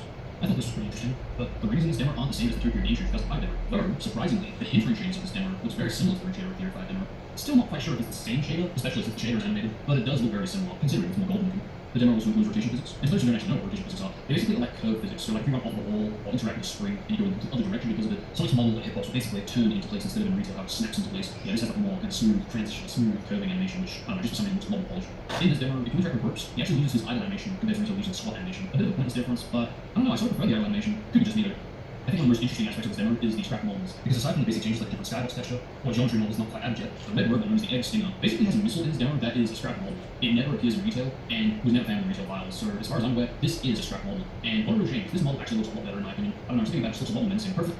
Yeah, it's pretty tragic because it doesn't even appear to be in review versions of the game where that would be the next most likely place of getting a copy of it, but no, I haven't seen any review version footage or screenshots where it was used, so it does appear to me at least to be something that was scrapped fairly early on.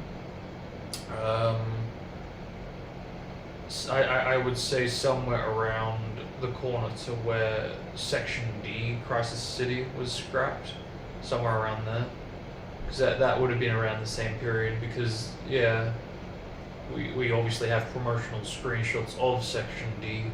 We actually also have promotional screenshots of that scrapped missile model, so yeah, again, it's all cluing to the same type of era of the game's development to when it roughly vanished around the same time. I think the this because, be it for archiving purposes or just trying to store it in gameplay, I just feel it would look a lot better.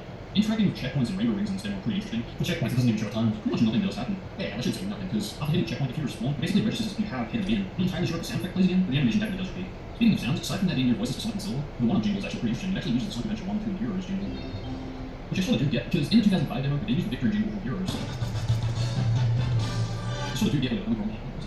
All I want to pick 1-up jingles and scrap moles. I might as well try the scrap E3 1-up capsule texture. If you ask me, this looks a lot better. Because pretty much all the capsules in 06 are all orange and yellow looking, so it's decently a bit different. It's a breath of fresh air. Speaking of capsules, aside from the one using a different capsule texture and different jingle, in retail, if you actually get a capsule, a bit of an icon appears at the bottom of the screen. The E3 demo doesn't actually do this, surprisingly. And what a real shame, because I would love to have seen 1-up capsule texture actually applied to the icon. Taking a look at the renderings, aside from there being no logo or score value appearing, if you interact with it, literally nothing does change for it. The actual score of the demo doesn't go up at all. It might give you a bit of rouge, a bit of shortcut or something, but aside from that, there's nothing that changes in terms of score values. Another small change is the health bars. Some of the enemies in 06 have more than one hit to take down, and because of this, there's a health bar that appears for when you take them down. This doesn't appear in the E3 demo, surprisingly. Let's talk about Sonic's attributes. Aside from Sonic spawning in the air in King Valley's first section, interacting with some obstacles in this demo were very interesting, but that's on top of the place, which I'll say later. His moveset is actually a little bit different. I guess the only thing that's really changed in terms of speed is his stand attack, because you can stand out of a homing attack, which is really useful. It definitely keeps the game faster paced this way, kind of like how it did the Blazes gameplay. Though I didn't know this until recently, but you can't actually move out of a homing attack recovery until the delay ends. You can actually turn Sonic, you can't move out of place, meaning even with a stand attack in the E3 demo, there is still a delay. This way it keeps you can't actually move out of homing recovery, which I sort of disagree with, to be honest. I kind of prefer it if you could actually move out of homing recovery immediately. Moving and having capability of homing attacking right after you recover is my ideal homing attack. This is something that Blaze's homing attack does actually do. So it's very interesting to see how Sonic, while he does have spectacular, can't actually move out of a homing attack until that retail delay expires. Makes me wonder how Shadow would control if he were in this demo, or Blaze for that matter. For the homing dash, his homing dash actually has the same effect the slide demo does, meaning gravity is actually applied to the homing dash. The light dash in his normal Sonic, from what I'm seeing, it does look the same, but I could be wrong. For the spin dash, to this day I'm shocked that there's absolutely no footage at all regarding the spin dash in this demo. It's unlikely that it's any different, but still absolutely no piece of footage at all regarding it. I'm even more curious for that reason. Like, Yeah. That definitely is the thing that aged the worst. The literal next fucking month, May 2019, we find footage of the E3 demo with a spin dash. It's like, fuck off. You fucking would do that, wouldn't you? Fuck off. Come on. does it even exist in the demo? Why do people forget to use it? I really don't know. Finish spin kick, we don't actually see it. It looks like it's carrying momentum, but I'm probably wrong with that one. It's pretty interesting too, because if you actually spam the spin kick in retail, it does actually slow down. So I feel like it did lose some E3 curves in, but either way we get the full effect here. Unlike retail, how it locks your speed to be nothing but that until the animation ends. If you spin kick in this demo, it will actually slow down. This is a good information as right now, but it might be possible that you actually have to let go of the analog stick after performing spin kick in order to slow down. This makes me think it might be possible to move left and right during spin kicks, or whoa. I'm really hoping that this is the case, because this definitely is better curve compared to it being a set value to slow down. Though if it is actually curved to slow down, it kind of does make sense since retail does lock the speed to a certain value, and from all the footage that I've seen, it does look like it automatically slows down. So it could very well be that the E3 demo does do something similar to this, except it has a more noticeable effect. It's sad, but it might very well be true. But again, at the time of this video, this info wasn't actually confirmed. Actually kind of reminds me of Renee's blast attack. You let her the analog stick while doing the blast attack. You kind of slow it down while still doing the animation, so yeah. Like the spin kick, his bounce attack barely is shown, but that also looks like it's a little bit different too. I can't quite put my finger on what it is exactly, but it looks a little slower, so yeah, I really can't figure it out for this one, but something definitely does look different. It looks like it's slower but goes higher or something like that. I'd like to find more info and more footage on this eventually, but right now we've got, it's hard to tell, but... I think it's the lack of particles, the lack of a sphere particle around Sonic. After the checkpoint and after this light dash trail, you can tell there is definitely wind there, because there's particles of leaves flying up, which is basically the particle that's used to make flow. And to be clear, this is the same particle that moves up with the light dash. It still leaves me just how close the player was from actually triggering wind in this playthrough. He was virtually touching it, but then went in the opposite direction. For those who don't know what the wind would have done, instead of falling to your doom like retail does, wind will basically save you by making you float. And this is very interesting, especially since every other character has animations for interacting with wind. Hell, even Mark Speed has animations for this. Because aside from this appearing in previous games, I can think of at least 2 or 3 stages that wind could be used for as level design, and that's not even including multiple sections of these stages, or bosses as the case may be. This animation might look very similar to the full Doom animation, and for a while I thought it was like built-in debug mode, especially since p2.5 has built-in debug mode, but after finding multiple pieces of evidence that this still exists both in code and animations, this is an unused animation, and this is a coded feature that would appear in retail, but like the animation, it's something used. And like I said, the animation might look very similar to the full Doom animation, but surprisingly this actually is a different animation. One day I really do hope that we can install this unused feature, because while this isn't exactly a part of the attributes, it is level design that even the Unity project has brought back thus far. So even if it's just through modding, if we could somehow restore this, it would be a real treat. And don't worry, we keep looking until we find a solid answer. If yes, we can restore it, or it's completely gone. If I were to guess, I would say we can restore this, but at the moment we definitely do need more information regarding this. Something else to note is the gauge meter. Silver has one, Sonic doesn't. To this day, I still wonder why that is. All I can think of is that his gauge meter might have appeared in the pause menu, because recently we found evidence to support that his gauge meter would have had settings in the pause menu. And as of right now, we have barely any footage regarding the pause menu of the E3 demo. We only have this small little clip of it, and even then some of the camera's focusing on, let alone the fact that players not Sonic. From what I can make out, the pause menu would be a lot bigger, and from unused sprites left into the retail files, there would be a lot more to select from, including gauge features for Sonic. So if somehow Sonic's gauge meter were to be controlled from the pause menu, it would answer the question of why there's no gauge meter in Sonic's gameplay in the E3 demo. Either way, the mystery surrounding Sonic's gauge meter for the E3 demo is still very unknown, and hopefully we can find out more information in the future. Before I talk about Mark Speed's attributes, I forgot to mention the anti-grav for Sonic, and really, from what I'm seeing, it looks pretty much the same as the Xbox Live demo version of it, that being the hitbox being very glitchy. Sonic can basically be touching a collision, but instead of recovering from it, you're still in an anti-grav. You can still recover, but it needs to be more head-on. You can slice a bit out, and you'll still continue to slide, but it's definitely something to look out for though. Let's take a look at the Mark Speed section's geometry real quick. The skybox is actually using the retail texture, which is interesting because the first section uses a daytime kind of skybox, so I don't know, did they forget to replace it with daytime texture, or did they want it to be all cloudy? I don't know, but there is a sun present, so in retail there is a sun also, but it's so blue that you barely see it. The reflections of water puddles also look a little bit different too, so I don't know how much has changed for the lighting or the actual impact or what, I don't know. The lighting itself there does look like a bit of a combination of the original lighting and the original lighting, so it's hard to tell if it was supposed to be a merge from daytime to overcast or what, but I guess it kind of explains the environment change perhaps. I don't know, I wish we had more information about it. It's also a little unclear why they skipped the second and third section, unless they were trying to cut down on runtime of the stage, but aside from that, Oh yeah, that reminds me. I remember seeing something really recently. I can't remember what it was. Ah, fuck. It was something legit, where it basically pointed out that there was irrefutable evidence or proof that they actually did want it to go from daytime to overcast. And I was like, oh shit, so no, that really was the intention. It wasn't just like, oh, and you just so happen to use overcast in the mark speed section consistently. It's like, no, there really was like a distinct, vivid aim of wanting it to start daytime all calm looking and gradually get to a more dark, almost thunderstorm type of setting. Ah, what the fuck was that? I can't remember if that was when I recently visited the Adobe Flash Player site or something else. I can't remember. I think it was when I was looking for one of the deleted shots of the E305 teaser, but because I really had to scavenge the all the different pages of 2006 back then, but yeah, no, it was I think it was around there I encountered something. It might have been the site. I'll have to see if I can find whatever it was. I don't really see a reason to skip those two, especially since silver is playable in the same demo. Moving on to Mark Speed's attributes, it still looks like things like moving while jumping isn't a capable thing in the E3 demo. I've actually seen a more noticeable difference between jump and move and then push forward with that speed jump. Which is funny because a lot of people always look at that and thought, oh yeah, that's ring energy because you've got the item capsule, it gave him ring energy, hence him going faster. When no, the player just tried to move the animal to move into the capsule and just move a little bit faster. This actually is a pretty thing you can do in retail, surprisingly. Though the speed is sort of similar, you barely see a noticeable difference, even with mods. That's why it's so noticeable here in E3 demo. It's why if you hit dash around like these and you don't move, it just holds down, because it's waiting for you to move down the animal to get that speed jump. Not the best at hurting, but that's how it works. I really do wish that this were a thing, but from what I'm seeing, and everything I've learned from the files, ring energy really wasn't a planned thing. I think again, commentators and viewers got confused with Sonic jumping into the power up because of the speed he just got from the rings he acquired, and heck, I really wouldn't be surprised if people were confused because of the speed of the demo. Because again, aside from loading stroke speeding up, Sonic's gameplay does actually speed up, and in a lot of ways, I can totally see why people might look at this as Sonic getting speed from just connecting rings. But anyway, as far as I'm aware, the boost was planned, definitely not in the form of ring energy, but it would have been severely connected to the blue gem, because in the demo speed, it definitely went a lot faster, and according to scrap text, it was supposed to actually damage enemies. Not to mention the unleashed jet sounds. Need I mention the fact that Unleashed has jet sounds for boosting? Reminder that Unleashed uses a lot of unused sound effects from Earth 6 from the Homing Smash. So even unused Earth 6 menu sounds. Also, just saying, pretty much all demos that I've seen and played have really weak collision when it comes to speed. Like, you think it's bad if you have speed when going into a corner and clipping? Well then damn, because if you play any of these demos, you don't even need to be on a corner with these speeds to clip. It's actually that bad, so surprisingly retail actually did fix up something in the course of the demos to retail. The point I'm trying to make here is that if you can do something as basic as clipper or hold or something like spin dash with that speed, imagine the kind of clips you can do with this speed that Mark Speed Sonic has. The closest I've seen to this being fully realized was in this clip where Sonic and Blade version is clipping through pretty much every single hole, and this is the retail attributes in this clip. Could you imagine if the E3 speed was applied to this? You'd be capable of clipping through pretty much anything, if that bad.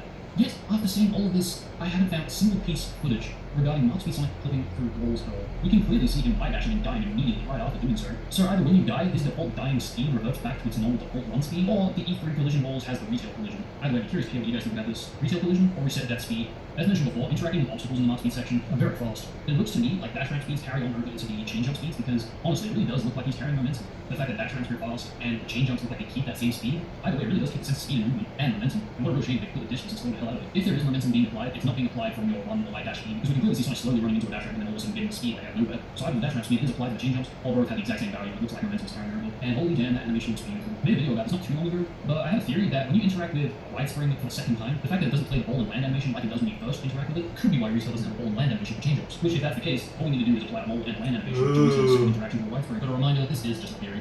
I might also add that the animation changes very. That could probably be cut, because like I can understand the clinging nature of like wanting to latch onto any possible thing that can maybe link to fixing something pretty big, but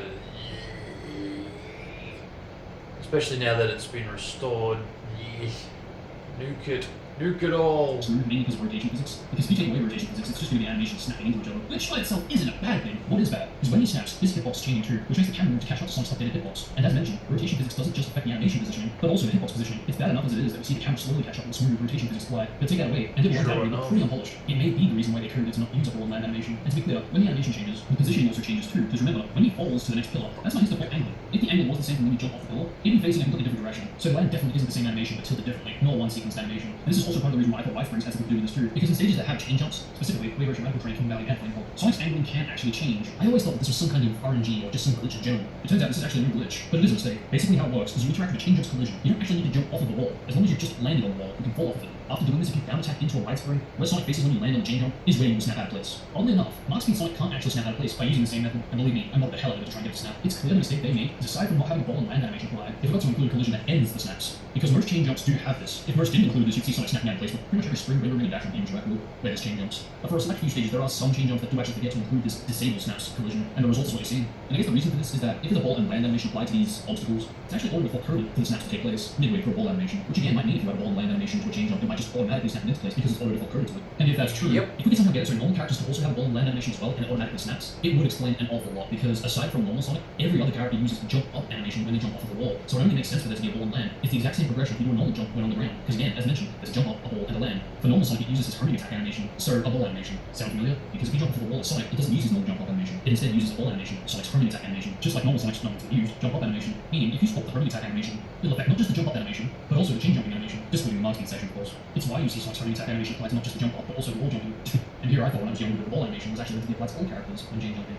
Either way, hopefully we'll be able to take advantage of this and replicate the incoming chain jumps in the future using these methods, but all this is way in the future. Right now we need to figure out how to apply ball and land animation. Anyways, back to business. I always found the results to be very interesting. The whole mission complete being a 3D loader. It was very similar to the effect that Rouge has when you grab keys, how it's kind of like a 3D model and it kind of appears as if it's like a bit of a HUD before it like disappears. There are some small changes in the actual result screen within it. To quickly go through them all, small and big, ring instead of rings, all the values being a lot more closer to the edges compared to retail being more in the center, the result using a different font, the King Valley loader being in that banner box, the rank itself being a little bit differently scaled, the fact that the entire result screen disappears before the game fades out, or hell, the fact it doesn't have an after result, that doesn't give you a total rings at the end compared to the Xbox Live era doing this. Little changes like these that make me wonder what the hell was the point of even changing this in the first place. Yeah, of course or not. It seems like one decision that made here, but I definitely would have preferred stage loader and definitely rings instead of ring. It's just a shame the stage loader never got used in retail. I might also add, Max Speed Sonic actually has a goal loop animation, which I briefly showed in the previous video.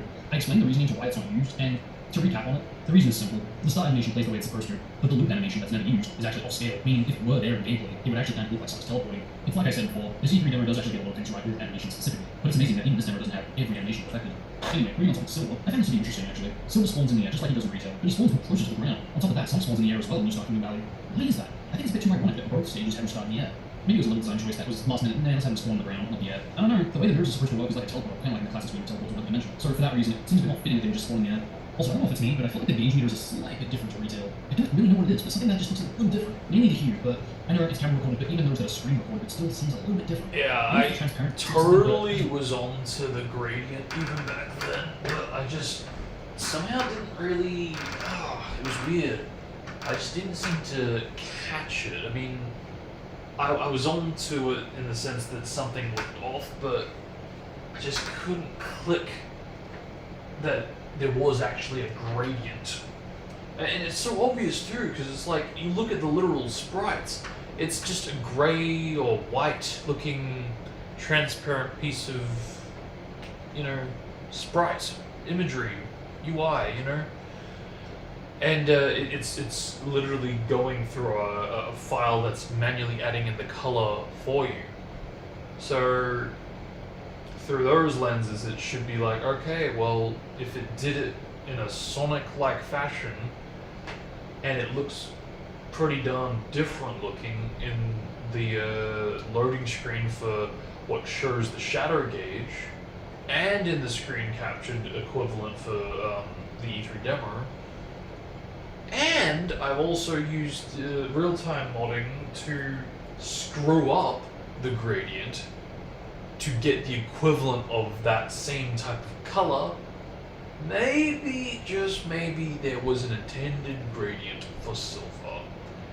Oh wait, and there's a red one too that maybe, just maybe, could have been also used for Shadow? Yeah, maybe there was gradients that were planned for the 3 trio, huh? I don't know, something seems a bit different about it. Actually, you know what? Thinking about it, there was a second gauge in one of the unused sprite sheets. Maybe, just maybe, this is that gauge. It would explain a lot, but I just wish that there was more of a comparison to show the two differences apart. I hope I'm not the only one who thinks this, but hopefully in the future I'll be able to find more evidence to support this is a secondary gauge. There really isn't a lot of differences with Silver's gameplay from what we can see in this video. And it really is unfortunate that we don't actually have. But you know what? I still don't really have proof that it is the secondary gauge. But obviously, yeah, the gradient is a massive factor to why it looks different. As well as using like something behind the gauges layering, the bars layering. But yeah, no, I don't have any proof at the moment that the gauge UI as a whole is that substitute one, because there's nothing that's suggesting that it was the old one. I would like to think that it is, or was, but the only form of proof that that would be the case is somewhere near the bottom right. Actually, no, I think it's the far right, near the center. There's like a, well, I guess you could say bottom right of that section. Actually, let me bring it up now. While I'm talking about it. Is that gonna work? It doesn't like when I try to zoom in when the cursor is on the video. It only allows me to zoom in when the cursor's off of the video, but whatever. But right there-ish is where on the substitute gauge there's like an extra layering issue with the transparency. Yeah, so, and it's fucking hilarious actually, because that's kind of what that looks like, even though that's the retail gauge. But yeah, yeah, that's a great shot, because that actually does show the layering that I'm talking about, where behind the literal bar it does look different, because that is a lot darker than it is in the final, as opposed to, yeah, the final where, because that layer is absent, it appears like it's got the same gradient as the normal gauge itself. But yeah, the secondary one that I mentioned, like I said, yeah, there's a section like over here where it's a little bit darker than the rest, and it's not a gradient thing. It looks like it's like a drawn extra layer on top of it. And so far, all the footage I've seen of the HQ E3 demo screen captured footage, not a single one, even now as I'm looking at this, doesn't look like it's got that detail. That just looks normal. So I really don't know. I can't really confirm nor deny it. It's entirely possible. It is entirely possible, but I cannot fully say. Now, can I please zoom out? Thank you. I hope I'm not the only one who thinks this, but hopefully in the future I'll be able to find more evidence to support this is a secondary gauge. There really isn't a lot of differences from Silver's gameplay from what we can see in this video. And it really is unfortunate that we don't actually have access to the full video. The most important question I have, luckily, is answered here, and that's if Silver can actually levitate with objects still being held, and the answer is no, he cannot. The ladder-looking object that he grabs is released when you start levitating, which makes me curious because a very interesting looking build that looks very similar to the E3 version has Silver actually levitating with this object still being held. It really is starting to make me wonder that the clip that we do see with him levitating with the object still held, if that was perhaps a glitch. Again, I'd like to hear your thoughts below. Unfortunately, at the 1 minute 10 second mark, or the 10 minute 37 second timestamp of the video, the recording for some weird reason goes all the way back to the start, so we can actually hear what's happening still, but visually we're seeing what we've already seen from Sonic's Kingdom Valley section. It's very unclear as to why this happens, and if the actual full playthrough video still exists anywhere. But as of right now, as far as I'm aware, the rest of this video is unknown. Perhaps the rest of the recording was corrupted or something. Though if that's true, why does the final frame of the video before it has the outro have a frame of Silver on the results screen? It's like it does still exist, but it was overlaid with other footage, accidentally, perhaps? I don't know, it's weird. Again, it's why I'm hoping the rest of the recording does still exist and isn't actually corrupted. Luckily, there still is footage regarding Silver in Crisis City, and from now on that is what I'm going to be using to talk about. So immediately from the loading screen, we can already see that the loading screens are not style. Yeah, just like retail. I thought this was pretty interesting. But once the gauge is actually empty, in retail you're not actually meant to be able to pick up anything, but in the E3 demo you still can pick up some slight objects. The text also appears to be very mediocre, as if the translators haven't quite translated everything correctly to 3 demo. You still not accidentally, perhaps, Silver in Crisis City, and from now on that is what I'm going to be using to talk about. So immediately from the loading screen, we can already see that the loading screens are not style. Yeah, just like retail. I thought this was pretty. Oh yeah, that's right. Because I said something really fucking stupid. Or like, it's unclear if there's a switch or something that they're using to in real time speed it up. It's like, are you fucking high? Are you dumb? Come on! Where is this coming from? Like, I know I was thinking aloud when I recorded this. Again, this was no script. This is very much raw coming to me and thinking, okay, what else can I say? What can I talk about? But come on, man, a fucking switch attached to the booth to speed it up? Come off it, please! So once the gauge is actually empty, in retail you might actually be able to pick up anything, but in E3 demo you still can't pick up some slot objects. The text also appears to be very mediocre, as if the translators haven't quite translated everything correctly just yet. Ring explosions seem to be quite different. Like the Xbox Live Arcade demo, they spawn a little bit more close to the character depending on how many rings you have. The more you have, the more they're going to separate and explode on impact. It's still a bit unknown as to why robots appear in Crisis City. Maybe they haven't designed the Eagles monsters yet. I did notice in the Xbox Live demo that some enemies weren't completely the same as retail to the point that it was very buggy, so perhaps they were more buggy than Eagles monsters. That, or part of the reason, was because Eggman's robots terrorized the city, and before the final plot, the timeline had robots in Crisis City, hence their existence. Aside from that, a small change might be still displacement, for the most part, pretty much the exact same as retail, and aside from the enemies being robots, there are some slight changes in the placement, and honestly, that's really the only thing I've noticed that's different about your placement. Also, I didn't mention this before, the Sonic's placement pretty much is the same as retail. The only thing that's really changed is the speed of obstacles, but aside from that, there's actually a lot more lampposts compared to retail. It looks like it mimics TGS 5 a little bit, but it is hard to tell if it's the same lamppost placement. It also looks like there's more hint placements, and the fact that there's no voices, it kind of makes sense that there'd be more hints. That way they don't have to worry about adding voice acting, or at least with demo. We don't actually get to see any hints being triggered. One that interests me the most is easily the one at the start. Who knows, it could be anything at this point. Something else I noticed is the Eagles. Granted, there's a lot in retail, and they very well could get a lot more in the E3 demo. The Murs is easily the one at the start. Who knows, it could be anything at this point. Something else I noticed is the Eagles demo. We don't actually get to see any hints being triggered. One that interests me the most is easily the one at the start. Who knows, it could be anything at this point. Yeah, definitely something cut there. I think I say something like, it's easily going to be the one at the start. It's unclear. It's easily going to be the one at the start. It was something along the lines of like,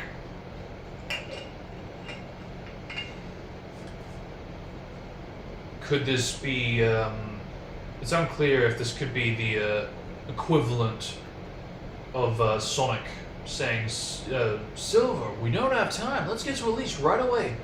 But who knows? It could be anything at this point. Which is, again, stupid. Why would you think that? There's absolutely no hints here in the E3 demo that even come close to remotely being relevant or similar. Okay, let me put it another way.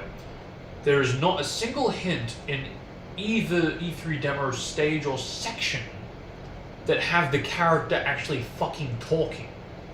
As in Sonic speaking aloud, Silver speaking aloud. They are specifically hints that tell you how to play the game, nothing more. That's why there's no voices attached. That's why it doesn't read like it's supposed to be Sonic speaking or Silver speaking. So, with that context, why in the father fucking shit would Sonic all of a sudden go, Silver, hey, you're part of this stage, let's spoil that about the plot.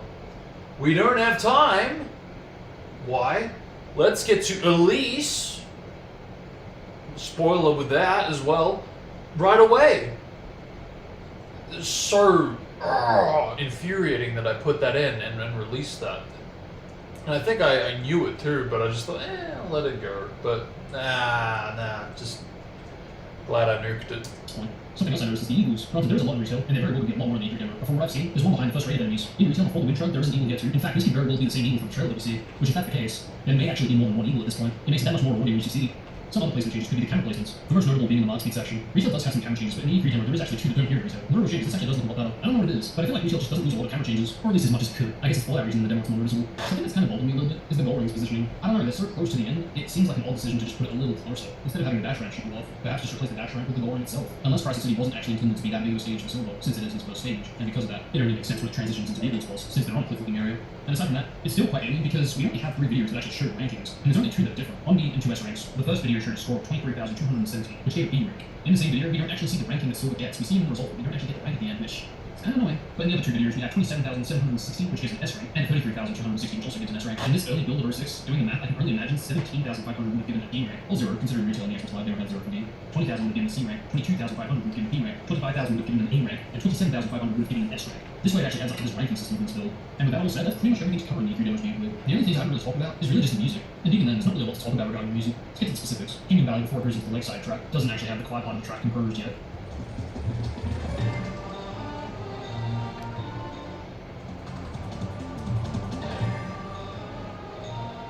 And the Crisis City Mark Speed section music doesn't have full ending. which I guess does make sense since it's personally back to the start, which also means the tornado section music wasn't actually composed, at least at this point in time.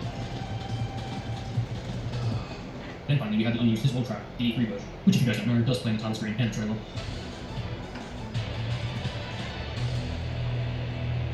And I guess initially the game was the same as the Xbox Live Arcade demo, which is kind of the same as reason it doesn't have a guitar solo at the end. Or maybe it does, just unused in files, same as the Xbox Live demo. Outside of gameplay, Pro 6 actually did have some E3 exclusive statues, and to this day I still wonder just what happened to them. Did they still have them locked up? Or like the statue that was recently found, maybe it's been made a landmark somewhere, and we had to find an archive that burns them. Really?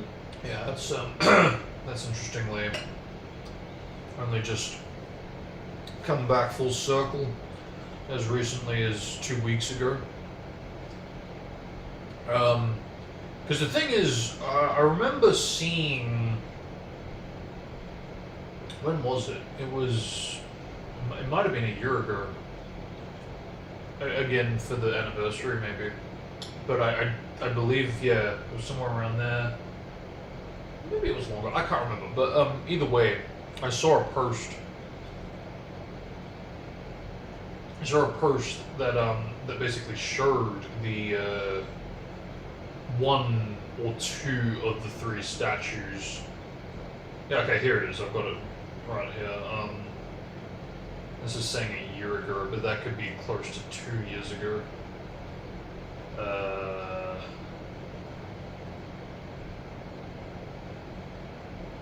Okay, so no, this is only showing silver. Yeah, so I was only under the impression that the silver statue was restored or recovered or whatever, but either stuff has changed since then, or they had the other two but just didn't show it.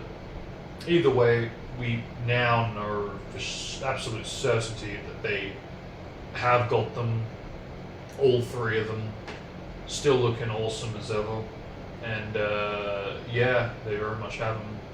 Which, you know, like, it's a bit of a bizarre thing for me personally, because I feel like on one hand, okay, great, they've got them, they'll look after them, there's no concerns or worries there at all.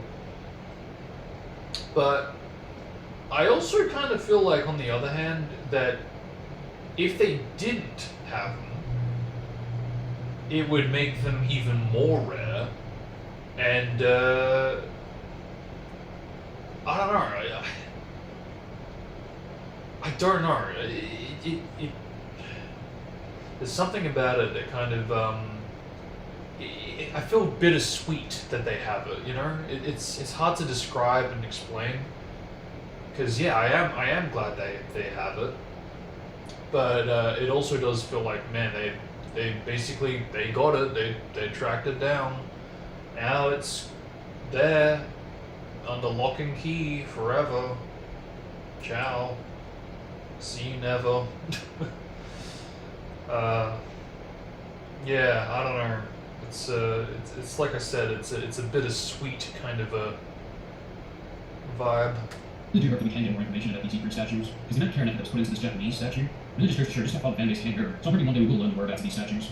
Same applies to the E3 version. Hopefully one day some collector, some 6 fan notices the E3 demo somewhere and decides to leak it out, or decides to pay big money to archive it, or just to do something about it in general, to find out if it even exists to this day. But if you ask me, this is definitely one of those demos that should be leaked. So at least by having the E3 demo, we can shed some knowledge of how good Pro 6 could be. And granted, we get a lot of this from videos, but ask yourself this: would you rather watch the demo in action or play the demo yourself? Bye-bye. I feel like it's a stupid question. I should have put the clip of Kakashi versus Pain when Pain asks where Naruto is he in the village, and Kakashi goes, "That's a stupid question." Because you know, I feel like more people than not are gonna go, "No, I don't want to fucking play it. This is Sonic fucking 6. Screw off, spin on." But I don't know. Maybe not. Maybe I'm underestimating the amount of people that would want to try out a better version of 06. I don't know. But I do still think the E3 demo will get dumped, for sure. I do think it's just a matter of when. And I really hope I'm able to react to it and even play it one day.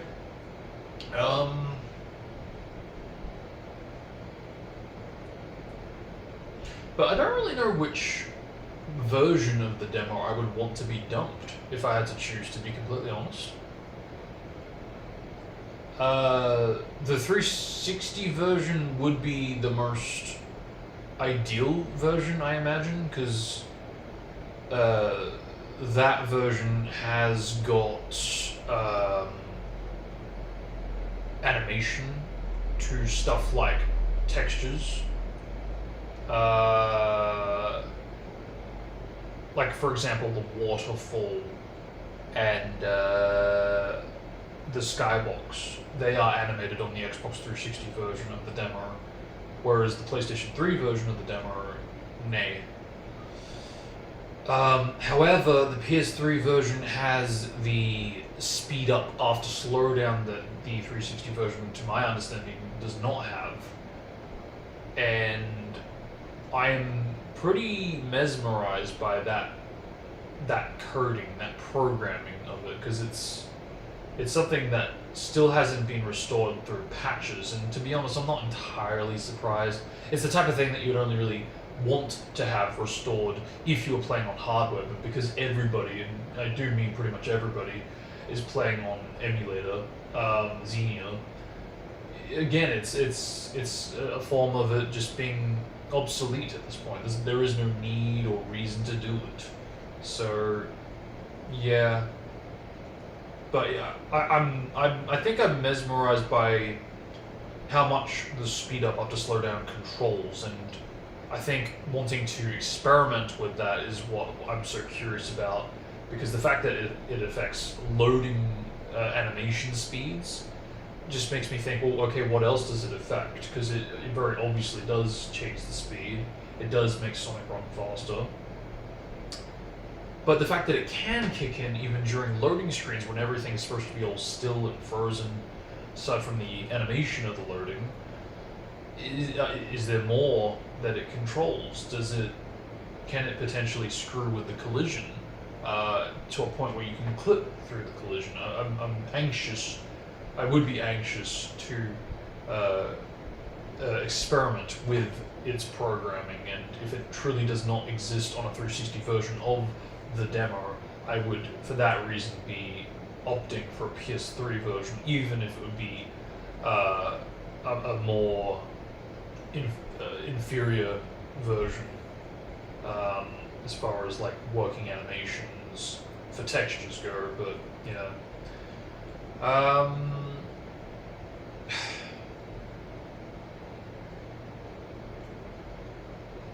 Yeah, I think, as well as the fact that I've got a modded 360, so I could technically put it on and try it on hardware myself. Yeah, again, there is more factors for 360, I think. But I must admit that the PS3 version, I think, does have its fair share of mysteries to explore. And I mean, look, I would hate to find out that the PS3 inputs for the hints are exclusively on there and different for the 360 version, not present there. But yeah, that is a potential possibility. So. By the way, I'm sure we'll all learn a lot more in the future. In the meantime, at least you guys now know everything I know. So with all that said, thank you all for watching some amazing mod video. I hope you all enjoyed and learned a thing or two. And I know it's been a while. Stay tuned for an infinite mod release video. It's been forever, and I really do want to get a release video out at some point. I'm hoping sometime April we'll have a release video out by then. If not, then definitely May. Either way, I'll approach release if you want to focus on movement also. And this will definitely take a lot longer than mod. Anyway, thanks again for watching. Hope you all enjoy. And yeah, till next time, I'm out for now. Peace out, guys.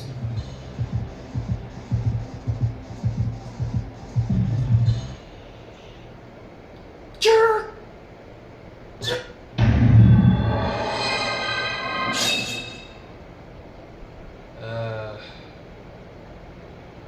Yeah, this. Yeah, I started to put this through a massive amount of surgery.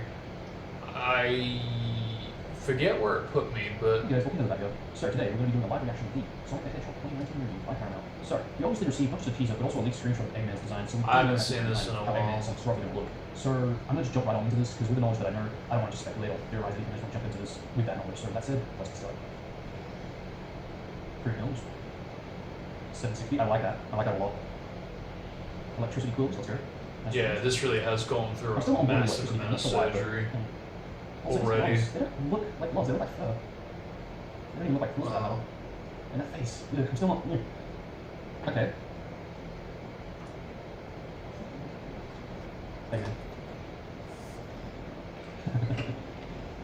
I actually like how he looks. Jim Carrey's always a wing.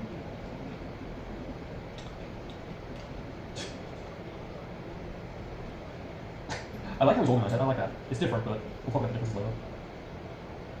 Animation's actually pretty good. But the model ain't. The editing is kind of done in a way that spoils like how it's gonna go. Then again, what else is new? Every trailer does that nowadays. So it's gonna be kind of similar. It's gonna be kind of similar to Sonic Export. Okay. No, let's go. Teleporter rings from the classics. This is Genesis. Ooh. Ooh. We got some Quicksilver action. Let's go. That ain't a sequences are good guaranteed to be thing. wild. Even if you guys don't enjoy That's it. a red flag.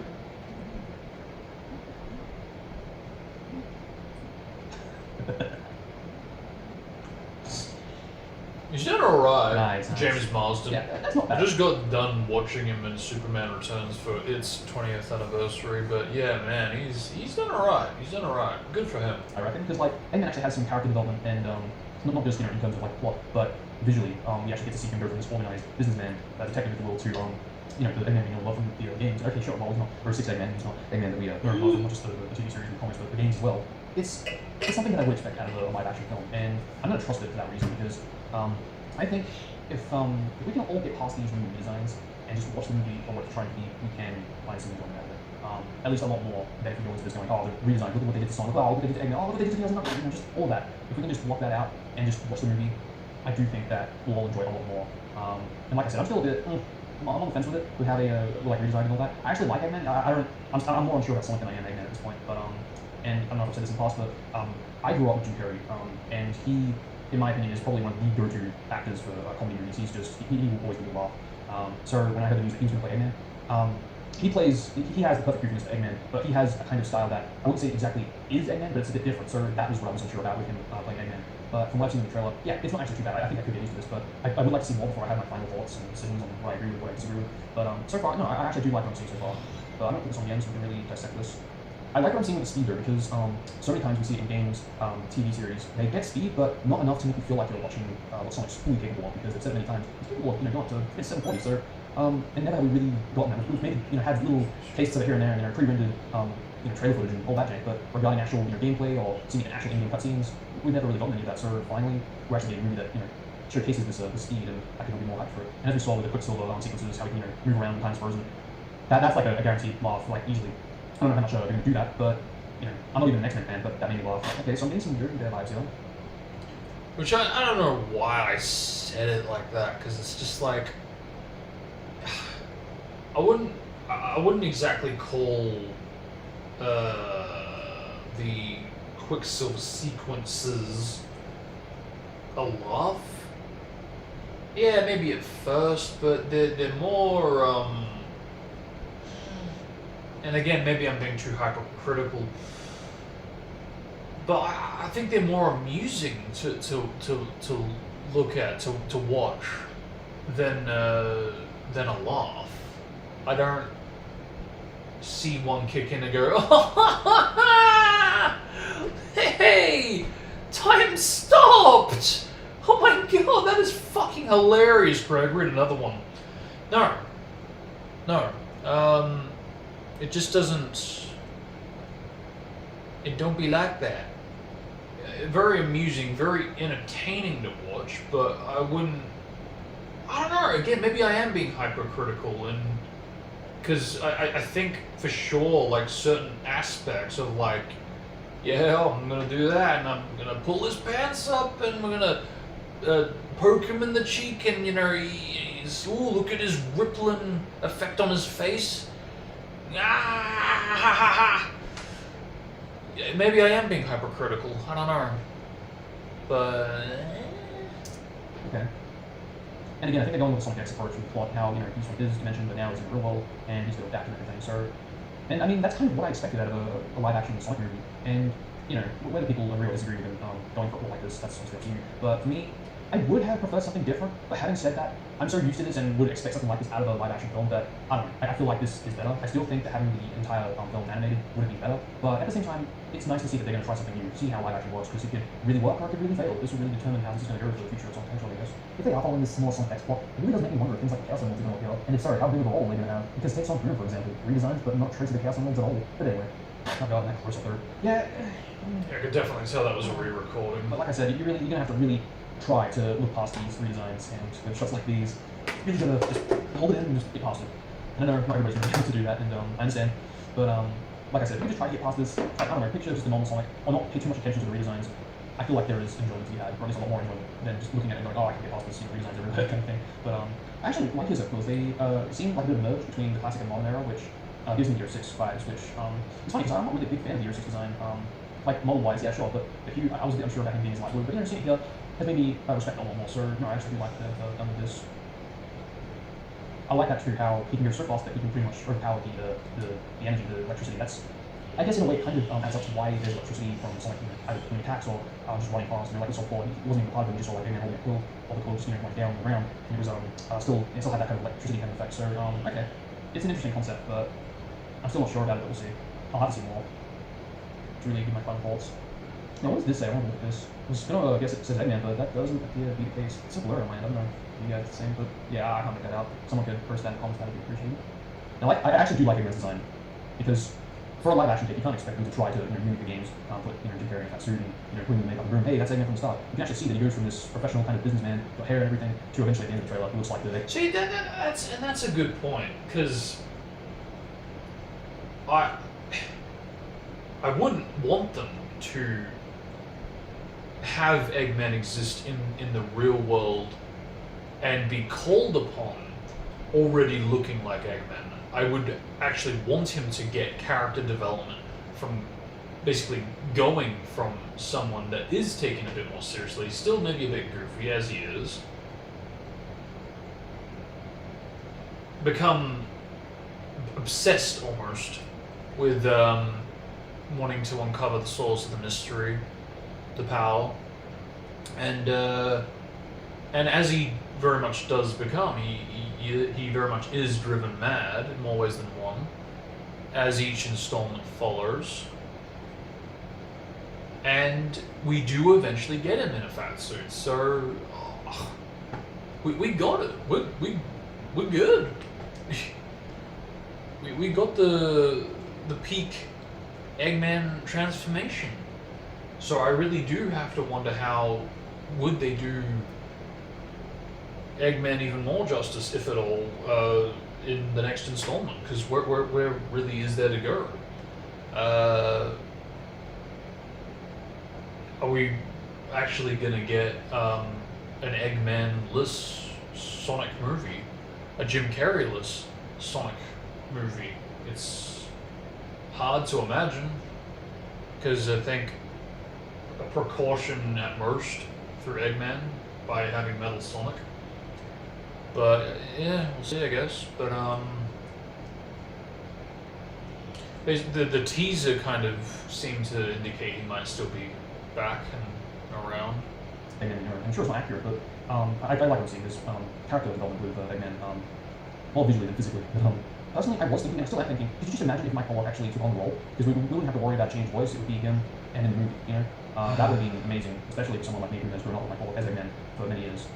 And like I said, I'm actually a big fan of Jim Carrey. He's like the one actor that I always go to for comedy movies. And yeah, someone that I've grown up with, him taking on Eggman, I was a bit unsure about, but considering I'm a big fan of his, I think he could pull it off. And so far from what I've seen, it's not exactly the same as the Eggman we love from the games and TV series and all that, but I still feel like we can get a good love out of this, so I'm gonna trust this. Yeah, I'm not against this Eggman design. It makes him look almost more edgier, which I don't know, might not be the approach for an Eggman design, but like I said, you actually get some character development for Eggman, because obviously Eggman here is someone from the real world, or rather, someone to be seen as someone from the real world, because we don't really know everything, and in this timeline, it's from the real world, or actually from Sonic's dimension. But either way, you can obviously tell by looking at him, he's to be taken as someone, from their world, a suit and everything. He's obviously got a hair there too. So, I like that. He's trying to blend in, intentional or not, like we can see. But yeah, Jim Carrey's take on it really does work, from what I've seen anyway. It is different, obviously, from the Eggman we're so used to, but we'll still get a lot out of it, I reckon. Because, I don't know, maybe it's just me. Because like I said, someone who's grown up with Jim Carrey, he's always loved me. Yeah, and then there's some scenes where his chest fur looks white, kind of like his gloves. I'm not sure about that, but in other scenes it's like normal cream. But yeah, so, again, you have to try to look past these designs, but again, with the close-ups, it's a bit, I guess you're gonna have close-ups eventually, but I did expect the plot to be somewhat like this, how Sonic's now in the real world, he's all adapt and everything, but the way they've edited the trailer kind of tells you how the plot's gonna come together.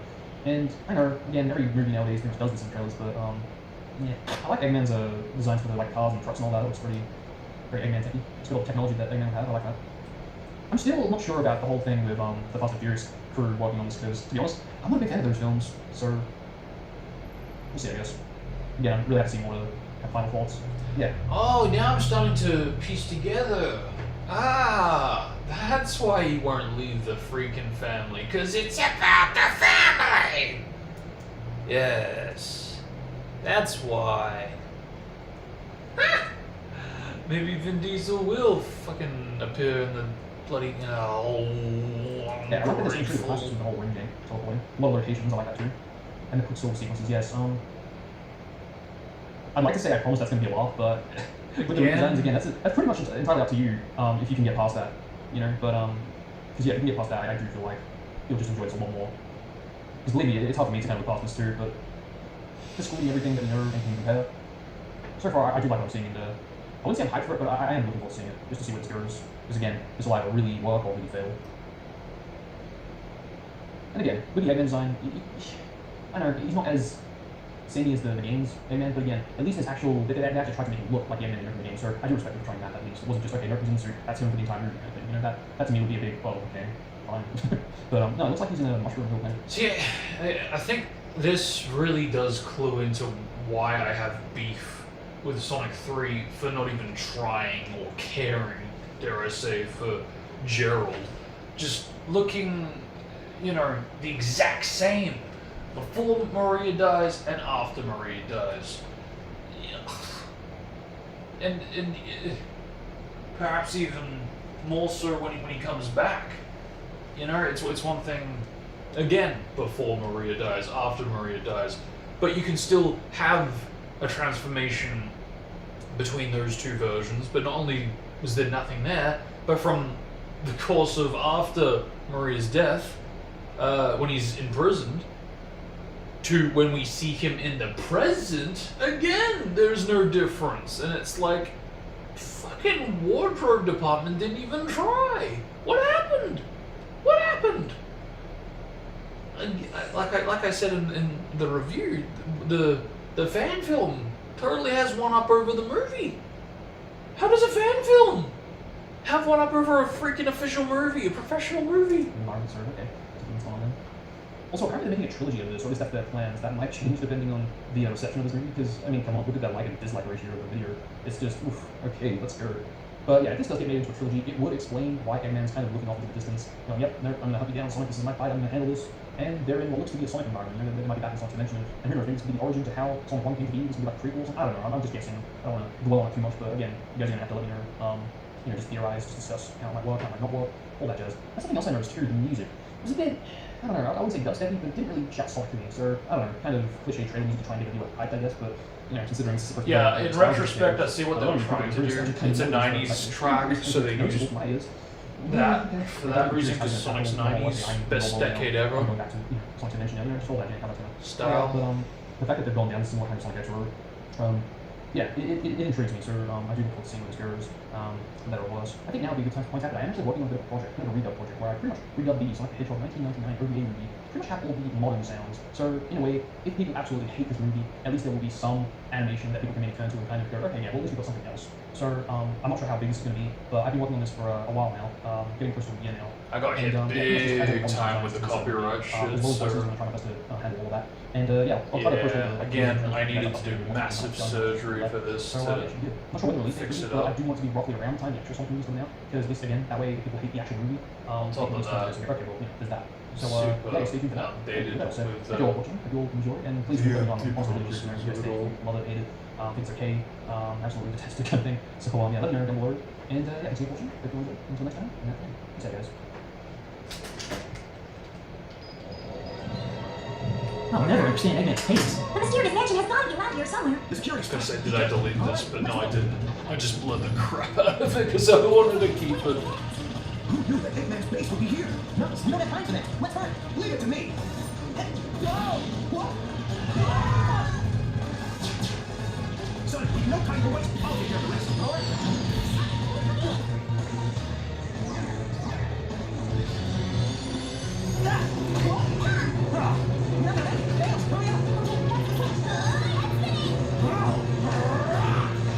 There's no time. I've got to run it.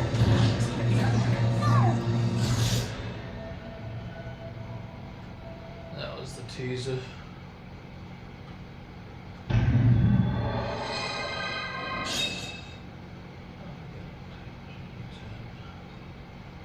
Alright, so I think it's about time I showed a more updated tutorial on how to get onto the tuning exam sitting in Connor. And again, this actually was streamed. So basically, there was a glitch that you can do with certain people. And I thought, yeah, I'd seize the opportunity. I didn't have any views at the time, and I thought, yeah, I'm streaming it. I feel in the mood.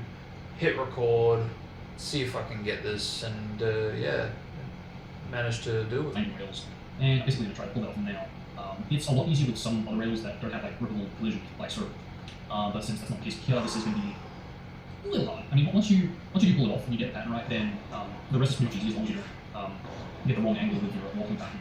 Just to do that, will trigger the grinding rail. So, you know, I'm trying to pull this off now. Yeah, so it's a bit tricky at first for the first few steps, but you know, once you're actually a few feet away from the building, you should be alright. Because sometimes when you're moving left and right to try and pull this off, it'll pretty much grip right onto the building. Hopefully, I won't pull that off now. But yeah, to do this, you pretty much just want to move left and right on the rail, because by doing this, you pretty much aren't triggering the collision to track the rail. But as you just saw, if I go too far, I'll kind of drop it and reset the collision detection. So yeah, there are some risks to pulling this off. So I hate to say it, but you need to have a lot of patience to try and pull this off. Fortunately, if you have a broken bond, you can pull this off a lot more easier, because unlike Rise of the Ninja, broken bond, you can pretty much jump when interacting with rails. So yeah, fortunately, if you jump on the right angle, as soon as you land on the rail, sometimes it doesn't actually re-trigger the rail to the point that you'll pretty much land right on it. And yeah, by doing that, you can pull the switch off a lot more easier. It's interesting how this whole concept works, and sometimes it actually can be useful to speedrunning. But if you want to just try and get to the stadium, then you pretty much do what I'm doing right now. Just move left and right, don't go too far, and you need to get pretty much where that building is all the way over there. So it's not too far, but yeah, as long as you try not to rush it, then you should be able to pull it off. So far during speedruns, I've managed to use this for run delivery, because on my very first run of run deliveries, I actually had a save where I pretty much skipped having Jiraiya use the 5-prong seal to release the seal that Orochimaru put me. And because of that, that pretty much restricts my chakra for the entire game if you skip this part of the game. So yeah, I can't actually, well actually no, I can unlock chakra concentration level 3, but I won't be able to use level 3. I can unlock it, but I can't actually trigger it, because the chakra is pretty much sealed. So, you know, bit of trial and error. But if you use the same glitch, you can actually jump off of the rail and reach a 3rd level building, which allows you to interact with these kind of buildings that I'm on now. By doing that, I can complete the run delivery, even with the 5-prong seal save, so not too far. Sometimes I've noticed too, if you go to pre-tutorials just a few seconds ago, you kind of point downwards and it seems like you're fine, but if you leave it for too long, sometimes it does actually drop and the rail collision will trigger. So I'm not really sure what triggers that, but I don't know, maybe it's the camera, because for a while I've had a feeling that the camera has collision.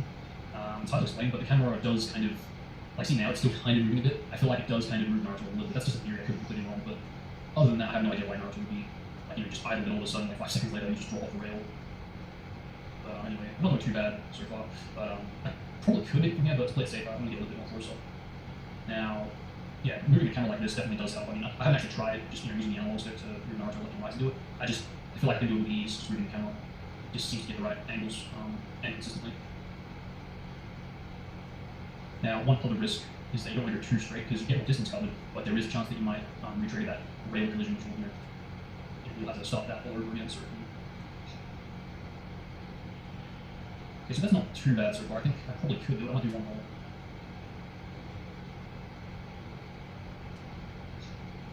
Actually, I don't know after that, I believe. Yeah, you pretty much want to be right before this building to my left. Pull this off. And here. So yeah, pretty much you want to land for this, which is luckily got collision. Then from here, do another sprint hop, and then voila, we're here.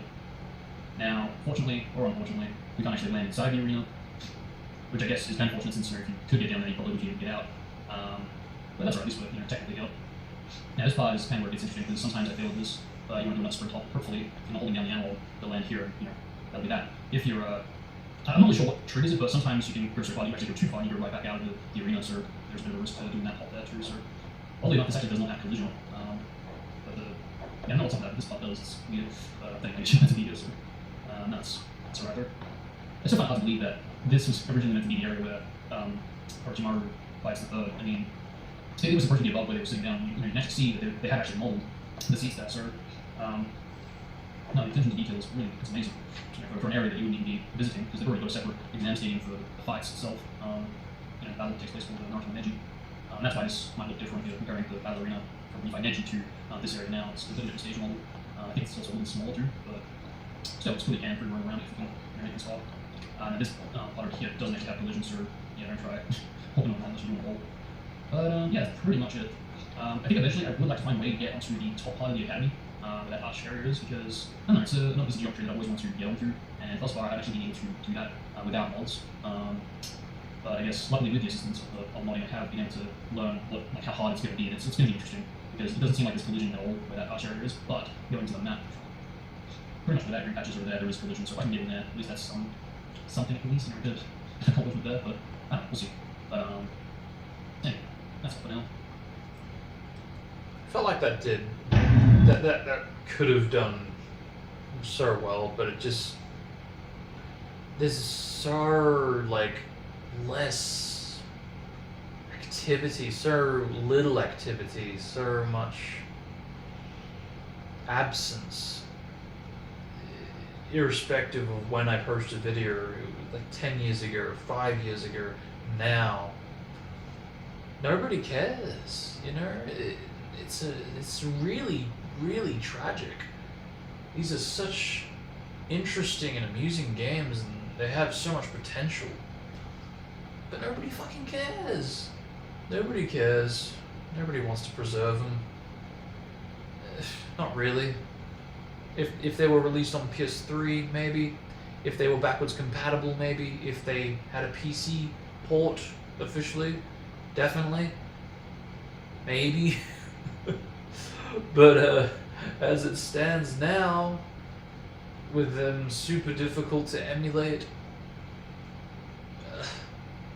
really not, basically a virtually non-existent online active community. Nobody cares. So why should they care about glitches or speed running? It's just sad. It is sad. Hey guys, welcome back up. So today I'm going to be playing Better Rise of Ninja. For a while now, I've always wondered if it's possible to actually free roam around in the nighttime version of the Week Village. Same with this. I have actually managed to. Same with this. Exact same.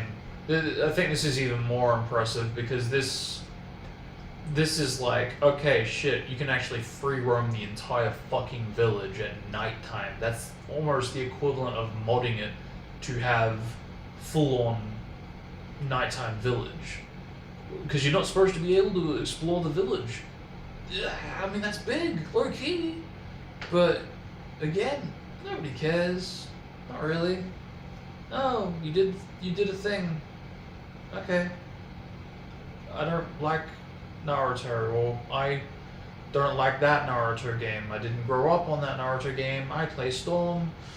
Or it's too hard to play. I liked it in the day. I don't have it anymore. My 360 doesn't work. It's got the red ring of death. And it's not backwards compatible. And it's impossible to emulate. And I have a crap potato PC that isn't capable of emulating it. So I'm going to kindly say ciao. Jesus. But, what about you guys? About a year ago, I actually managed to pull off a glitch that allowed me to break a scripted event. Specifically, I broke out of bounds and pretty much be free roam around the forest areas, and with a bit of trial and error, I actually did manage to make it all the way back to the village. And that's pretty much what this video is going to be. A bit of a tutorial to actually break out of the scripted event in order to free roam around that village. So you'll pretty much want to do everything normally. Start the game, steal the scroll, do the minigame ninja race, and once you defeat Mizuki, before you actually talk to Iruka, you basically want to turn around and jump on the rock to the left here. There's actually a bit of a tiny glitch with Naruto's jumping. This also applies to the sprint hop, which I actually did show in a previous video.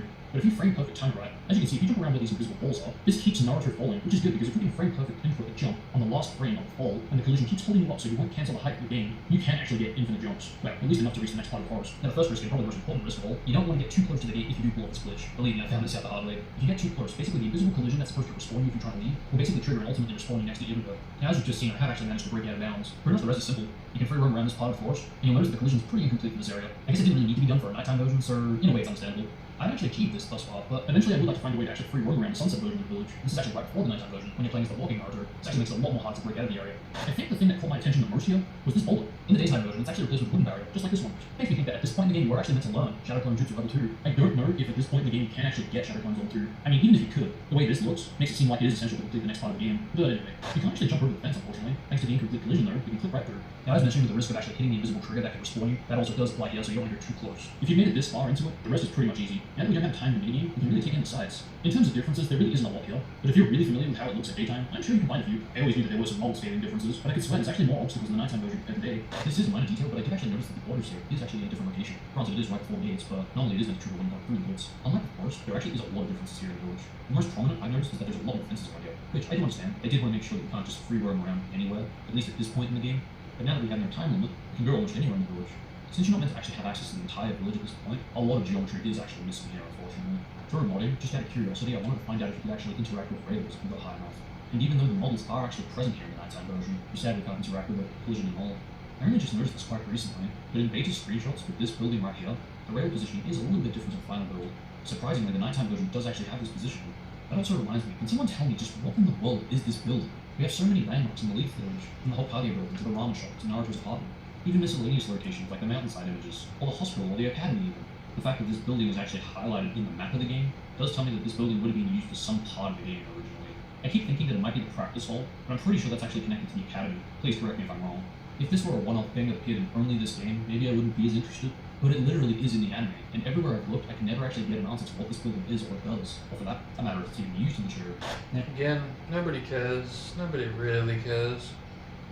You know, and the amount of traction a video is insignificant as this is, the chances of it getting a proper answer.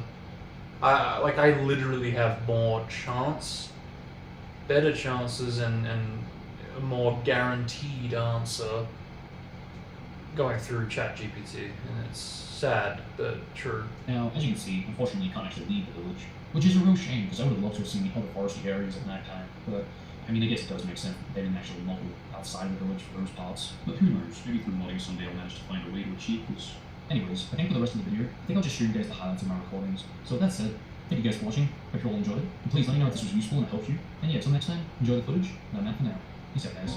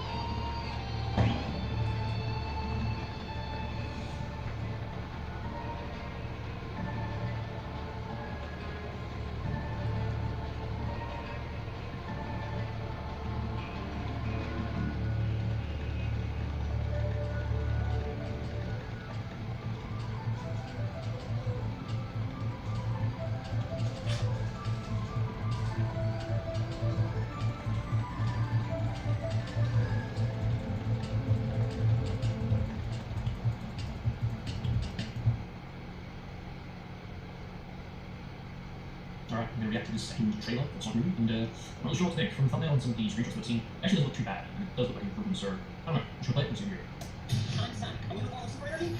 Yeah, better design for sure.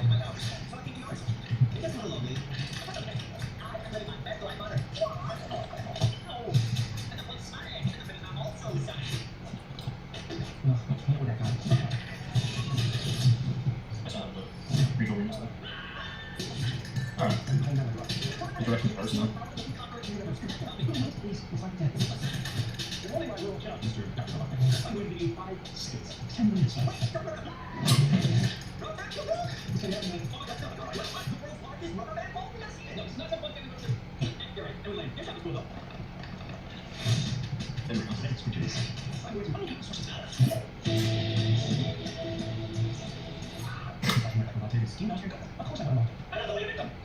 Oh man, it's perfect, isn't it?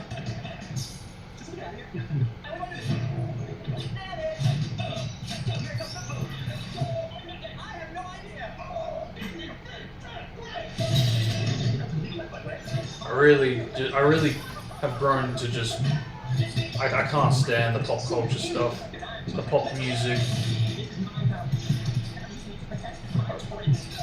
Because I kid you not, I shit you not, every time I hear that track, I just think of Jimmy Neutron. And it pisses me off that it makes me think of that. You're supposed to be Tom's best friend and shut up. Well, that's a good yeah, definitely improved me. It also makes me think of I'm interested. I won't say I'm overly hyped, Spider-Man but Homecoming, which, again, I don't want to think of other movies. First of all, this like opening shot. I feel like it's the same as that one shot where he looks at the camera before he like cruises on the highway, so I don't know if they just decided to change the environment. But it's not bad design though. I'm glad they made it a bit more cartoony. It's a bit more acceptable.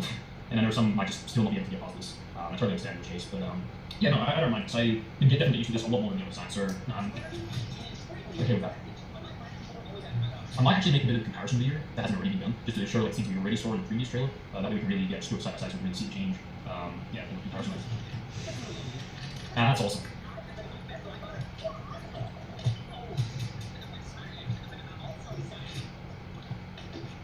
Yeah, then Foster too. Yeah, Foster, that's a great one. That's awesome. I just hope it's not crammed into the movie, you know, because I know there's a lot of people in the trailers to make a movie. But yeah, I just hope they don't cram it, like, you know, not that they kind of have to do that in recent games, but yeah, it's not exactly appreciated by everybody, so I just hope it's not in-face kind of thing, you know. Shit. I think it's probably more On the contrary. actual life zones, so hopefully it's not to worry about. Okay, well that's the one. Because now he's like holding a ring. So I'm assuming that he is in there to find the ring. I want to see like a chemical plant live action. Okay. Still, if he says like, oh, why would I in my basement? Because even though zones can get repetitive in the way that they have in Gens to Mania to what else? I can't think. Origins? Oh, okay. I'll know that one. Is that right? I don't know, it looks like he's not perfectly looking at him. I know I'm nitpicking about this at the moment, but It's still. that's what It'd be interesting to see their interpretation of a more live Well, I think action it's doing based that role. setting.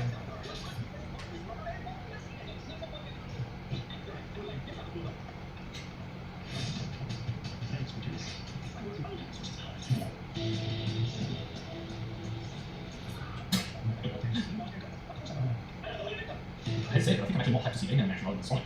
That's really not hard. I've always been a Jim Carrey fan, like, from my childhood. He's always been my go-to actor, comedy. Oh, what was that? Why did they do that? Look at his mouth. Look at his mouth in this next scene. Right, there. He says alt-er, but you can clearly tell he's not straight alt-er, so... Why did they do that? It's like they try to fill in scenes with different dialogue.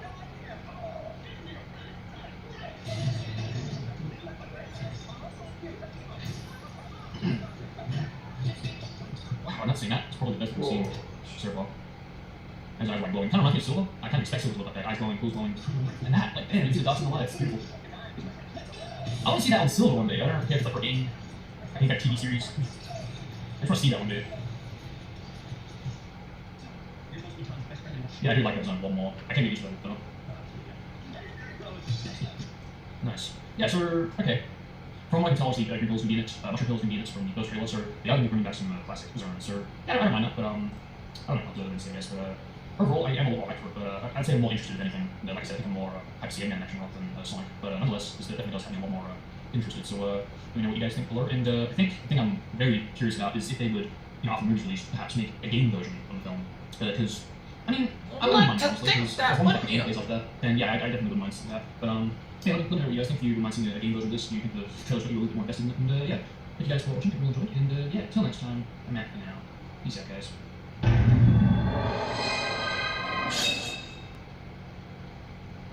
Hey guys, at the end of that, so I want to make a surprise of the Ninja video regarding the DLC specifically. For those who have or have used the DLC, you may already know that after using them once, twice, or thrice, they actually do expire, and that definitely can be frustrating. The only other way that I have used in the past to play the DLC is to sign into another profile in order to restore the DLC. Granted, my main profile will never be able to use the DLC again unless I remove my DLC, which I sure as hell will not do. But even for the other profiles, use it 2 or more times, and it will actually expire. Thankfully, I have found another alternative way of doing this, at least in such a way where you don't need to switch profiles, and you can consistently keep coming back to the game, and the DLC will be there. All you need to do is have a second control, and in the title screen, make sure this second controller is the one you press to start. By doing so, it will create a temporary game save for this controller, meaning it will specifically make the game save for the controller, not the profile. And because of this, if you exit out of the game after the DLC has expired, then go back into the game, once again press start with the second controller, and the DLC will be restored. Since it's not profile specific, you will actually have unlimited DLC access. And granted, it is okay that you have to go out of the game and back in just to restore it, but this definitely is better than creating a new profile, using it 2 or 3 times, and then all of a sudden it's useless and you have to remove it. And I would eventually like to find a way to infinitely get this patch, but for now it's a quick little trick. Yeah, this way at least you don't have to cycle between profiles. But anyway, thank you guys for watching, hope you all enjoyed this quick little video, and yeah, till next time, I'm out for now. Peace out, guys.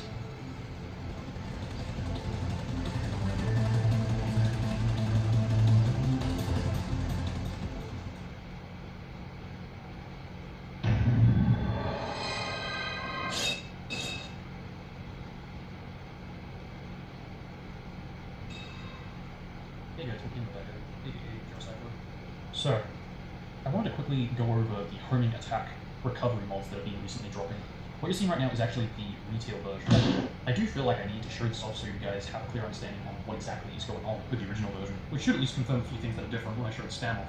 So basically, yes, what you're seeing here is the homing attack recovery from retail. Basically what happens here is that you do perform a recovery, but the movement speed is rather quite sluggish. It's for that reason that you might not be able to actually see the movement change. You can move about half a second later if you don't tap and hold down the jump button. However, if you do hold it down, you do have to wait about a second. And of course, there's the inability to perform a homing attack until that half second or full second delay expires, depending on how long you hold down the jump button for in that recovery state. You can't rotate Sonic during this state either, so this is very different if you compare it to the E3 version. Definitely a much more downgraded version when compared to the E3 demo. Yes, I won't be talking about the first 3 versions. So yeah, we're just going to jump right on to the version 4 homing spam mod. It's funny, when I restored this, my reaction was pretty interesting because I think I was more intrigued with the bound movement that this code change also enabled over the homing attack spam for all the clip. See, a lot of the cuts. What? I did it. Yo! I can move! I did it. Oh my. No, I did it. Not only do we have bound movement, we have homing attack spam. Yo! So yeah, I've got to admit, for one code change, this actually does create a very similar E3 homing spam, but make no mistake, it is far from perfect. You can rotate immediately, just like E3. You can spam, just like E3. However, after the half second delay is meant to expire, in the E3 demo you are meant to move after this. This mod unfortunately does not do that at all. It doesn't matter how long you're falling for, you will never be able to move. I feel like this is part of the reason, if not the main reason, why my bound attack is able to move when it bounces up. So aside from the bound attack and homing attack, the animations are also affected by this as well. And it's probably just me, but this really, really bugs me. I don't know why, it just, something about it really just bugs me a lot. Maybe because I'm so used to the animations progressing a certain way, so for that to all of a sudden change and be super inconsistent, I don't know, it's just not very satisfying. And as if all these changes weren't bad enough as it is, we have yet another feature applied to this one code change, the jump physics. Now granted, this only affects jump physics, so if you fall off of a platform, this won't apply. Or for that matter, if you hold down the jump button, it doesn't take effect. It's only if you let go of holding the jump button. But normally it's just if you tap the jump button. But yes, if you do this, you really do feel this weight pull you down really quickly. And normally I'd say, well, okay, fine. But it's the fact that not only does this apply to literally every character, even those that don't have a homing attack, but it even applies outside the jump physics to obstacles like the spring or dash ramp. Hell, I could swear the sky jump feels like it pulls me down sooner than normal. And I said this in my previous video, some people might actually prefer this over retail. And if you do, good for you. There's nothing wrong with that. My problem is that I want to get just the homing attack spam, not these 3 other additions in the one code change. Still, for 2018, I'm quite surprised that I managed to pull this one off. I don't know, maybe I shouldn't be as hard on myself. I'm already beating myself up about the first 3 versions that I created. So, I mean, no, here we have the version 5 homing spam from just January gone. This really opened my eyes to just how much we could achieve when it came to XEX mods. So many people kept saying, no, it is impossible to get a homing attack spam, and so many times I didn't want to believe it, mainly because I have managed to get XEX mods in the past. And for me to get this 2018 mod, that resembled E3 quite a lot, I refused to believe that it was impossible to get it. This mod finally proves my belief. It's why I genuinely do believe that most E3 content can be restored through the power of XEX modding. If you haven't already seen, this is very, very close looking to the E3 demo's homing spam. It doesn't mess with the jump physics, it keeps the animation times intact, and it gives you a homing spam. It might have taken a year plus to get to this state, but holy damn, it's been worth it.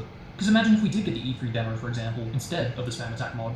On one hand, yes, wow, we finally have the E3 demo, a piece of 06 history finally archived. But on the other hand, it's extremely likely that the homing spam, like retail, could only be affected through XEX modding. In other words, even if we did get the E3 demo, it's quite likely that we wouldn't be able to get the spam from the E3 demo implemented into retail. The only thing missing from this update was the inability to rotate Sonic during a homing recovery state, which, to recap, is very necessary if you want to target your homing attack lock-on correctly. A little too often I found myself missing certain enemies, which sadly did lead to some deaths. Yes, the rotation is there if you wait for that half-second delay, but it kind of defeats the purpose of having a spam attack just like E3, doesn't it? And if you want to branch off Sonic a little bit, Shadow the ability to do a homing spam, because yes, this January version of the mod didn't actually allow Shadow to spam, which is quite interesting, because Sonic with Elise had a homing spam. Though I guess to a degree, Sonic with Elise is pretty much the exact same code as normal Sonic, so bleh. Now this version is the latest homing spam attack mod. This captures everything that E3's homing attack recovery did. You can spam out of it, you can rotate immediately, you don't move immediately, but half a second later, you can. Which, to clarify, is exactly how E3 handled the homing recovery. As mentioned, the previous version was only lacking the rotation. Homing spam v5.5 fixes this. I have no problems whatsoever with not just targeting to get to the next enemy, but in general now, there is literally nothing I can see here that needs improving with the homing recovery. And believe me, I dissected E3's footage. The flips have already been restored, so if you combine this E3 spam with the flips, holy cow, this is E3 territory. I mean, seriously, we just need the homing gravity restored, and that's in development, so believe me, that'll be out in no time. V5.1 spam attack, as mentioned, didn't actually give Shadow a homing attack spam. This version does actually give Shadow a spam attack, so that's really great. It really does complete the set of all characters that have a homing attack to basically give them a spam now. Having said that, I really do hope to see a fixed Blaze spam, because I'm sure most people here know that if you spam his Blaze a little too fast, it can actually soft lock, which, honestly, in my opinion, that's like the only thing that bugged me about Blaze's gameplay when growing up. I'm sure this will be achieved eventually, because seriously, 06 modding really has come a long way in so little time. This spam update was only achieved in less than a month. In fact, we've even gone a step beyond E3 now. As mentioned, E3's homing recovery, you have to wait half a second until you can actually move out of place. You can rotate Sonic's model to direct the next homing attack lock on, but you couldn't actually move out of place. Which, in my opinion, this just felt a little start-stop, which I'm not overly a big fan of, to be honest. My ideal homing attack is to basically be able to move immediately during a homing attack recovery. He does it in pre-rendered cutscenes, and I think most of us here have always wanted to be able to use pre-rendered abilities. That is the main goal of Project 25. But yes, this actually has been implemented, and I don't want to say restored, because not only was this not in the E3 demo, but this has never been seen in any piece of trailer footage. I mean, I'm sure that it existed at one point, because how else would this code be here? So if anything, we've restored an unused code. That's why I feel like we really have gone a step beyond E3, which is most definitely something to be proud of. That brings us to the end of this video. I really did feel the need to make this video to really address everything that's going on and what's changed in this evolution of homing spam attempts. Before I go, I do personally want to give a massive thank you to Desker, aka Fate for Windows. You're the best, man, honestly. I really don't know where we would be without you. So I really do feel the need to thank you personally. Super pumped to see what the future holds for 06 modding. Thank you guys for watching, hope you all enjoyed. And this is kind of related, but stay tuned for a bit of a talk video in regards to some earlier 6 stuff. Thanks again, guys, and I'm out. Peace out. It's like the first fucking video where it actually feels complete and no real oversights. I'm still pretty freaking proud of that one.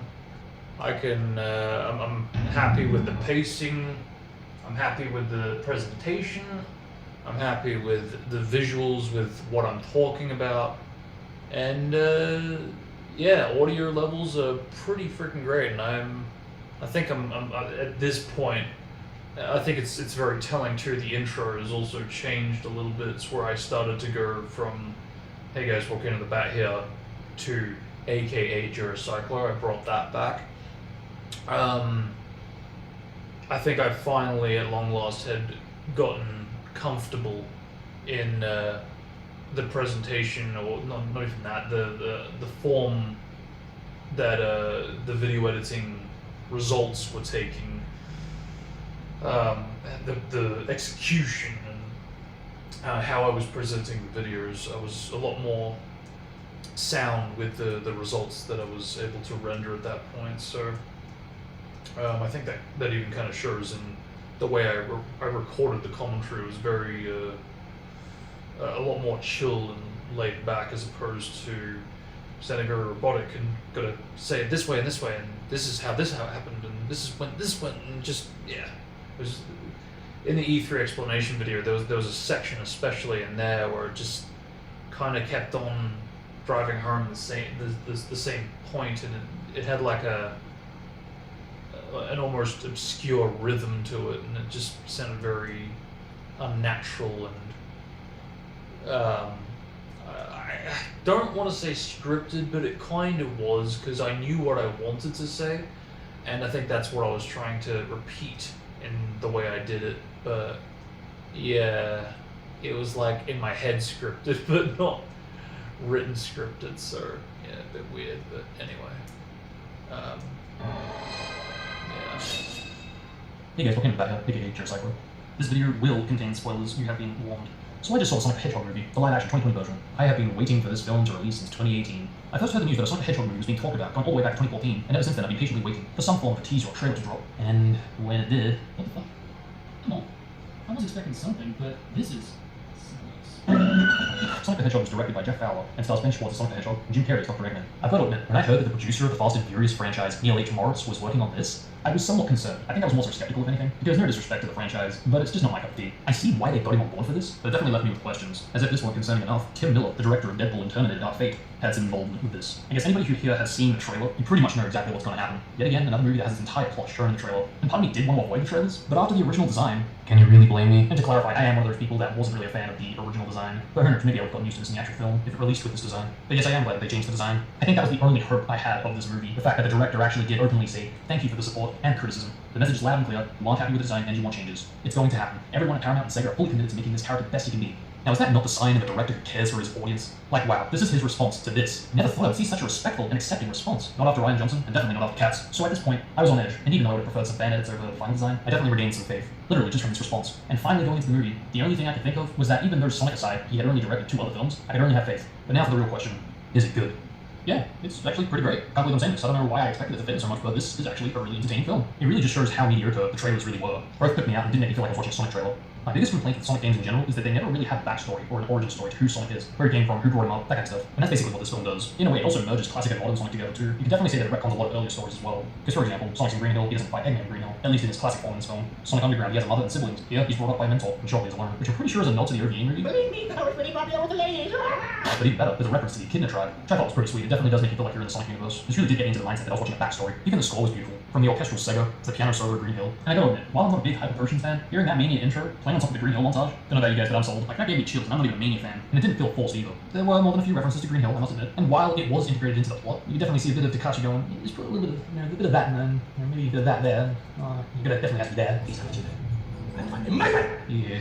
But even with that said, he still was only credited as Sonic character supervisor, so meh. I can definitely see now why people are saying Tyson Hess saved the Sonic movie, because I can really see how he would have gone in there and directed the animator and models. In terms of the plot, as mentioned, you pretty much know everything you don't need to know going into the trailer. Sonic is being Sonic that causes a Sonic boom that knocks out the power. The government lets Eggman step in. Sonic meets Tom. Donut Lord punches the Eggman. Tom and Sonic escape by going on a road trip. Then they chill at a bar. Eggman tracks them. Then Eggman confronts them on the road trip. Sonic meets Tom's best friend. Then they have another battle in City Escape. And now it's the big final boss. And Sonic gets mad and goes semi-super Sonic. And now Eggman's in Mushroom Hill. Literally, all of these scenes can be found in the trailer. The movie itself, in my opinion, is fine. It's whoever the hell directed the trailers. Now, I do have some nitpicks with the film itself, so I think I'll get these out of the way first. The jerks. Was it necessary to have a fart joke to mention the chili dog? No. Am I glad there's still a chili dog reference? I think. Sonic literally says, oh, I had something that's a bit embarrassing. He could have right then and there said, I had something a bit embarrassing. Something called a chili dog. And if you've seen the trailers, it's not the only fart joke. Why do they do this? Do they think it's funny? Because yeah, it's so funny. You can hear it in my voice. Jim Carrey as Eggman. He killed it. He really did. I mean, seriously, he's amazing. His performance was everything that I expected it to be, but that does have a downside at the same time. So this is what I was kind of afraid of when I reacted to the trailer. While it's a very Eggman thing to say, the way Jim Carrey delivers that line is a bit Jim Carrey-like, it doesn't really shout Eggman to me, and this was something that I was concerned about. It's why to this day I still kind of wonder what it would have been like if Mike Pollock was cast as Eggman. I feel like he could fit the bill. He already is the voice of Eggman, so that's already in the clear. But I've got to admit, Jim Carrey definitely looks like he's having a lot of fun with all these scenes. It's just a shame that the script isn't perfect. I guarantee that more teenagers, or kids for that matter, say derp or lit more often than it's a very 90s thing to say, and that's probably what they were trying to go for, considering Sonic was released in the 90s. But yeah, I don't know, it just feels like someone who worked on Venom. The Chaos Emeralds. I was a bit bummed out that there was no Chaos Emeralds in the film. I know that it wasn't to be expected since it wasn't shown in any of the trailers, but I was hoping that we would see one, or at least have them mentioned. But I think at this point in the timeline, they're treating it as if Sonic doesn't even know what the Chaos Emeralds are, Eggman included, obviously. They're probably saving that for the sequel, which now thinking about it might be a more wise decision. That way they don't have to cram everything into the one movie. When you really break it down to, they kind of are, in a lot of ways, following the formula of Sonic 1, where yes, technically while the emeralds do exist in Sonic 1, there is no Super Sonic, there is no 7 Chaos Emeralds, and you technically can get through the entirety of the game without actually encountering a single one if you don't know what you're doing.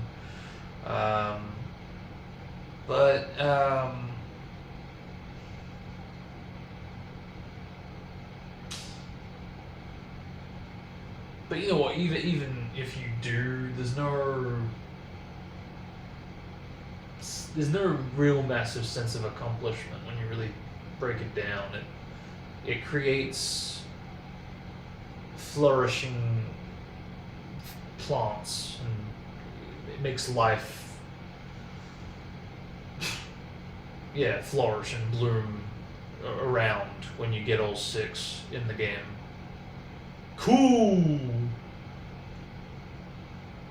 Now what? It's just there's nothing. So I feel like they were kind of echoing the traits of its absence and how it didn't really serve a purpose or have a real role there. It didn't need to be in the first one when you have already a lot of stuff to set up with Sonic and his upbringing and backstory, and Eggman and partially his. So I mean, they probably could have done it. I think it could have worked in the sense that if they had it as like a form of like, okay, well, this is your Chaos Emerald that will take you instead of rings. I mean, it would have gone against it, I guess, but point is, I think they could have had either 1 to 6 emeralds in the movie, but doesn't matter. But the nitpick I have is towards the end. Sonic sends Eggman to Mushroom Hill. Now, like, Sonic hasn't been to this dimension, so yeah, for all we know, the emeralds might be there, which is how he can escape and get back home. All because Sonic sent him to a place he hasn't been before. I don't know, it just seems like a quick way to write him out of the movie. And with that, that's pretty much all the nitpicks I had with it.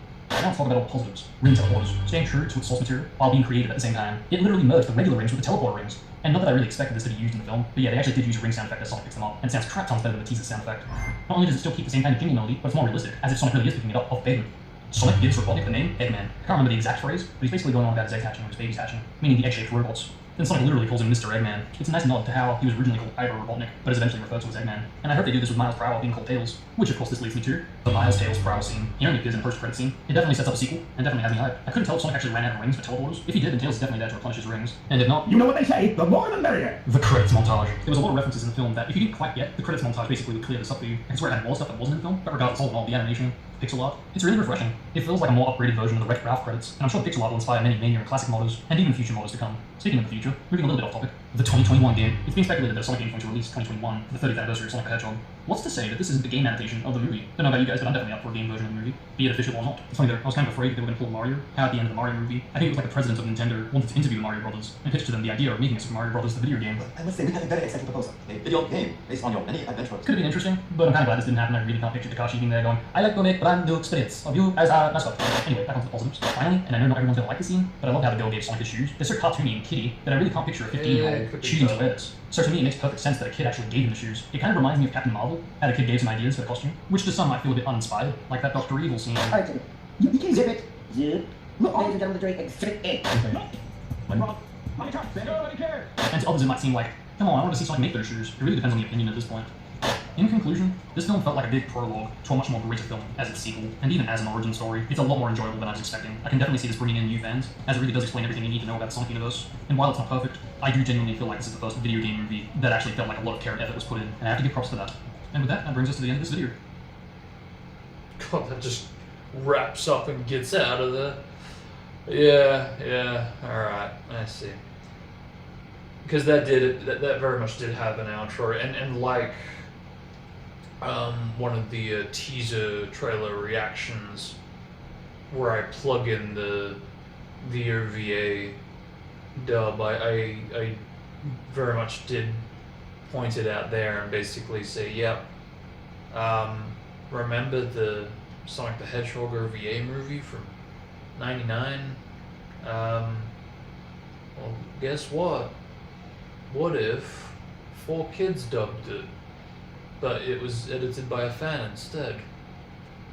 Allow me to introduce myself, you know, just, yeah, it was a thing and it wrapped up that way, which is cool, but I really struggle to imagine how I'm going to get the project out when it's done, because every video where I've used a small ass snippet of it, and it's just come down so hard and really made it difficult to work with.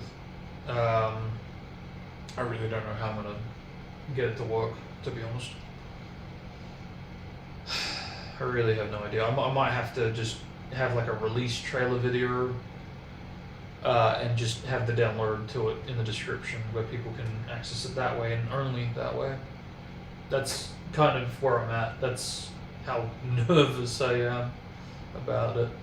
So I was getting footage for Chaos X's new demo, and I came across the unused truck. And for anyone who has seen my Sage 2018 demo review, I talked about how that was a bit of a missed opportunity, how that truck wasn't used for the Unity demo. Upon revisiting this so I could show Chaos, I found something that I have never actually seen before, and that's that before the truck actually hits the ground, it actually has a trailer attached to it. The only thing I can think of as to why it would behave like this is for the truck as a whole to be a much larger obstacle for Sonic to avoid. From how retail handles this, it looks like the trailer just vanishes as soon as it hits the ground. I think what might have happened is that the trailer would have actually separated from the truck, and you would have had to have avoided both the truck and the trailer as two separate obstacles. It's probably for this reason that it was never used. And judging from where the truck lands, I think it's safe to say that the goal ring would have been at the very end of the stage. At this point, the only hope we have of seeing this at its full glory is with Chaos implementing this into his project. We'll have to wait and see. Yeah.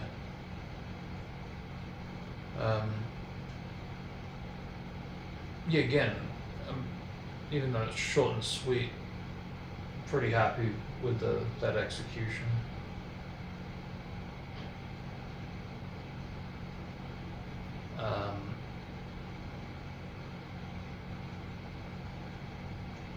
The only thing that unfortunately really badly harms that video, despite its pretty nifty execution, is that and I can't even remember what video I pointed out in, because I know I do later. It might have been in Patch's video. The fucking truck with its container has pipes attached to it, and all I needed to do was go a little bit closer with the camera to find that much out. But nah, I got that footage and was like, yeah, that's enough. Let's make a video about that. That's the only thing that really harms that video, because it's like, oh yeah, I got a nifty amount of info, but could have gotten more. Idiot.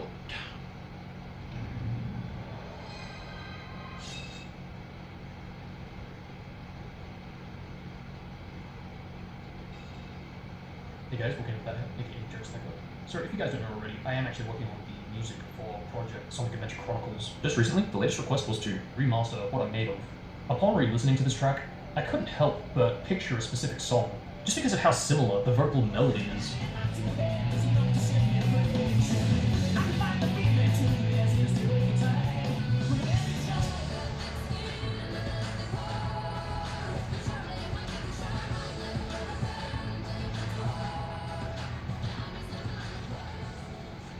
So yeah, you can kind of hear a bit of a similarity going on, but there is a big difference in tempo and even the feel. So, out of curiosity, I grabbed the instrumental of Elastic Hearts and isolated the vocals of What I'm Made Of, altered the BPM so both would fit, and I got this pretty interesting result. I will play the full song, so if it gets a bit boring after a while, feel free to jump ahead to this timestamp. So, yeah, if you're following from the start of the previous one,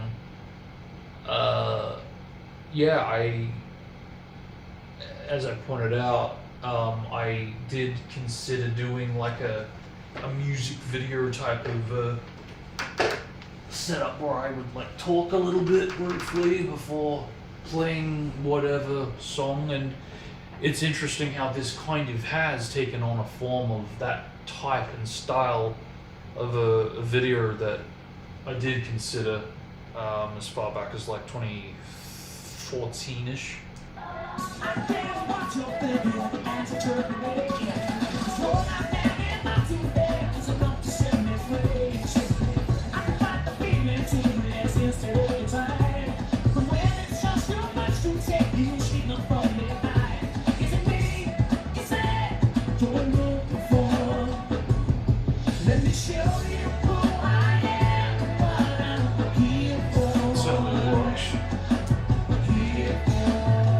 Surprisingly so, actually, but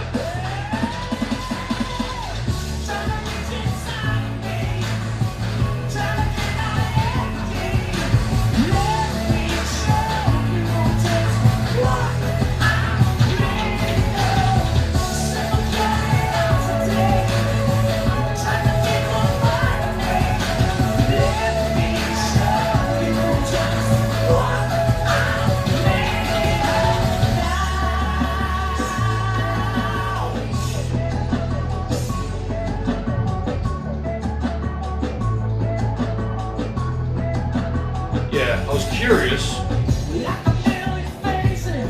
curious, but I didn't expect it to work that well together.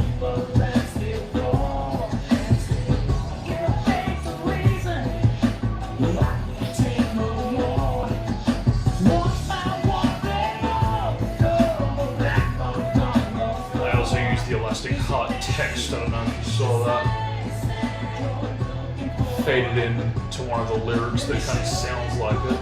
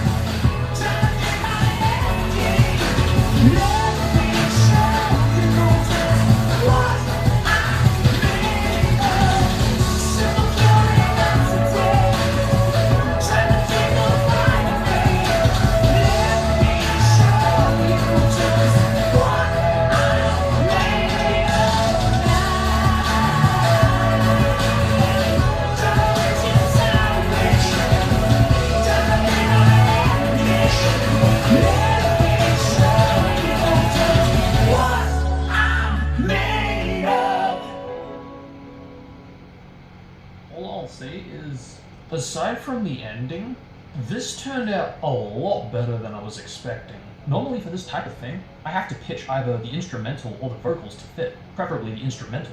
But I didn't need to do that for this. And this is probably why I kept hearing elastic hearts every time I would hear what I made of. I haven't gotten a result this satisfying since the final Egg and Eggman theme merge.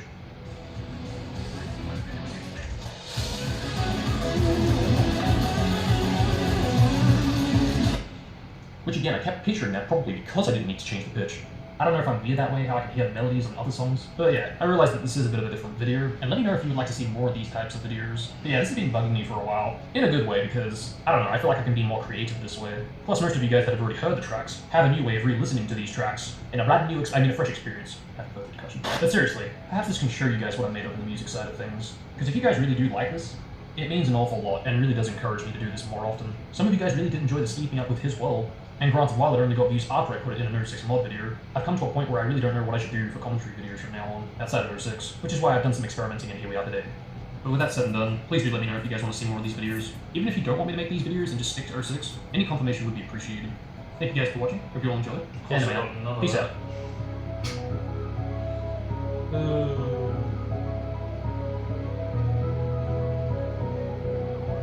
think tags portray the videos for sure.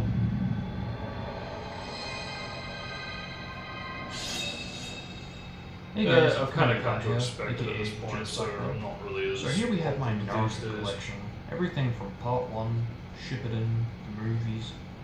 I've even got the 2 Rock Lee spin-off collections. You might actually be able to see, but there is actually one collection here that I have 2 of, and I'll show why this is in a moment. You can see I've got more than one copy of the movies as well. I do actually remember wanting a second Naruto Ninja copy, oddly enough. You can see I've got a bit of Naruto collection starting to grow. I've got my premium guides out for the Ubisoft series, and of course the games itself. Yeah, I think I got to turn on the lights. I think I started collecting Naruto collections going back 2011-ish, and I only got up to date at the start of 2019. So yeah, I pretty much got the final collection on the day it came out, but my final collection would have been Rock Lee spin-off collection 2. Yeah, there's 2 Collection of Legend of Snow movies. Jump Festa Collection, Legend of the Stone Killer, and Guardians of the Christmas Movie. The movie, Bonds, The Will of Fire, Lost Tower, Blood Prison, Road to Ninja, and The Last. I remember wanting a Blu-ray of Road to Ninja, but not Blood Prison. I think at this point I was just getting into the Blu-rays. At the time of this video, Boruto was still going, so of course I'm going to have everything for that at the moment. You can kind of see, but I haven't actually opened the second and third collection of Boruto. See, I got the Naruto collections out of order, mainly because the games got me into the show, and now that I'm finally watching the show in chronological order, it'd be nice to watch it all building up to Boruto. I just realized there's a bit of shine there. Can do anything about that? Try to tilt the camera a little bit. Yeah, I don't know if there's anything I can do about that. So the interesting thing is that, kind of like some of the old videos, this was actually recorded separately. I filmed it and then I recorded the commentary afterwards. So when I say there's a bit of a shine there, see if I can do something about that. That's all afterward. I'm not just recording the commentaries, like I'm trying to make it sound like I'm actually filming it at the same time as well. Rise of the Ninja and Broken Bone. Shippuden is still a mystery. I know it had something to do with And the it licenses. kind of- You don't hear it for a fan. it does, sure. KSX anyone? There we go. Ultimate Ninja Storm 1, Storm 2, Generations, all those. Storm 3, signed by Neil Kaplan himself, aka Kirby Madara. Yes, I did meet him. Met him at Supernova 2014. I really should first my interview with him one day. But yeah, Storm 3, Storm Revolution, and Ultimate Ninja Storm 4, Road to Boruto. At the time of this video, I do not actually have Storm Legacy, but I do intend to pick that up very soon. And you can see with how consistent I've tried to be with Microsoft, that I probably will be picking up Storm Legacy from the Xbox One. But having said that, I have been considering getting Storm 4 and Storm Legacy for PS4, so who knows? We'll have to wait and see. But yeah, that's the collection. So as mentioned, I did actually pick up 2 collections that are pretty much the same, but there was a reason to why I wanted to pick up 2 of these, because I'll show you guys the specifics of these 2. Because for the most part, they are the same, but I remember when inspecting it, I couldn't make out if this was the next collection, because it was saying it was 23, but there was artwork that was different about it that kind of confused me. If you look at the back here, you can kind of see some artwork of Ino. I'm trying to get a bit more clear here. I'll have to pop it out a little bit. But yeah, you can see we've got Ino here and the tuning gear. Yeah, it's all and, entirely if you look dubbed. Next to that, So that's the thing, I'm a we have master dubber, Sasuke, so Ruby, can you and blame Kabuto. me? Now, if you look at this same collection, it's pretty much the same. You can see Sasuke, Ruby, Kabuto, but next to Sasuke, instead of Ino, we have Sasuke again. Now, to be clear, Sasuke's is the correct one, even though they are technically using the exact same artwork of Sasuke, because in collection 22, Ino's is the one on the back cover. It seems pretty clear that the mistake they made is that they accidentally included the same Ino artwork in the next collection. There it is, a bunch of them. Some may consider it a waste of money, but I am glad I own all these collections. But hey, this all seems super minor, right? It's not like they got the numbers wrong or anything, right? Behold, Collection 30, from episode 375 to 387. I've shot on the front as well. Now, behold again, Collection 30, 388 to 401. But, look at the front, Collection 31, 388 to 401. So, this made me laugh when I bought this, because I was like, wait, don't I already have 30? And then when I brought it home, when I put it back on the shelf, I was like, wait, oh. So, even though they got it right for the front, they actually didn't get it right when it's supposed to be on the side. But if we look at even the inside, they got that right, both the front and the side, all say 31. So, this is, I never would have expected something like this, and I would think that they did fix this up, but I haven't actually checked, so I actually don't know. That is something that I would like to find out at some point, especially since they did fix up the Ino to Sasuke artwork, because I would like to think that they would be more on top of fixing numbers rather than artwork, but I don't know. For all I know, they could have just ignored this completely. And I tell you, you're never going to see these issues on digital copies. It's reminders like these that really makes me glad to own the physical copies. But there we go, Shippuden in its entirety. But yeah, now that I've shown you guys everything, I think I'll put all this stuff back, which won't take long at all. But yeah, there they are. PTS, the movies, and Shippuden. Not really sure what I'm going to do about Boruto once that starts building up. I might have to make a room, but we'll see. But yeah, that brings us to the end of this video. So thank you guys for watching. I hope you enjoyed. If you're a Naruto fan, maybe consider subscribing, as I do actually speedrun the Ubisoft series, and there are actually some Naruto projects that I do look forward to sharing with you guys. Also curious how many of you guys actually have these collections. Do you have all PTS, Shippuden, Rock Lee spin-off, or perhaps the entire show? But yeah, thanks again guys, and have a now. Peace out. Yeah, Kaplan. And that clip he sent me. made a very interesting point that I totally agree with, and that's that Sonic Tubers are kind of starting to get less original. It's getting to the point where you could almost mistake a Sonic Tuber for another Sonic Tuber because of how similar the videos are. Yes, when it comes to mods, it is going to be the same mod, and there's only so much you can expect in video form, But what caught my eye was when he said, like, it's some kind of race. I took a gamble when the Windy Valley and Sonic 2006 mod dropped. I took a gamble that all the Sonic tubers that would showcase the mod would completely ignore all the other character stage mods. Because it wasn't just Sonic that had this stage mod.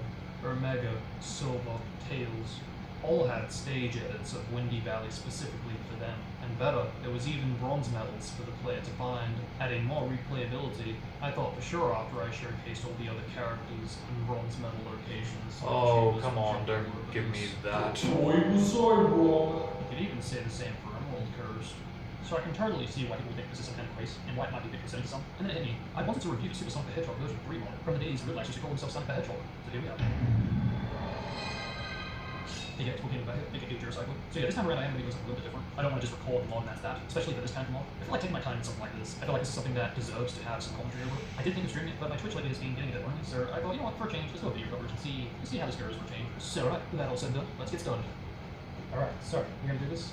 Just to be clear, yeah, this does not have patches whatsoever. This is a complete. I might turn this down because this one gets a bit volcanic, dare I say, This is like a modified attribute. randomly.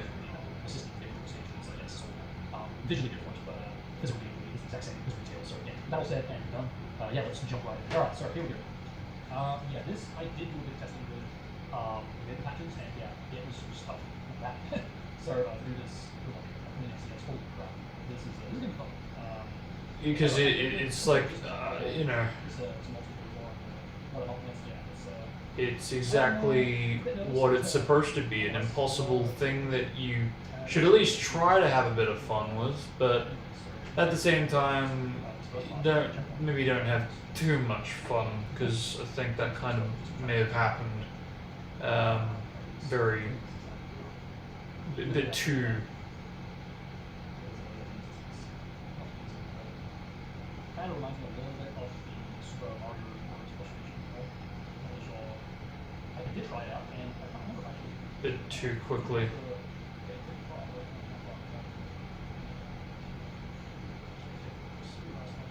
On my end.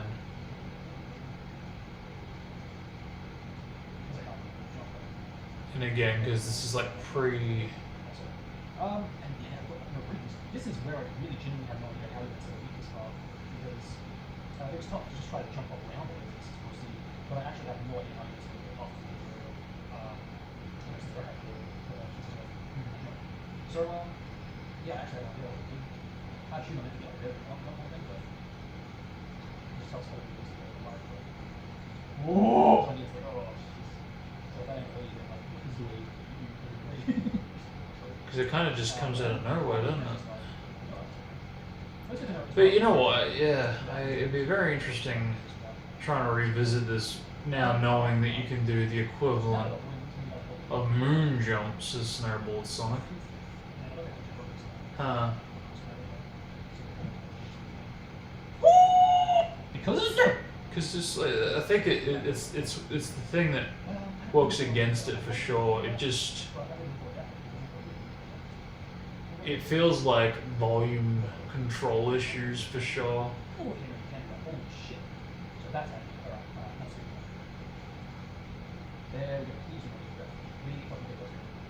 Wow. So I did not actually know.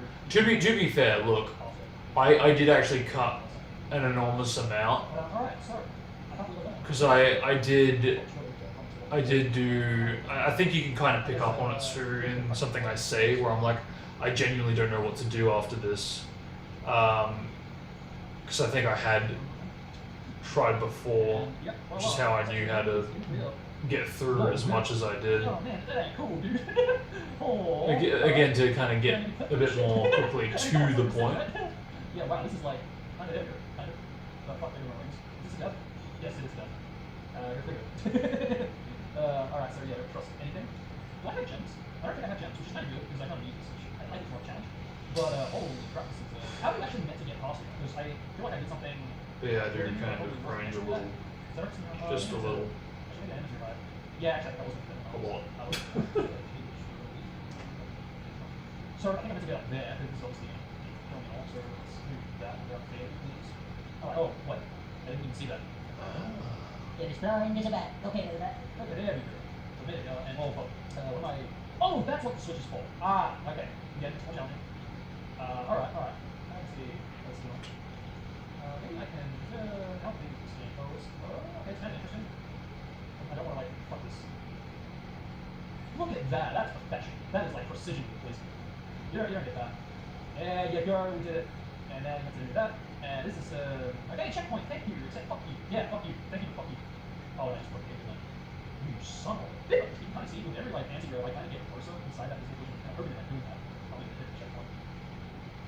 But, you saw what happened. I tried to go over. I am hesitant to say that this, natural is only great. Yeah, that's very fucking clear why I did that one. It's even more painful than I thought it would be.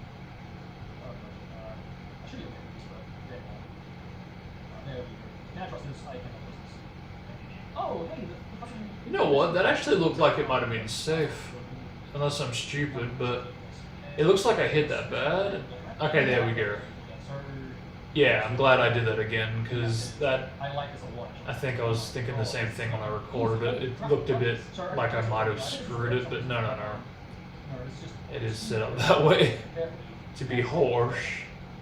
This is not going to be easy. It's not hard to It. Alright. This is a little fun things. That was that first try. I don't believe I hit it. Still speed rushing. Yeah, definitely playing control issues.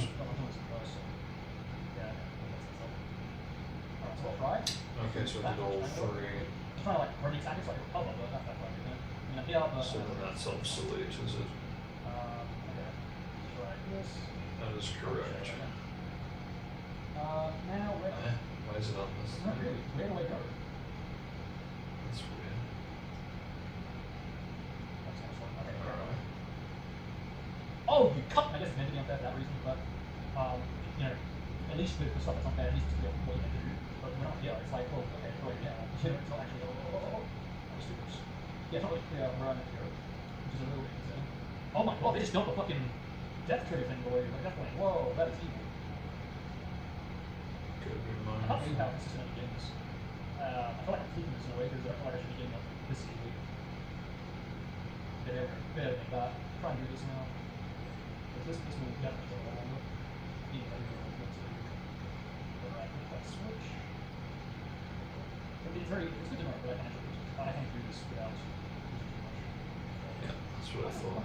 Why does the rings like always go on with that color? Can you just like knock the red? Good. That's consistent. And it's surprises how much it works. So I kind of check on this I can add that back later.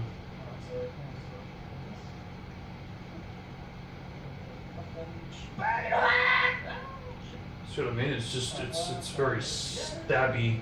Oh, thank you, spring charm. Oh, I'm feeling that, man. What? Oh. Yeah, I think there is this, yeah, it harms it in a lot of ways. It's a shame, because it's hard to revisit.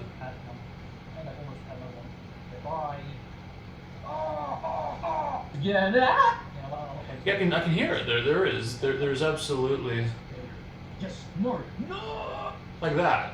That would be. It's like some are like really loud, and then others are just not. And I don't get. I don't get it. What happened? I don't know if I was experimenting, trying to amplify the heat. Oh, yeah, of course he hits them.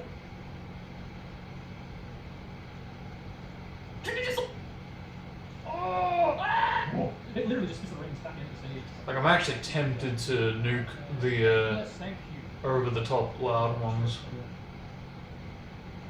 It is Because it does kind of ruin it. Yeah, this is very, oh, there's a fuck. At least I'm trying to get better for this sort of kind of, I don't know. I feel like I am getting better, it's just what the fuck up. Which is weird, because I didn't fuck up this badly previously. Which I sort of think why. Oh! Yes! Fuck that other area. Let's go. You can get that to try to see.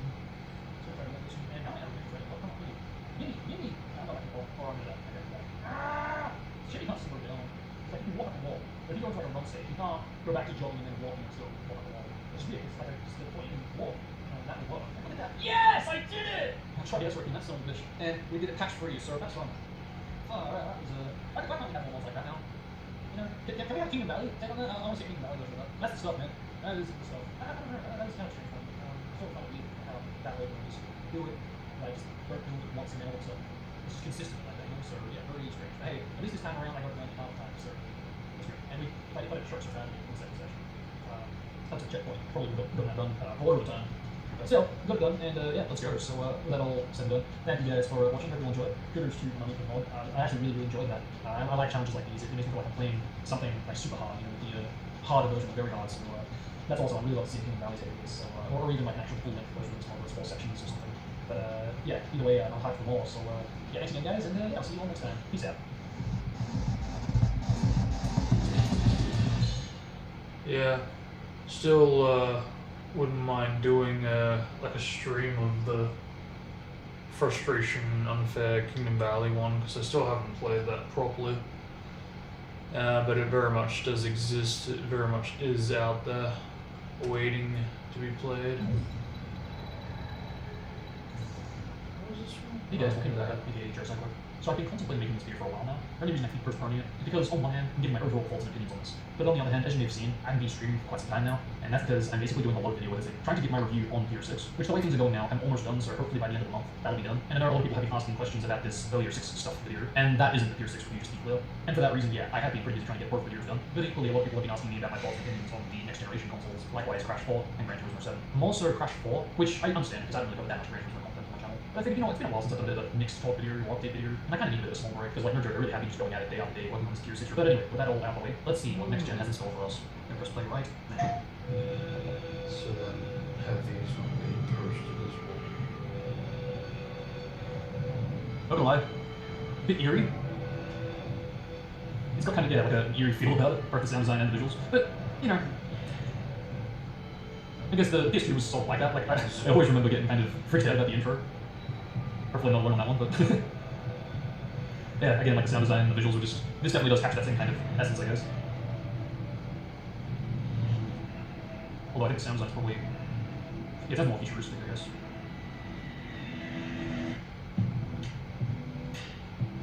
Let's go for that eerie still. Nice. I know what people are saying, it looks like a router, but yeah. I can see why people think that. I do like it though. Yeah, if you guys haven't seen, I modded Xbox 360. My modded Xbox 360 is an RGB Slim, and for a change, I thought, you know what, let's go right for a change. Because I think they are getting kind of rare now. There's something about it just looks, I don't know, there's something about it. So I am glad that PlayStation's kind of split it up a little bit.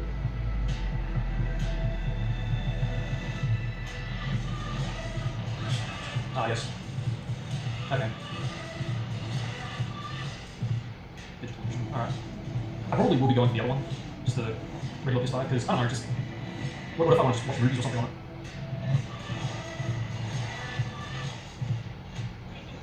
True. Yeah, I'm definitely pumped for that. But see, I'm a bit... I don't really understand what's the deal with the digital copy, because, like I understand the digital copy is obviously you can download stuff, you can't put like this in and all, I get that, but that kind of has me a bit concerned for the physical copy, because does that mean that the physical copy won't be able to download digital downloads? Because, you know, I would like to have that option, because, you know, there might be a game where I do want to actually run the physical copy, but on the other hand, there might be another game that I'm not really too fond of, but... What are you, an idiot? Still try it out, but I don't want to have physical copy, so yeah, for that reason I'll just download the digital copy. So, yeah, I'm not really sure. I would like to think like a PS4 you can still stick to that if you go for the physical copy. Yeah, I guess only time to tell what's going to be going on with that, if it is going to be like PS4, or if it's, if they really are going to be splitting it up, kind of thing. But anyway, let's move on to Crash Bandicoot 4. It's about time. I press play now. Ooh. Okay. Okay. Alright, so a bit of new art style. Okay. I think I'll take this easily over the Titans and Minor Mutant designs. Wow, okay. New masks. Wow. Very rich looking. Okay. I can't believe it's been that long. Wow, okay. Since the last Crash Bandicoot game. Alright, so engines a bit of a drama now. Alright, okay. Insane. Yeah, I'm curious to see where they take these characters and run it with. Because it looks like they are retconning everything past Crash 3. Holy crap, October 2. Yeah. Yeah, they are coming. God damn, October 2, that's like, I mean, that's literally before the RFE Dub's release date. But about the retconning, though, I'm not sure how I feel about that, because, you know, on one hand, I do understand, it is very, if you compare the 3 games to the rest, it is very, very different.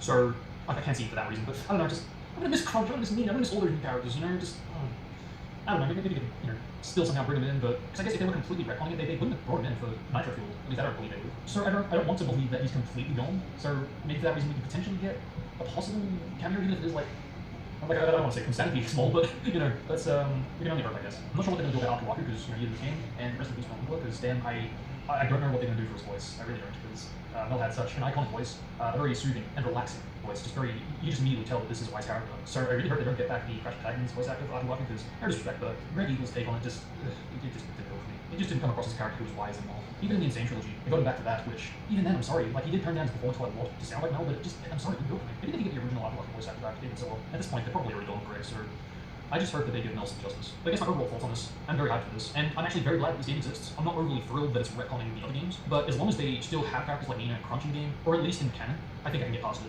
Because for the longest time, I just never really liked that people kept referring to Crash Life Cortex as Crash 4, because it's kind of simple, really. If it's not called Crash 4, it's not Crash 4. Sure, it might follow from Crash 3 into this new game, but that doesn't mean that it's titled Crash 4. It gets to a point where people just call it that and believe that it was actually called that when it wasn't. So yeah, at least this will kind of clear up some confusion. Like, I don't think there was many people out there who called Crash Insanity Crash 5 Insanity. At least as many people that call Crash Life Cortex Crash 4. I am actually working on a recreation of Snowy Way Out. I've pretty much got it done, so that video should be going up in a couple of days or so. I may do more recreations from the demo, depending on how well the video is received. Before we move on, I do feel that it is important to point out, I still feel like Extra Scorpio is a better name, but yeah, if I'm brutally honest, I probably won't be picking this up. I get that games will eventually come out and release for this, but the way things stand at the moment, there's nothing, and I really do mean nothing, that makes me want to pick up the console and play a game for it. Yeah, it just doesn't, there's nothing at the moment. And I guess this was basically, this was the same with the Xbox One, and of course eventually games came out of that, and I did pick it up and did the games. At the moment, PS5 really does hold the spotlight for me. So I can't say I'm hyped because really I'm not. It really depends on the games, I guess, that are eventually released for this. Because so far, yeah, Crash 4, Gran Turismo 7, even some other games coming out, and the console itself, I'm actually hyped to see it in action. But yeah, I don't know, not so much. I want to know, is there any of you guys out there that are actually really hyped for the Series X over PS5? P7, let's do it. Click to play now.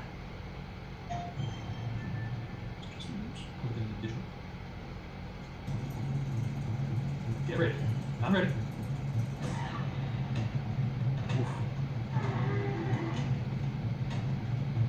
Such a I'm more than ready. disappointment. Wow. Gran Turismo is back. Let's go. Trial Mountain, It's Trial Trial Mountain, Mountain, isn't it? Trial Yeah. Mountain, Trial Mountain, Yeah, I recognize all these parts of the tracks. Trial Mountain, Trial Mountain, Trial Mountain, Trial Mountain, Wow. Trial Mountain, Trial Mountain. I think like Every single fucking clip. Trial fucking Holy Mountain. crap, this is like actually a GT4 That is a red flag right for the there. Gran If I've Turismo. ever That is, oh seen my god, I one. thought I was seeing this again. Okay. And then yeah, the fucking dangling Wow. keys of hey, remember Look at this? that. Oh my Jamie God. Forrest. It's beautiful. Gran Turismo Glow. Okay, oh wow. Looks like Trial Mountain's changed a little bit. Yeah, that definitely does look different. Oh It's look, obviously upside Trial down. Mountain These are again. games I played, It's but- almost like this was the only track they Yeah, had it's definitely ready to different. showcase. Okay. Wow. Almost like there was a knocking and dragon Yeah, so time. they've really updated the track. They've really gone in, trying to make it a lot more realistic from the look of things. Even at the expense of actually modifying the track, which you know I am down with. Wow.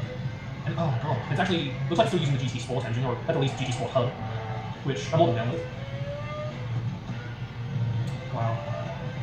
Okay, this part looks like it's changed a lot. Yeah, nice. So they've actually cut that off, so you can't actually you can't do the shortcut there. Which yeah, but it was way too easy to do that.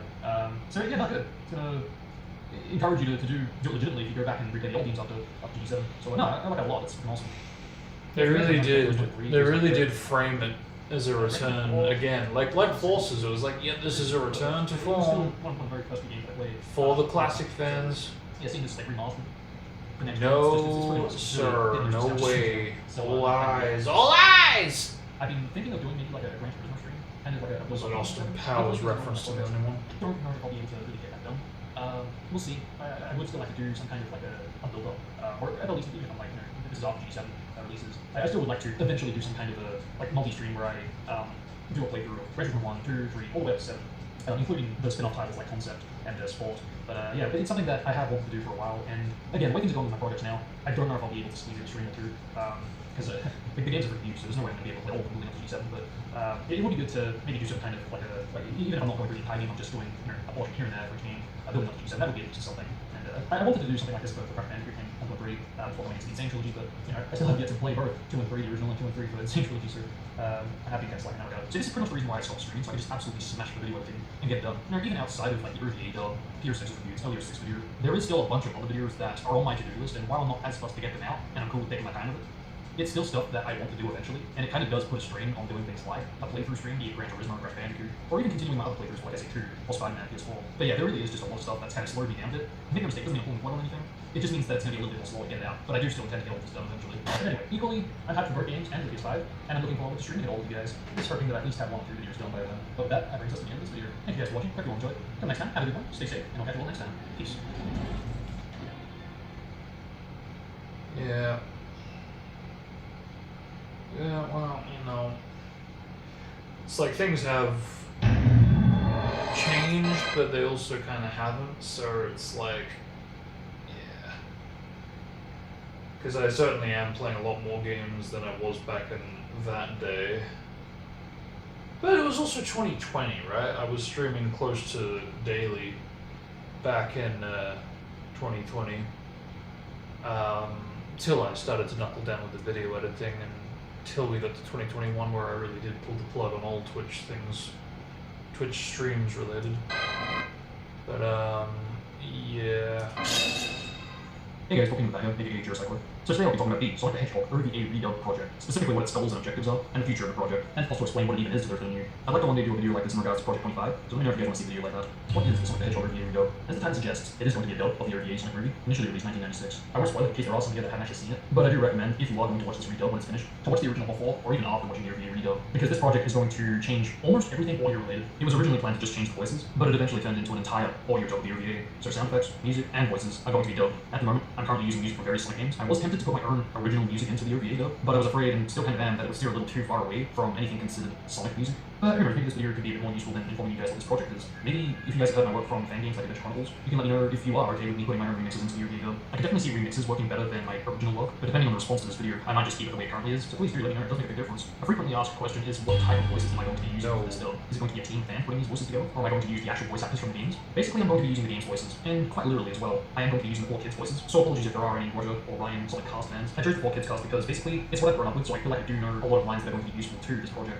either in a game or a TV series. Not to mention, Sonic X did go longer than Sonic Boom, so therefore there is a lot of variety in the lines. But who knows, in time I may just return to this add in Roger or Ryan lines, but for now, Jason, Amy, Dan, and Mike, lines from both the games, Sonic X, and other media, have assisted me to bring this project to life. So in other words, the only voices that won't be edited is the voices for Sarah, the president, his assistant, and that long claw inspiration. So basically any character that isn't the main characters, anyone I can't replace with 4 kids cast. Fortunately, thanks to the OVA fan dub from 2016, using its resources, I have been able to make use of the fan dub's lines, mainly for when a character will be talking on top of another character whose voice I'm going to be swapping with 4 kids' voices, because otherwise the rest is either 4 kids replaced or unedited. For sound effects, I'm pretty much rebuilding it all from the ground up using gameplay sound effects. This way can sound consistent even outside of the games, but aside from that, everything else is pretty much the same. Goals and objectives. Since day one, pretty much has been a goal to use the 4 kids' voices, and I knew I wouldn't have been satisfied with just swapping the voices, and it's for that reason that I ended up deciding to change and redub not just the voices, but also the sound effects. I started this project early 2017, and since then, it's been a very, very slow process, mainly because I haven't really fully focused on editing this and getting this finished. On top of that, it was mainly a project to work on as a hobby, to improve my sound design knowledge. I never really considered this something I really wanted to do and really wanted to get out. But despite that, I've postponed this project so many times now. When I was working on the Pure 6 review, man, that put a strain on this project. Like, I really did have to put a lot of things on hold because of that video, including the OVA dub. So much so that we're actually on the date that I was hoping to get this out. But now that the Pure 6 review is done and uploaded, this leads me to the future of the project.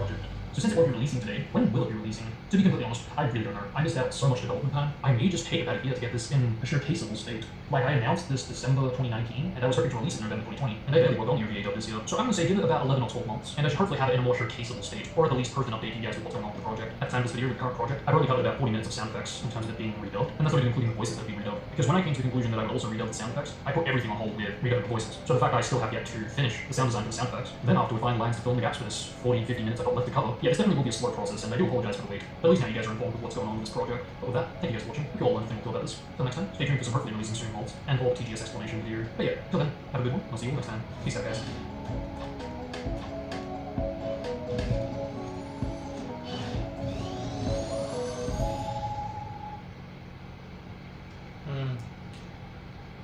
Yeah, it is what it is. Yeah. yeah, I have come to accept that it will just go out when it's ready, when I'm more free of projects. But yeah, it's a shame. I just, yeah, if I had a better like, not schedule, well I guess you could say schedule, but like management most of all, where I like go, okay, Monday I'm gonna work on something dub related, Tuesday I'm gonna work on something video editing, commentary related, Wednesday I'm gonna work on something story related, you know, just spread out all the different avenues of whatever. At least that way I actually would be contributing to a little bit of everything, pushing everything in the right direction, even if in small doses, you know, because right now it just feels like full throttle on this and this and this and this.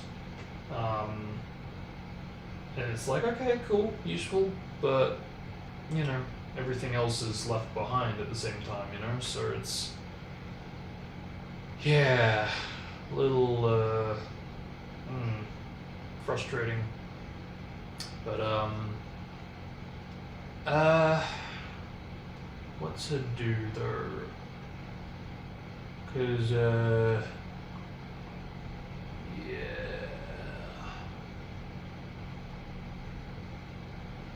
So we're at the patches era now, which means that technically is ready to be put on.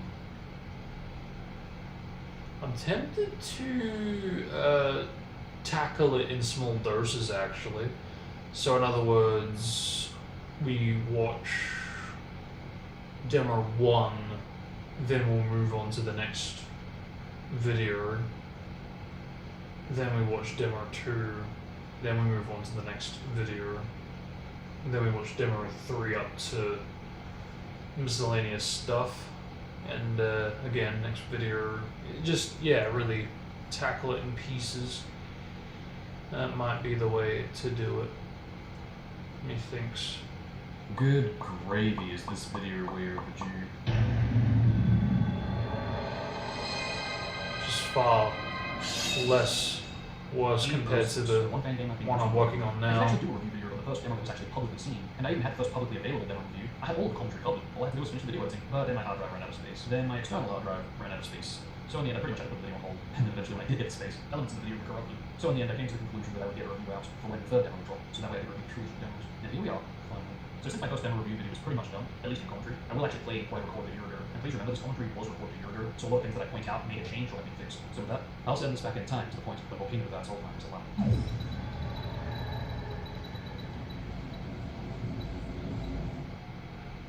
Honestly, didn't think I'd be making enough 12 videos so soon. Hey guys, welcome back. Like I said, I didn't think I'd be making enough 12 videos so soon. As someone who's been working on this project for a while now, I knew that the demo was released very close, but I wasn't expecting the release video to be on the day of when I was originally planning to upload the review. So yes, Project 06's first demo is finally being released. And as an 06 fan, I could not be more happy to be working on such a project like this. Granted, I am involved with the District 65 Zoo project as well. This project, however, I've been a lot more involved with. And to be clear, PR6 is actually a separate project to the District 65 Zoo project. I mentioned this in my Crisis City review, but the District 65 Zoo are basically trying to recreate 06 on PC, plus some slight add-ins. This project, on the other hand, will bring a lot of scrap elements to the table. Also, a lot of ideas have actually been implemented into this project, and while not everything made it to the release, I'm so proud to see a lot of my ideas come to gameplay. It truly is such a satisfying thing to see. Honestly, if anybody's ever considering getting into game development, don't let things stop you from taking that path. I'm really hoping that not just this project, but the demo shows just how far fan games can go. But with all that said, there are some slight issues that definitely could be improved upon, so please understand, while this is a demo, it is a big work in progress. On top of that, pretty much all the work is done by one guy, compared to the other project having a full team. I'll try to cover this review pretty much as if I were playing the demo. So that said, let's get started. The title screen. Not really a lot to say about this. It's pretty damn accurate to the original, so there's really not a lot to talk about. Since it is a D recreation, it does look pretty impressive. Still kind of wish that the unused sprites were actually used. Like the options having setting games to switch from retail to the E3 mode. I would love if the E3 title screen was actually implemented here. To be fair, it's kind of my fault since I didn't actually push this idea. But now that I've said it, I guess for the next demo. Same goes for you guys too. If you have an idea, please push them down below. I actually did talk about this in a previous review, but the main thing, aside from Actually, give me a second, guys. I'm just gonna quickly take care of something that needs to be dealt with now. I'm running out of time in this day. I'll be back.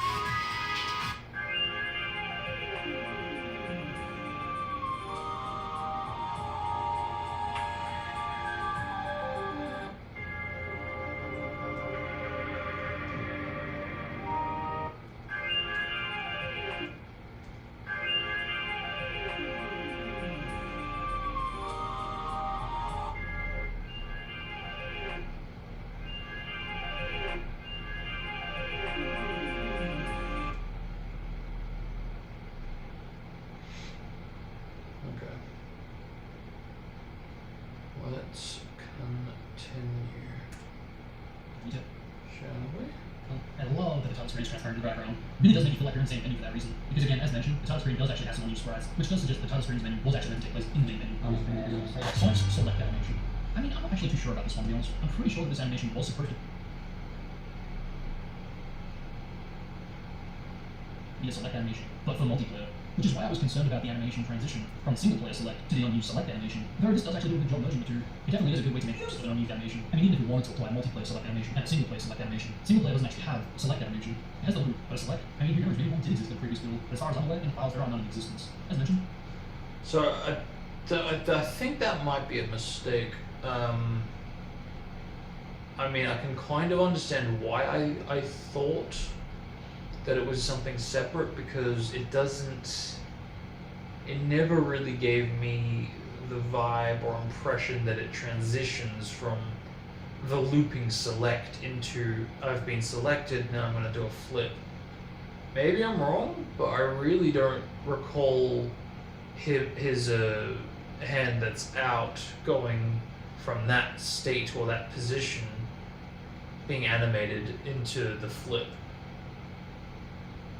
You know, like the closest being the animation interpolation built into the original game, but that's just it. PR6 doesn't actually have animation interpolation, not since it really massively built off of and away from the Sonic Next programming. So yeah, that kind of does complicate things.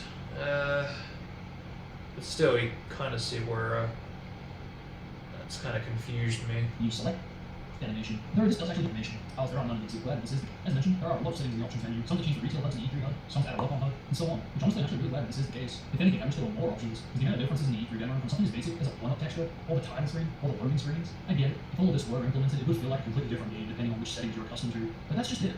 I feel like by having all these settings, any player can play Earth 6 the way they actually want to play the game. Choose the specifics they want, instead of being forced to have the E3 texture, or the retail life icons, or the retail title screen. Again, these are basic changes, sure, but I'm sure there are going to be some players out there that do actually prefer elements like these, or at least have the option to enable and disable the E3 1 texture. Same could be said for a lot of other elements in the demo, but I'd be here for a while if I was talking about all the specifics. The loading screens. Like retail, it does have black loading screens, but I love the little detail how it includes black loading screens, second and so on sections and stages. Because again, the E3 demo when going to a second section does actually show a black loading screen, while the first section loading screen shows the actual stage title. And as mentioned in my E3 video, it keeps you guessing how the stage is going to look, which I absolutely love, even if first players have already played the original or seen the original.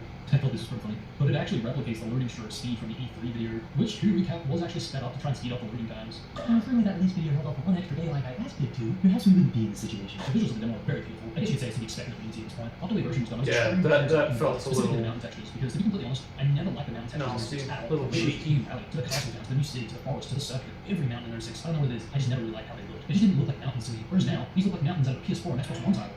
Surfing on water is, I don't know, I feel like it could be faster, because you have such a rush of speed when starting the stage, and even other parts of the stage, but then all of a sudden lose that speed. It's funny because this demo has got a bit of a reputation for having too much momentum, yet it doesn't seem like momentum is being applied there. Trick loaders have been updated to match the Tokyo Game Show 2006 demo, because aside from the E3 demo not having any trick loaders used, this gradient is something that only appeared in the TGS06 demo. Sure, everything from Break to Hunter is pretty much going to use the same gradient. At least this demo was courteous enough to actually. So technically speaking, that is, I don't want to call it false, like misinformation or anything, but it kind of is. It's not used in the TGS06 demo, it's used in a variant of the TGS06 demo, and yeah, it's something I intend to address in a very painful and, dare I say, even awkward manner, because I have to carefully, explain that, like, look, stuff I've pointed out in the past, you can understand why I've made that mistake, but this is actually how it is. Apologies on, my part, but yeah, this is how it is.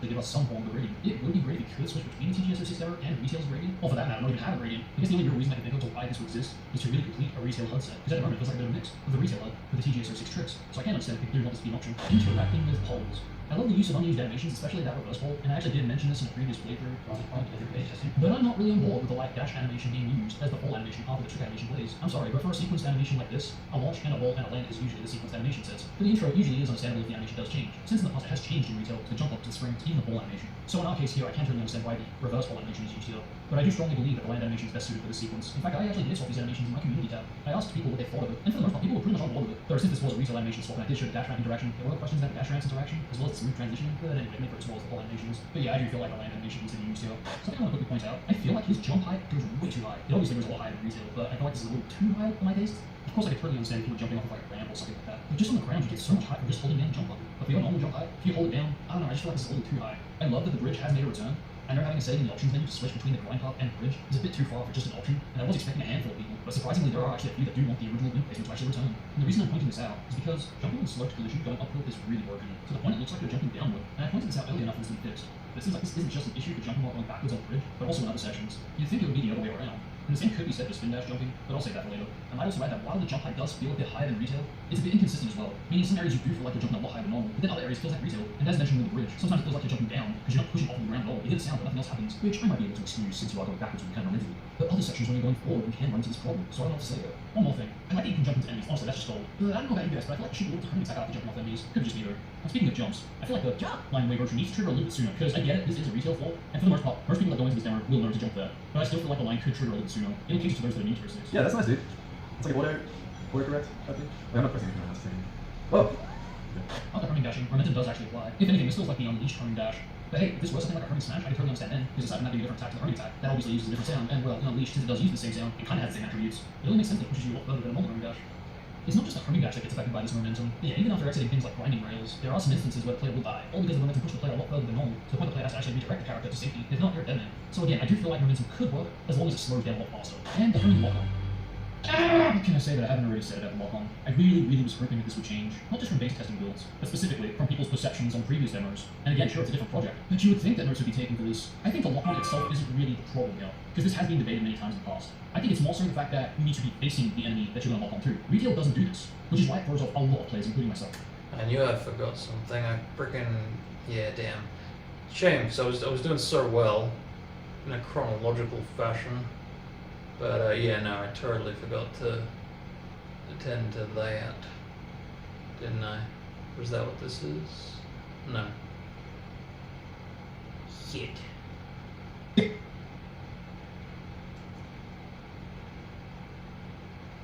Smeg.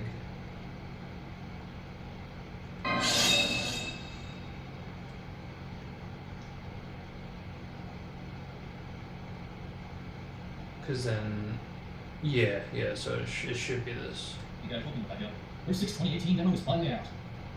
And oh boy, is there a lot to talk about. So I want to quickly point out a few things. And that's just how similar this project is currently looking to Chaos X's 06 project. You guys know what that is, I do recommend checking that out. But basically, this demo actually features quite a lot of similarities to it. I'm not sure just how much was proposed there, and this was done with permission to be clear, but I do know for a fact that the tilting physics that Sonic has when you move around, and the E3 chain jump animation, as well as the main menu and all that, that basically was generated from the Chaos project. Like I said, I don't know how much exactly has been ported over, but you can definitely tell that they're taking a liking to his work, and that's pretty awesome, it really is. But this project is trying to do something a little different than Chaos's project was trying to do. But the main objective of this project was to recreate Sonic 06 on PC. So when you bring in new features, new elements, new styles of gameplay into this supposed recreation project, and then take out elements like these, it kind of feels like it contradicts with the original objective. Now, I'm okay with little things changing here and there, but the fact that this is trying to be a PC port of the original 06, it just doesn't work if you look at this as the definitive version of 06 on PC, you know? Like, again, if you call this like a remastered version of 06, or a version of 06 that tries to add a whole bunch of new elements in, hell, even if you call this Sonic the Hedgehog 2006 Director's Cut, for example, that would fit so well.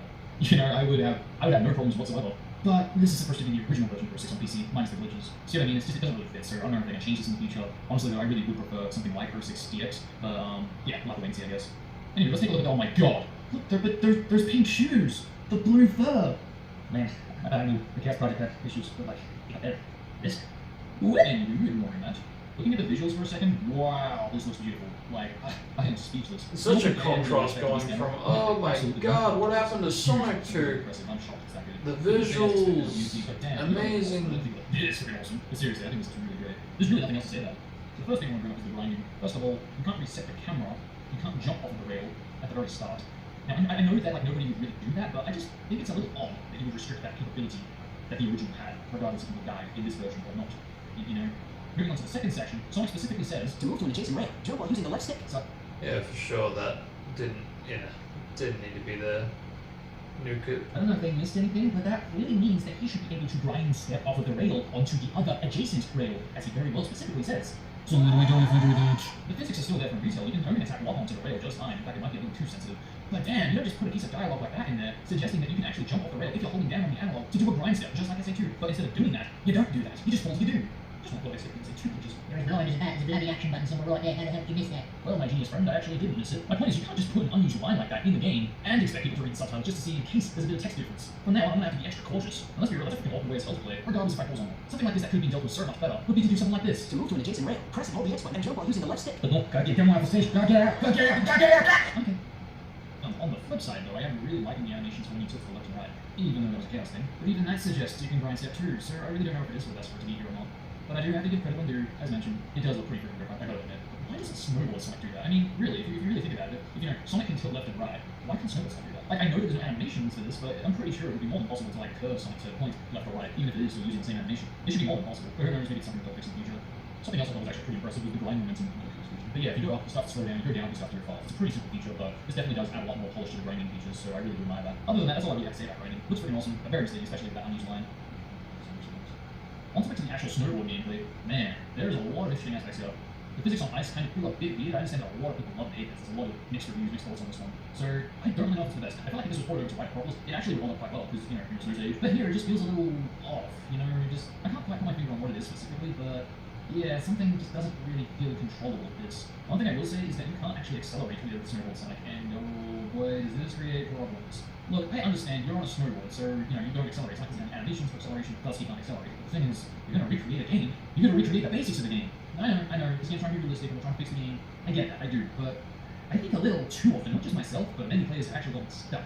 And oh boy, I can't wait to see how these physics react to White Acropolis geometry. Like, I get the concept behind this. You know, the stage is downhill, so therefore the momentum pushes you downhill because it's a snow.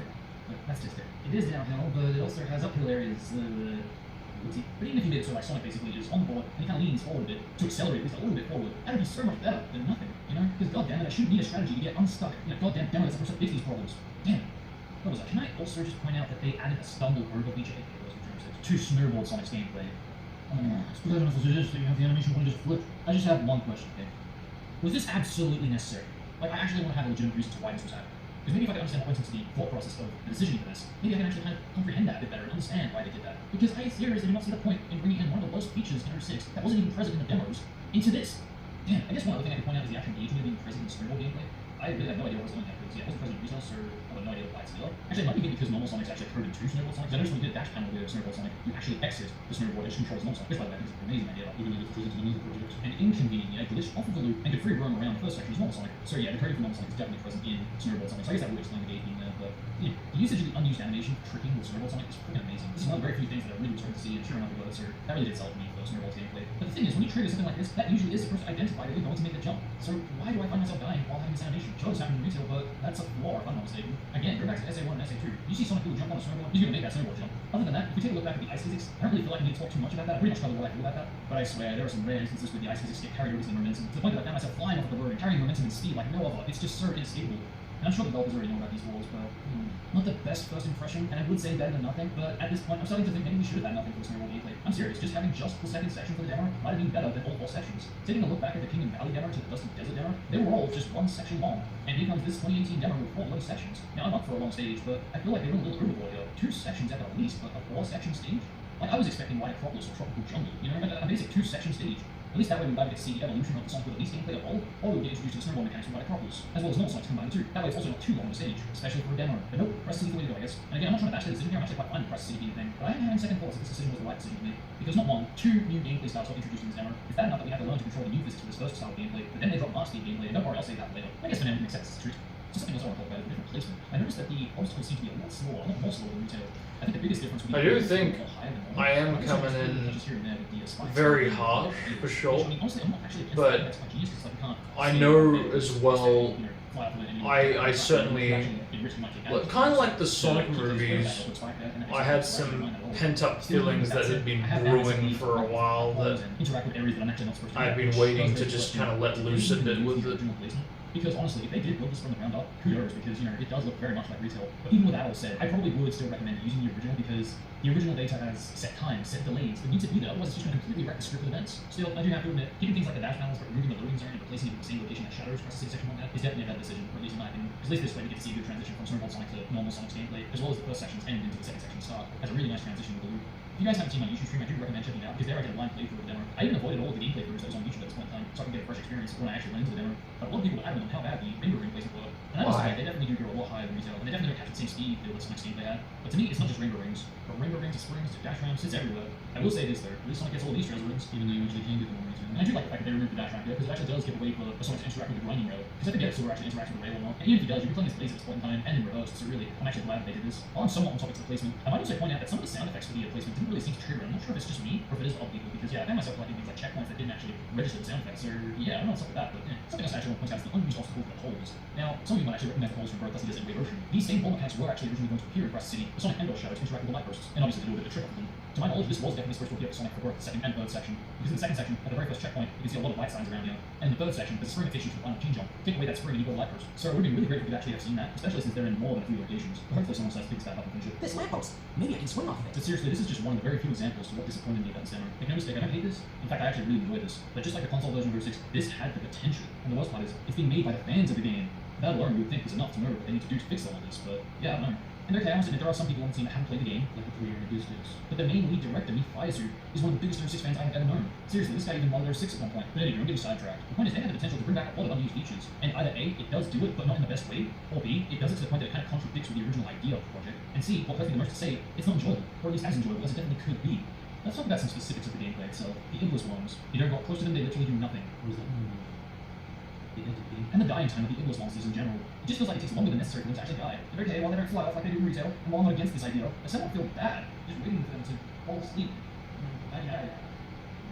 Another thing I want to quickly touch on is the enemies themselves. Now, I know this is a bit of a nitpick, but we saw a few screenshots before the actual demo was released, indicating that there might have been robots, and I know that this was just to showcase the unused sections placement and all, but I still kind of feel like it might have been a nice touch to add in robots, especially as this would be a big homage to the E3 trailer and even the E3 demo for Silver's Across the City. But if I were to choose, I actually would pick the endless monsters, because let's be real, it's nice to see a new debut for the enemies in Unity. Before I touch on physics itself, I do strongly want to talk about Sonic's changes and abilities. First of all, I really want to point out how amazing the spin dash currently looks. I can really see this taking off, honestly. It's definitely on the right track to having a similar kind of SA1 as a 2 like spin dash. But yeah, being able to jump out of it, launch off ramps, go high, go fast, this to me is a perfect spin dash. Like many things. The spin dash does have one flaw. It's not a big flaw, but more than a few times I've found myself spin dashing into an enemy and not actually damaging them. Instead, the spin dash just ends. I either stumble from the enemy, or I stumble and take damage, or I just take damage from stall. Either way, it's definitely not a healthy way to have a spin dash. Hell, I can't even jump out of the stumble level. Oh, and that reminds me of the tripping. Yeah, when you trip, you can't even jump out of that. And I don't know why, but this feels a lot slower than the original. In the original, it felt like this only lasted for about half a second. Here, it feels like it lasts for about a second or two. Oh, but what harm comes from waiting an extra second? Well, while that's a genius point, A, gameplay delays suck, and B, by now everybody was so used to seeing the original delay to the point that when we go into this, we expect it to end at a certain point in time. And spoiler alert, it doesn't.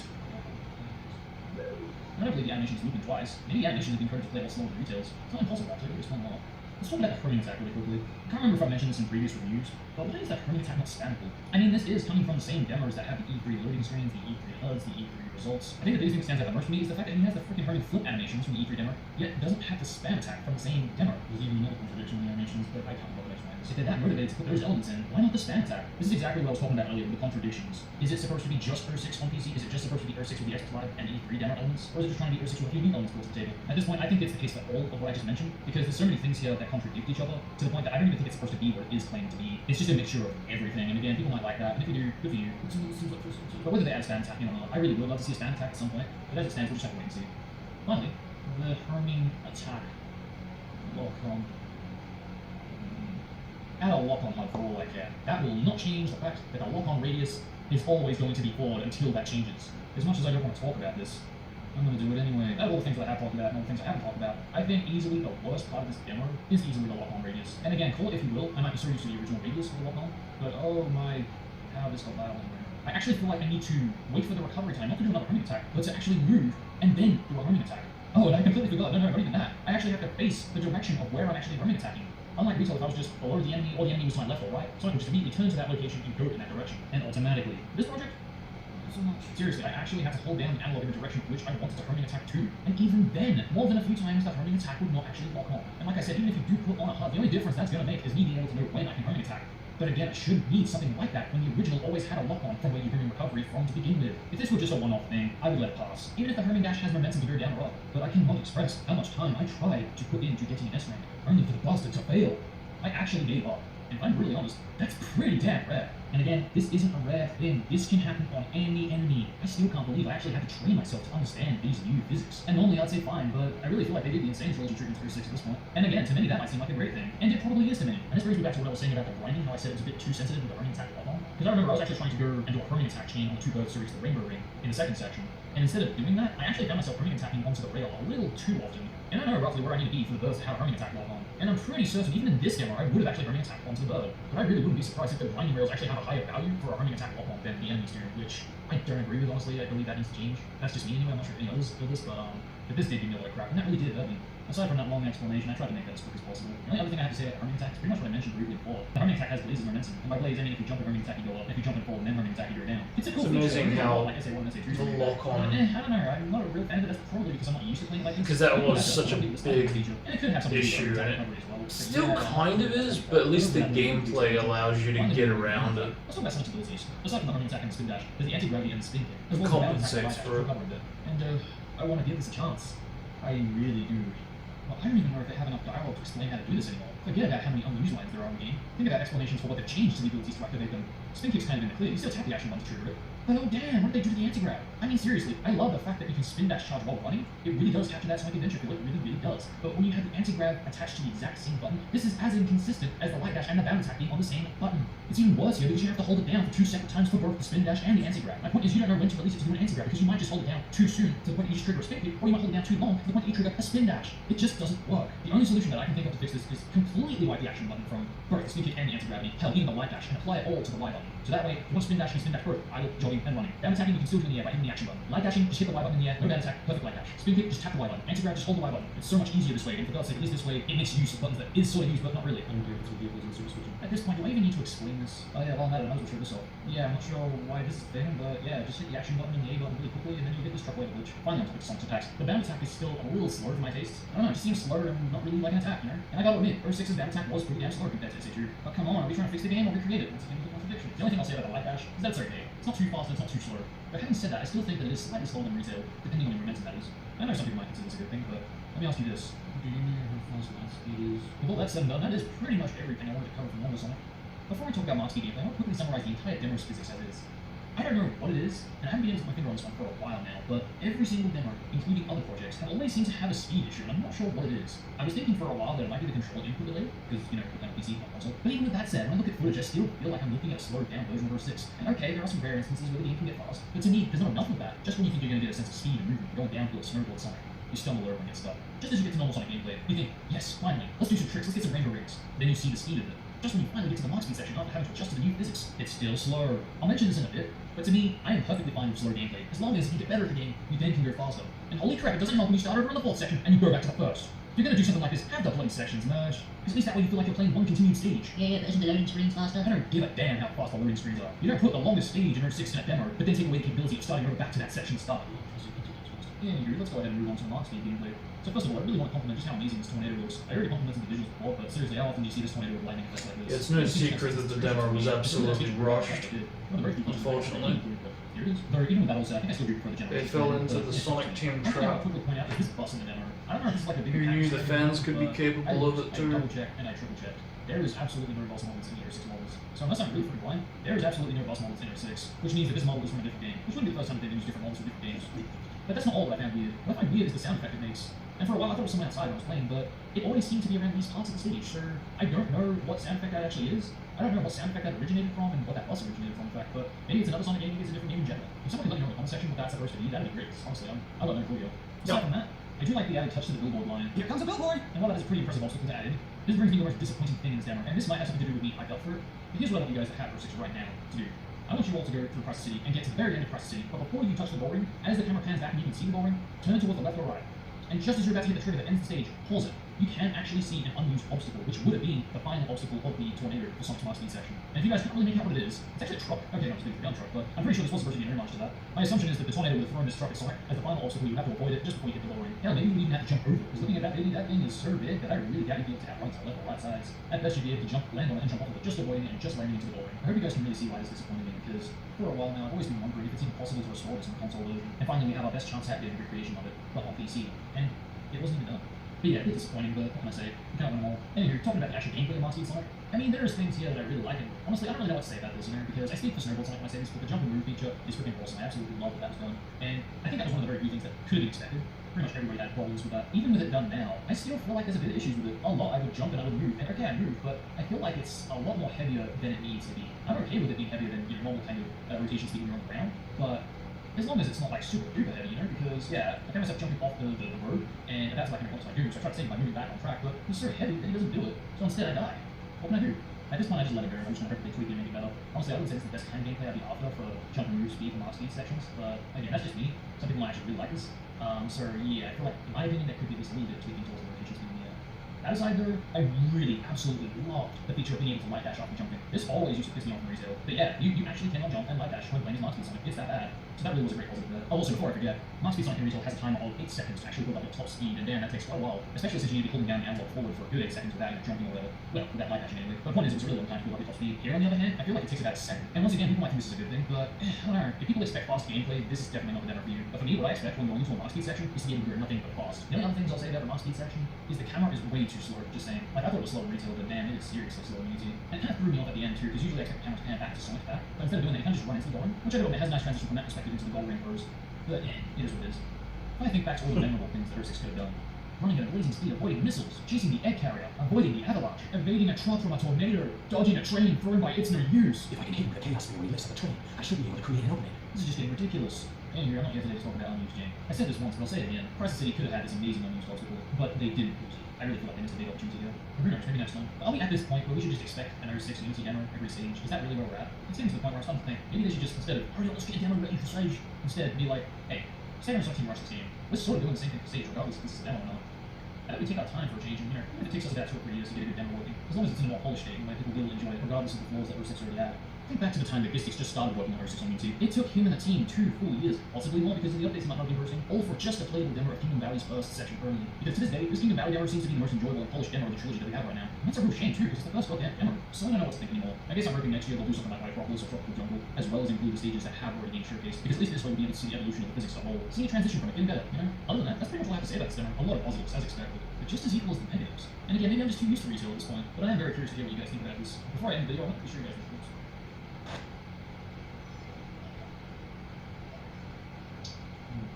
Do a trial, act trial. You can play Sonic, who looks a little terrifying. Sonic 06 is perfect. I swear, this is the jump higher now. What? I just jumped while holding the left stick. It didn't work. I literally did exactly that. Slow myself down. Only because this is so awkward to control. So my experience, I don't really like the new control much. What do I think of the 06 PC demo? It looks good. I would say that much. But I honestly feel like there are some things that should be tuned in terms of the controls. And I think some of the swing settings could be done a little bit better. This is the reason why if you screw up, you don't really have any way of getting back. Am I really stuck here? Oh boy. Can I get that? Nope. Oh, yes, it's still the same. Some of them be like unreasonably slow, if that makes sense.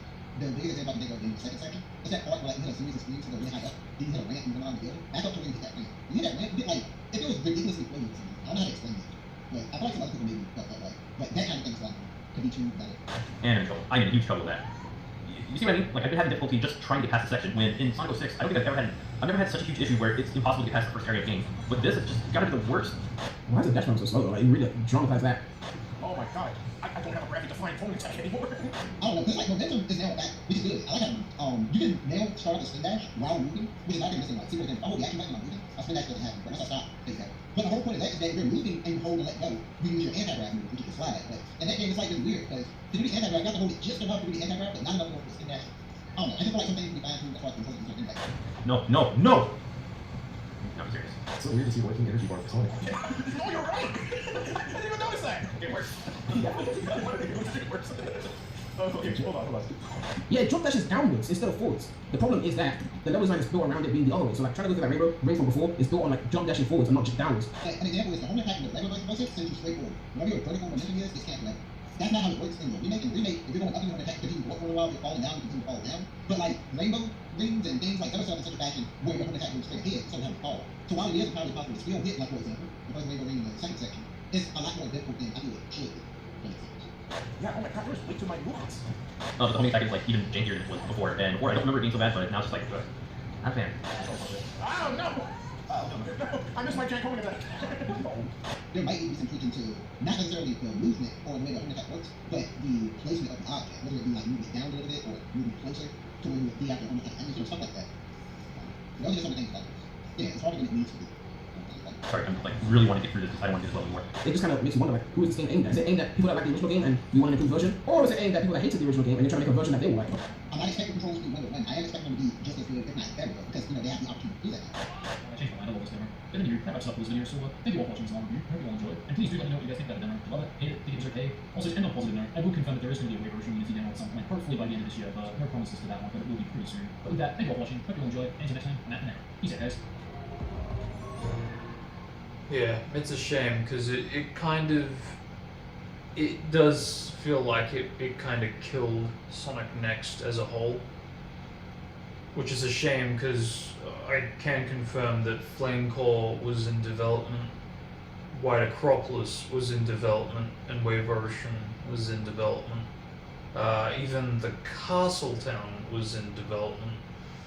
And I'm not sure if the intention was to have the hub world allow you to go to those 3 stages, and they were planning a super demo with 3 stages, 3 new stages. But that is as far as they made it. Oh no, there was also Aquatic Base as well. How could I forget? So that's what, like 5 stages. That's a lot.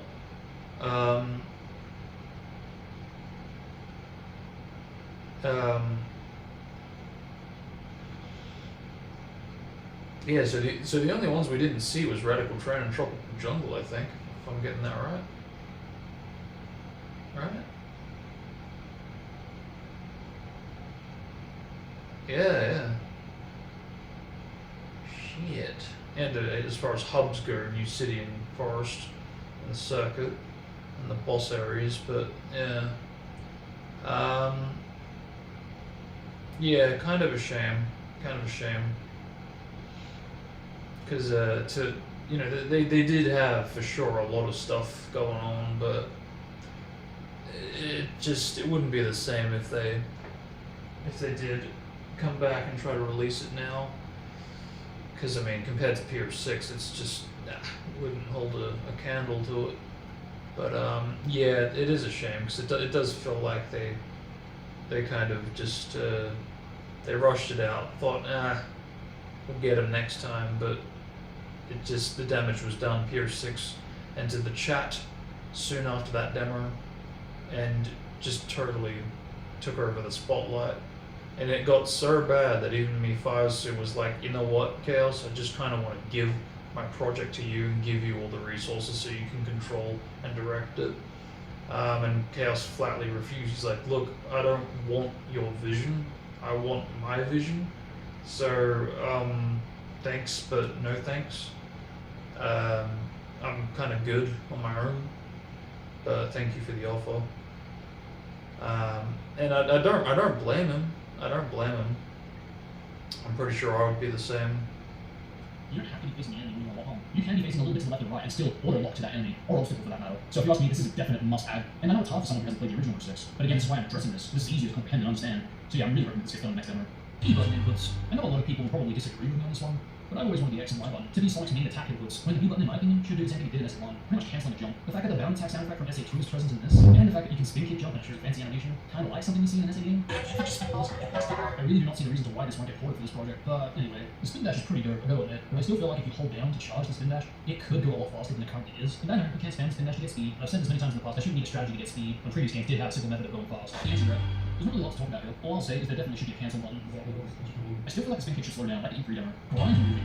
Whoa, what an amazing feature to bring back, but to remove it after. I'm crying inside, man. An amazing way to make use of unused animations. In fact, it was daring you to bring it back, and the only chance of actually bringing this back has finally been realized. So why take out such an amazing feature like this? I mean, come on, is it because other characters don't have animations like this? I really don't see the point of removing such a feature. I'm sorry, but I strongly disagree with this one. I'm sure about you guys watching, I should bring back grind animation. Rotation physics do look like they have been implemented into the demo, but I feel like it needs to be slowed down a little bit, because when you run off of like a wall, it doesn't seem to have the same kind of curve animation. Or for that matter, if you run around on a sloped collision, it doesn't smoothly curve Sonic's model. So in a way, snapping does actually replicate retail in a way. I pretty much don't need to say this, but pretty much everyone that I've seen has ran into some collision problems. And this is something I never really took too much notice of. I did know that the retail collision was being used here, but I can see that I definitely should have pointed this out a lot more. Now it's kind of a problem at this point. Not a big problem. The bigger issues I mainly do with Unity how it translates this collision, and I'm sure that'll eventually get fixed. But no, my problem with the collision itself is the fact that it says using retail's collision, because I think we all know that retail's collision is pretty, hey, I'm invisible. I always wanted one of the gems to actually appear a little more hidden, but because this project's currently using the retail collision, we can't really do that. Because we could put it there, but if we did, invisible collision would prevent the player from actually getting the gem. So if you ask me, I strongly disagree with using the retail collision. Personally, I'd rather just convert the stage mob into collision, and manually apply what's water, what's beach, and so on. Because at least this way you'll be able to go any way you want to, fucking jamming to these huts, sky jamming on top of these mountains. Because you imagine the potential here. The sad thing is it's actually more possible in Unity than it is in console. Every Unity project doesn't actually do this. And what a real shame, because previous versions of this project did actually have it so you could land on some pieces of collision, which in retail would normally be terrain you can't land on.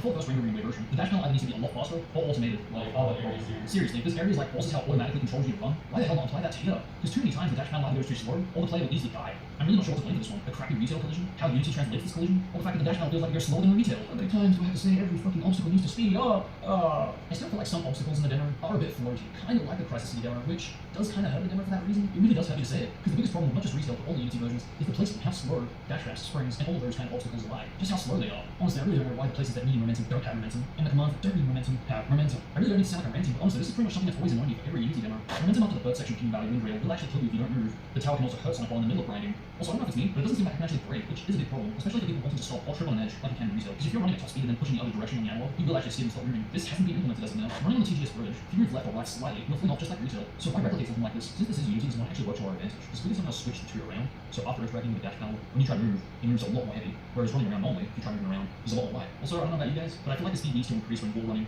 specifically the wave version. Definitely the dash panels, but that is a retail flaw, so I will cut the demo some slack for that reason. Wall running in not just the first section of King Valley, but even the Mars speed for some reason feels janky as can be. Believe me, it's definitely improved from beta testing, but it still feels like it's a little bit out. There's something else I'd like thoughts on. I think the inability to turn dash into walls, because in retail you can't run dash and start running on the wall. If you want holding down the analog, you'll just have an idle animation, and if you don't touch anything, you just fall off the wall. Also, while I'm at it, sometimes the inputs don't actually work, and hell, sometimes the game can even freeze. Not much to say about this one. Another thing I was told that's just a me thing, getting a game over. It doesn't reset the life counter, and there was a legit reason for why it didn't reset for some areas, but I could have sworn that after getting a game over it hadn't reset, and sure enough, this issue was addressed by many. In my opinion, I still believe that Knuckles is a better pick for switching characters than Silver. Rouge interacts with this section of Kingdom Valley, so there actually is climbable walls in this section. So Knuckles will definitely be busy in this section. Not just that, but it'll make use of the underused character. I mean, seriously, you only play as a point basic flame crawl, and even then, it's not even for the entire section. Whereas if you were playable here, at least it would be for pretty much the entire section. Do I even need to mention the fact that you're switching to a Sonic meter, not a different hedgehog? We already got Tails and Wave version, so this could work out really well if you had Knuckles in this section. Like the ball animation, I asked people about this in my community tab, and pretty much everyone was on board with this. Though that still didn't really make a difference, because again, it's not my project. Still, with that all said, I'm curious what you guys think. Are you guys glad that you got Silver in Unity demo? Or would you have preferred Knuckles, Team Sonic style? Please let me know, I'm really curious about this one. In the pause menu, pressing start acts like the A button instead of resume. Because in retail, and even the demo, if you press start while in the pause menu, it doesn't matter what the cursor's on, it'll act as if you hit continue and resume the game. Whereas now, if you press start while the cursor's on start over, it's going to act like the A button and select what the cursor's on. Tails' flight should recharge after landing, pretty much how it is for retail Silver. And I know some might disagree with this. Ooh, I forgot about that editing. You can pretty much fly as if it were full. I don't know, I feel like this is a bit of a flaw, because in Silver's case, you have to wait to recharge. If anything, it should be the other way around. This was the first real instance of the prospect of seeing Tails with a gauge. I forgot about the editing. It definitely should be at the least the same as retail. For Mark Speed, I like that you can slow down, but to the point of don't idle. Yeah, I'm still not on board with that, sorry. Yeah, it's my ideal Mark Speed Sonic. If you hit an obstacle, instead of losing all the rings, you lose 10. No matter what speed you're on, it defaults back to your normal speed. This way it gives you more time to react, move, and prepare. Running attacking the round rock doesn't always trigger a win. Seems like all states bring damage at either. I mean, really, just imagine green jamming this. Some death animations on the ground play the wrong animation. For example, sometimes it plays the idle animation, sometimes it plays the animation, so I don't know what's up there, but yeah, hopefully that'll get fixed. Also, just saying, I'm sorry, but I disagree with being able to let go of enemies for an insta-kill, like in retail, especially when the demos had you not insta-kill them, because at least this way you actually have to put effort in to defeat the enemies. And again, this is something I pointed out a few times in the past. So this is something I'm really hoping to see in the future, and what a real shame for the debut not to include such a feature. Throwing some specific amount of missiles sometimes throw it back less. Not sure why this happens, but this definitely is an issue. Though I do like the fact that if you ground pound when missiles are coming your way, they pretty much rebound. Though you're gonna be on a tourist, it might just be better to turn around and come back here. I did actually pitch this idea, but I wanted to maybe have some lasers so it's more noticeable and understandable that you should, but more importantly, can't skip the castle part. Because not just myself, a few players actually tried to skip this castle, and well, they were greeted with invisible collision. I've said it before, but it's bad enough that retail has invisible collision. Don't read the rules or 6 for fuck's sake. Some don't actually appear where they meant to, like in retail, which is a problem because you can still slip, but it's cooking the enemy, so this is a bit of an issue which I'm sure we'll get fixed. Also, on topic of music, the music doesn't actually loop properly.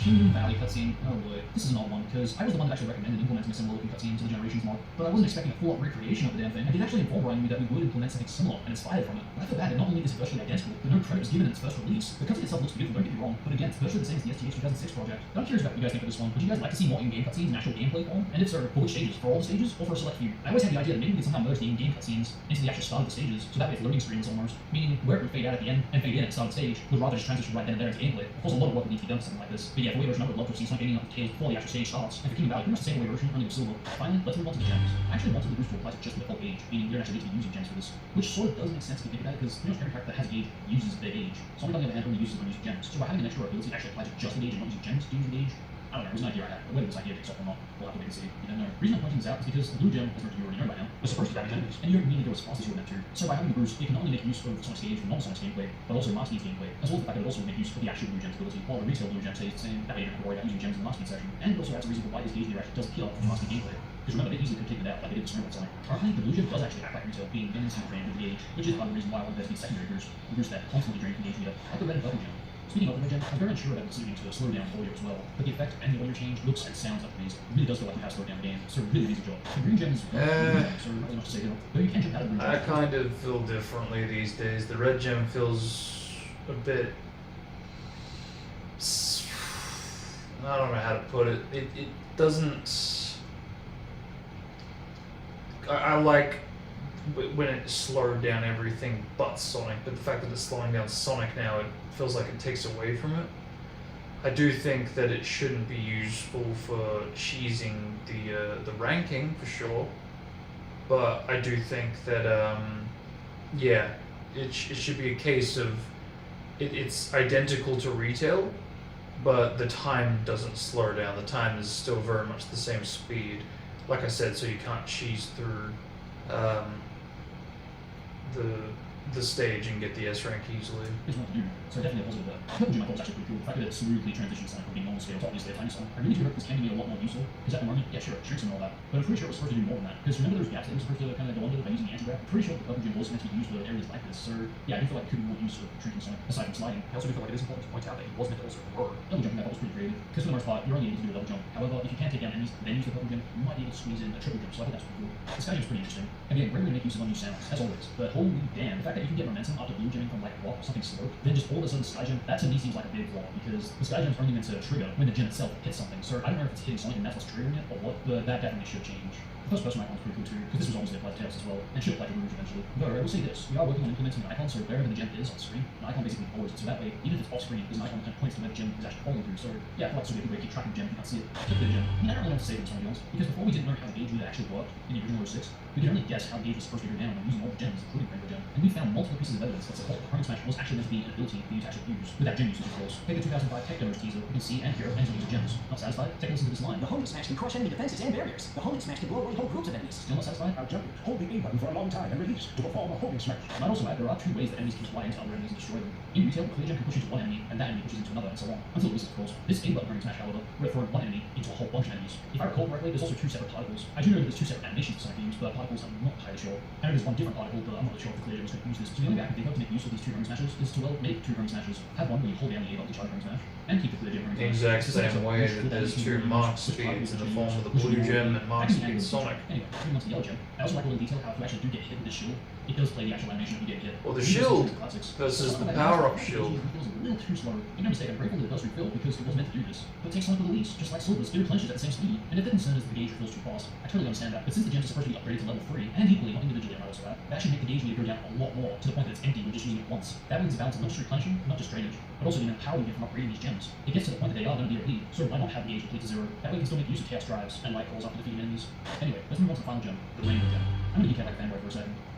For real, no, this actually is the best thing I have ever seen in 06. Be it recreation, go from the ground up, a modification, anything. My very first modification for Sonic 06 was the Super Mod, because after seeing Super Mod in action and learning that the Rainbow Gem was actually meant to be implemented into the game, and well, kind of still is, I did everything in my power to get my hands on a console that could actually play this mod. And well, I ended up getting it. I still wasn't satisfied, because the mod in the video was a bit inaccurate to the actual release mod. So I took the time to recreate the mod from the video, so I know all the specifics that went into it, from the animations to the attributes to the particles, all that jam. So when I tell you guys this is the most accurate version of Super Sonic that we've ever seen in 06, this is the most accurate version of Super Sonic we'll ever see in 06. I think the only tiny little thing that I might have changed was how to sort of when you actually do get rings, maybe add a little bit of gauge to the meter, but aside from that, having the ability to do the Super Sonic dash attack, to roam around free as Super Sonic, and the fact that rings go down every second, What an amazing job there, man. It's so amazing that I'm questioning if it was the right decision to actually include gems in the demo, or rather the Rainbow Gem specifically. Honestly, I'm still in shock about this because I knew that Supersonic was going to be implemented for a while, and I had seen screenshots and footage of it. However, I only got HQ screenshots and potato quality footage, so when I first saw Supersonic in high quality footage, honestly, I really did tap into classic volcano territory, because Supersonic really was the first thing that got me into Planar 6 regularly, so this really did mean a lot to me to see this in action. So yes, I'm very happy how that turned out. But yeah, that's pretty much all I have to say about this demo. Overall, I think this is probably one of my favorite demos out there, because I appreciate the amount of work that's went into these 3 demos in the past, but there'll never be a state where I've enjoyed them, or at least to the point that I feel like coming back for more. This, on the other hand, makes me want to come back. But little things like trying to find gems that are hidden, which by the way I think is an awesome idea, because again, it encourages the player to come back to collect the best. The other demos doesn't do this for me, I'm sorry. But with that said, who knows? Maybe the next demo will try and do something like this. We'll have to wait and see. Thank you guys for watching yet another long video. Hope you all enjoyed. And I think now would be a good time to point out that I should be releasing the Infinite Pod release video pretty soon. It's been quite a hectic month, so I have been very slow with a lot of things. That's why this video has been pretty late. Same with soundtrack videos and so on. But yeah, we're almost through it. But anyway, thanks again, and now. Peace out, guys. You get shit like that. Alright, that ramp launch is a little slow. It was just a little ugly. I don't know if I can still do like a spin dash now. I don't know, it's so sick. I can't really count this rock. This rock is not meant to be stood on. No, I'm making rock one, but you can't rock ones off of these. So the reason I keep doing that is because in the original game, the X button was also the song. That is now dedicated to the B button for this demo. I'm not used to it. It's the control. The control's been tuned up. Okay, I see that. I can still not reliably get that. Yeah, there's a lot more new animations. Yeah. Like the Sonic bouncing off enemies and such and such. Yeah, there's a lot more physics. Yeah, that's nice, dude.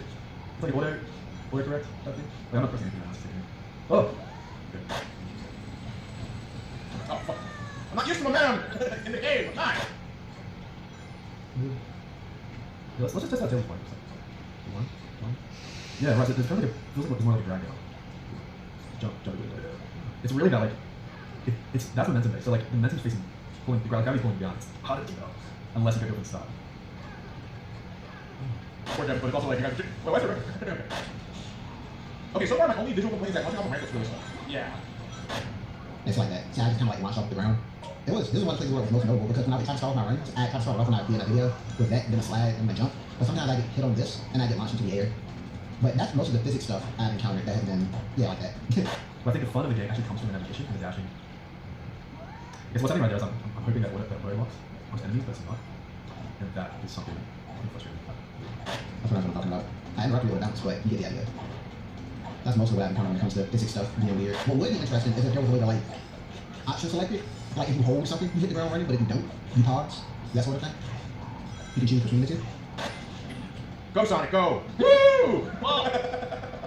Darn, we're not gonna make it! There's some sort of anti-hedgehog invisible force field in the way. Okay, no shit. The fact that there's actually a now completely changes the game of how the people approach the jumps.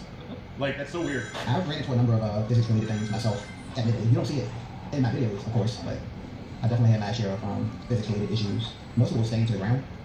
There are a number of places where I've like blown up instead of stuck to it, like ramps and such. Also, that is a big thing with this compared to the original, and that's just that momentum is preserved on just about everything. Well, one thing that I currently don't like about it, and I don't know if that's just something that's going to get changed in the future, or if that's the way y'all want to be, I don't like the fact that I can get hurt by the things that I'm holding on to. I need to worry about that. Like, say that I shot these enemies, right, and I pick them up. If I touch them in that state, I still get hurt. Yeah, okay, this is a little awkward, because it was easier to grab the arms in the original game. Okay. Also, this is a nitpick for me, because I know that Sonic games already have things like invisible walls, but it'd be nice if there was like some way to detail where invisible walls were. If it seems like you can access a certain location. Like right there, you know in the original you can just kind of skip this. But I don't think it's fair to try to do that and then there's an invisible wall and you die. Like I'm fine with things getting blocked off, it's just, you know, it shouldn't result in a death like that. Yeah, lasers would be a good example of something that would make sense. Down the rooms. See if something happens. Maybe I have to move. Oh, okay, maybe I have to, as soon as I hit the R trigger on the runes, I don't think it moves until I actually stop using it, which is a little weird, not gonna lie. In my opinion, that's very specifically my speed section need to speed up a lot to be able to change jump speed at least. Yeah, it'd be nice to have some consistency with that. I can agree with that. Okay, so lead me through this. Yeah, I can agree with that with him. That like, if it's gonna have a charge, then it should definitely feel like the charge is making a difference. What if I find out if you can spin that, you know? Alright, over through. No, not quite. Did I move myself up now? But there's no, the trail of range is gone. Yeah, I can't do that. Yeah, not quite as SA1 level, not SA2. Yeah. No, I can't make that. Oh god, just barely. Alright, we'll work on that for a future release explosion. Oh no, I didn't do that. Whoa! And again, we have way more, we actually have momentum in our jumps. So I can't just like jump and turn left on a dime to reposition myself. I actually have to try. Oh! Like, I fucking tasted that.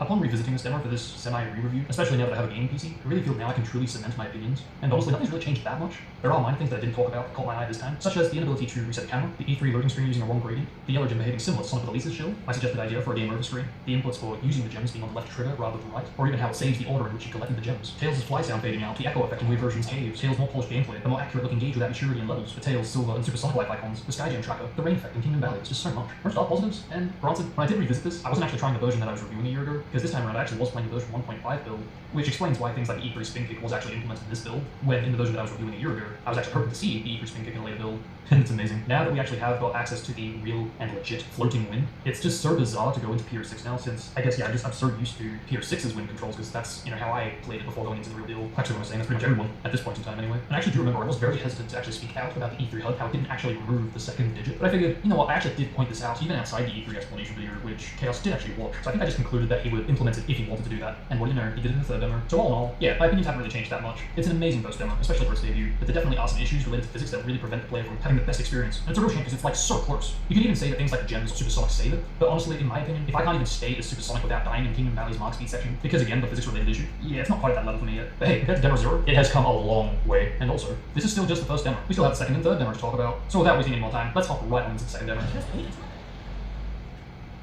Alright, I think I will leave it there, because I am actually getting it.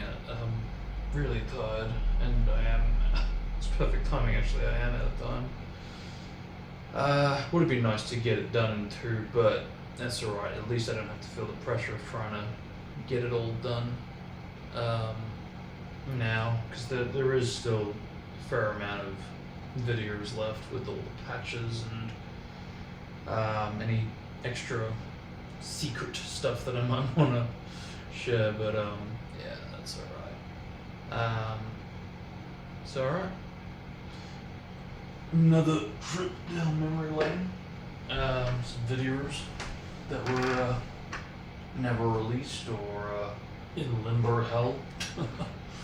But no, I am enjoying this process because it is nice to see the evolution and where we started and slowly getting to where we are now. I do look forward to hopefully concluding the talk videos in the next stream. So till then, thanks for watching. Hope you all enjoyed. Till next time, have a good one, stay safe, and I'll see you all next time, guys. Peace.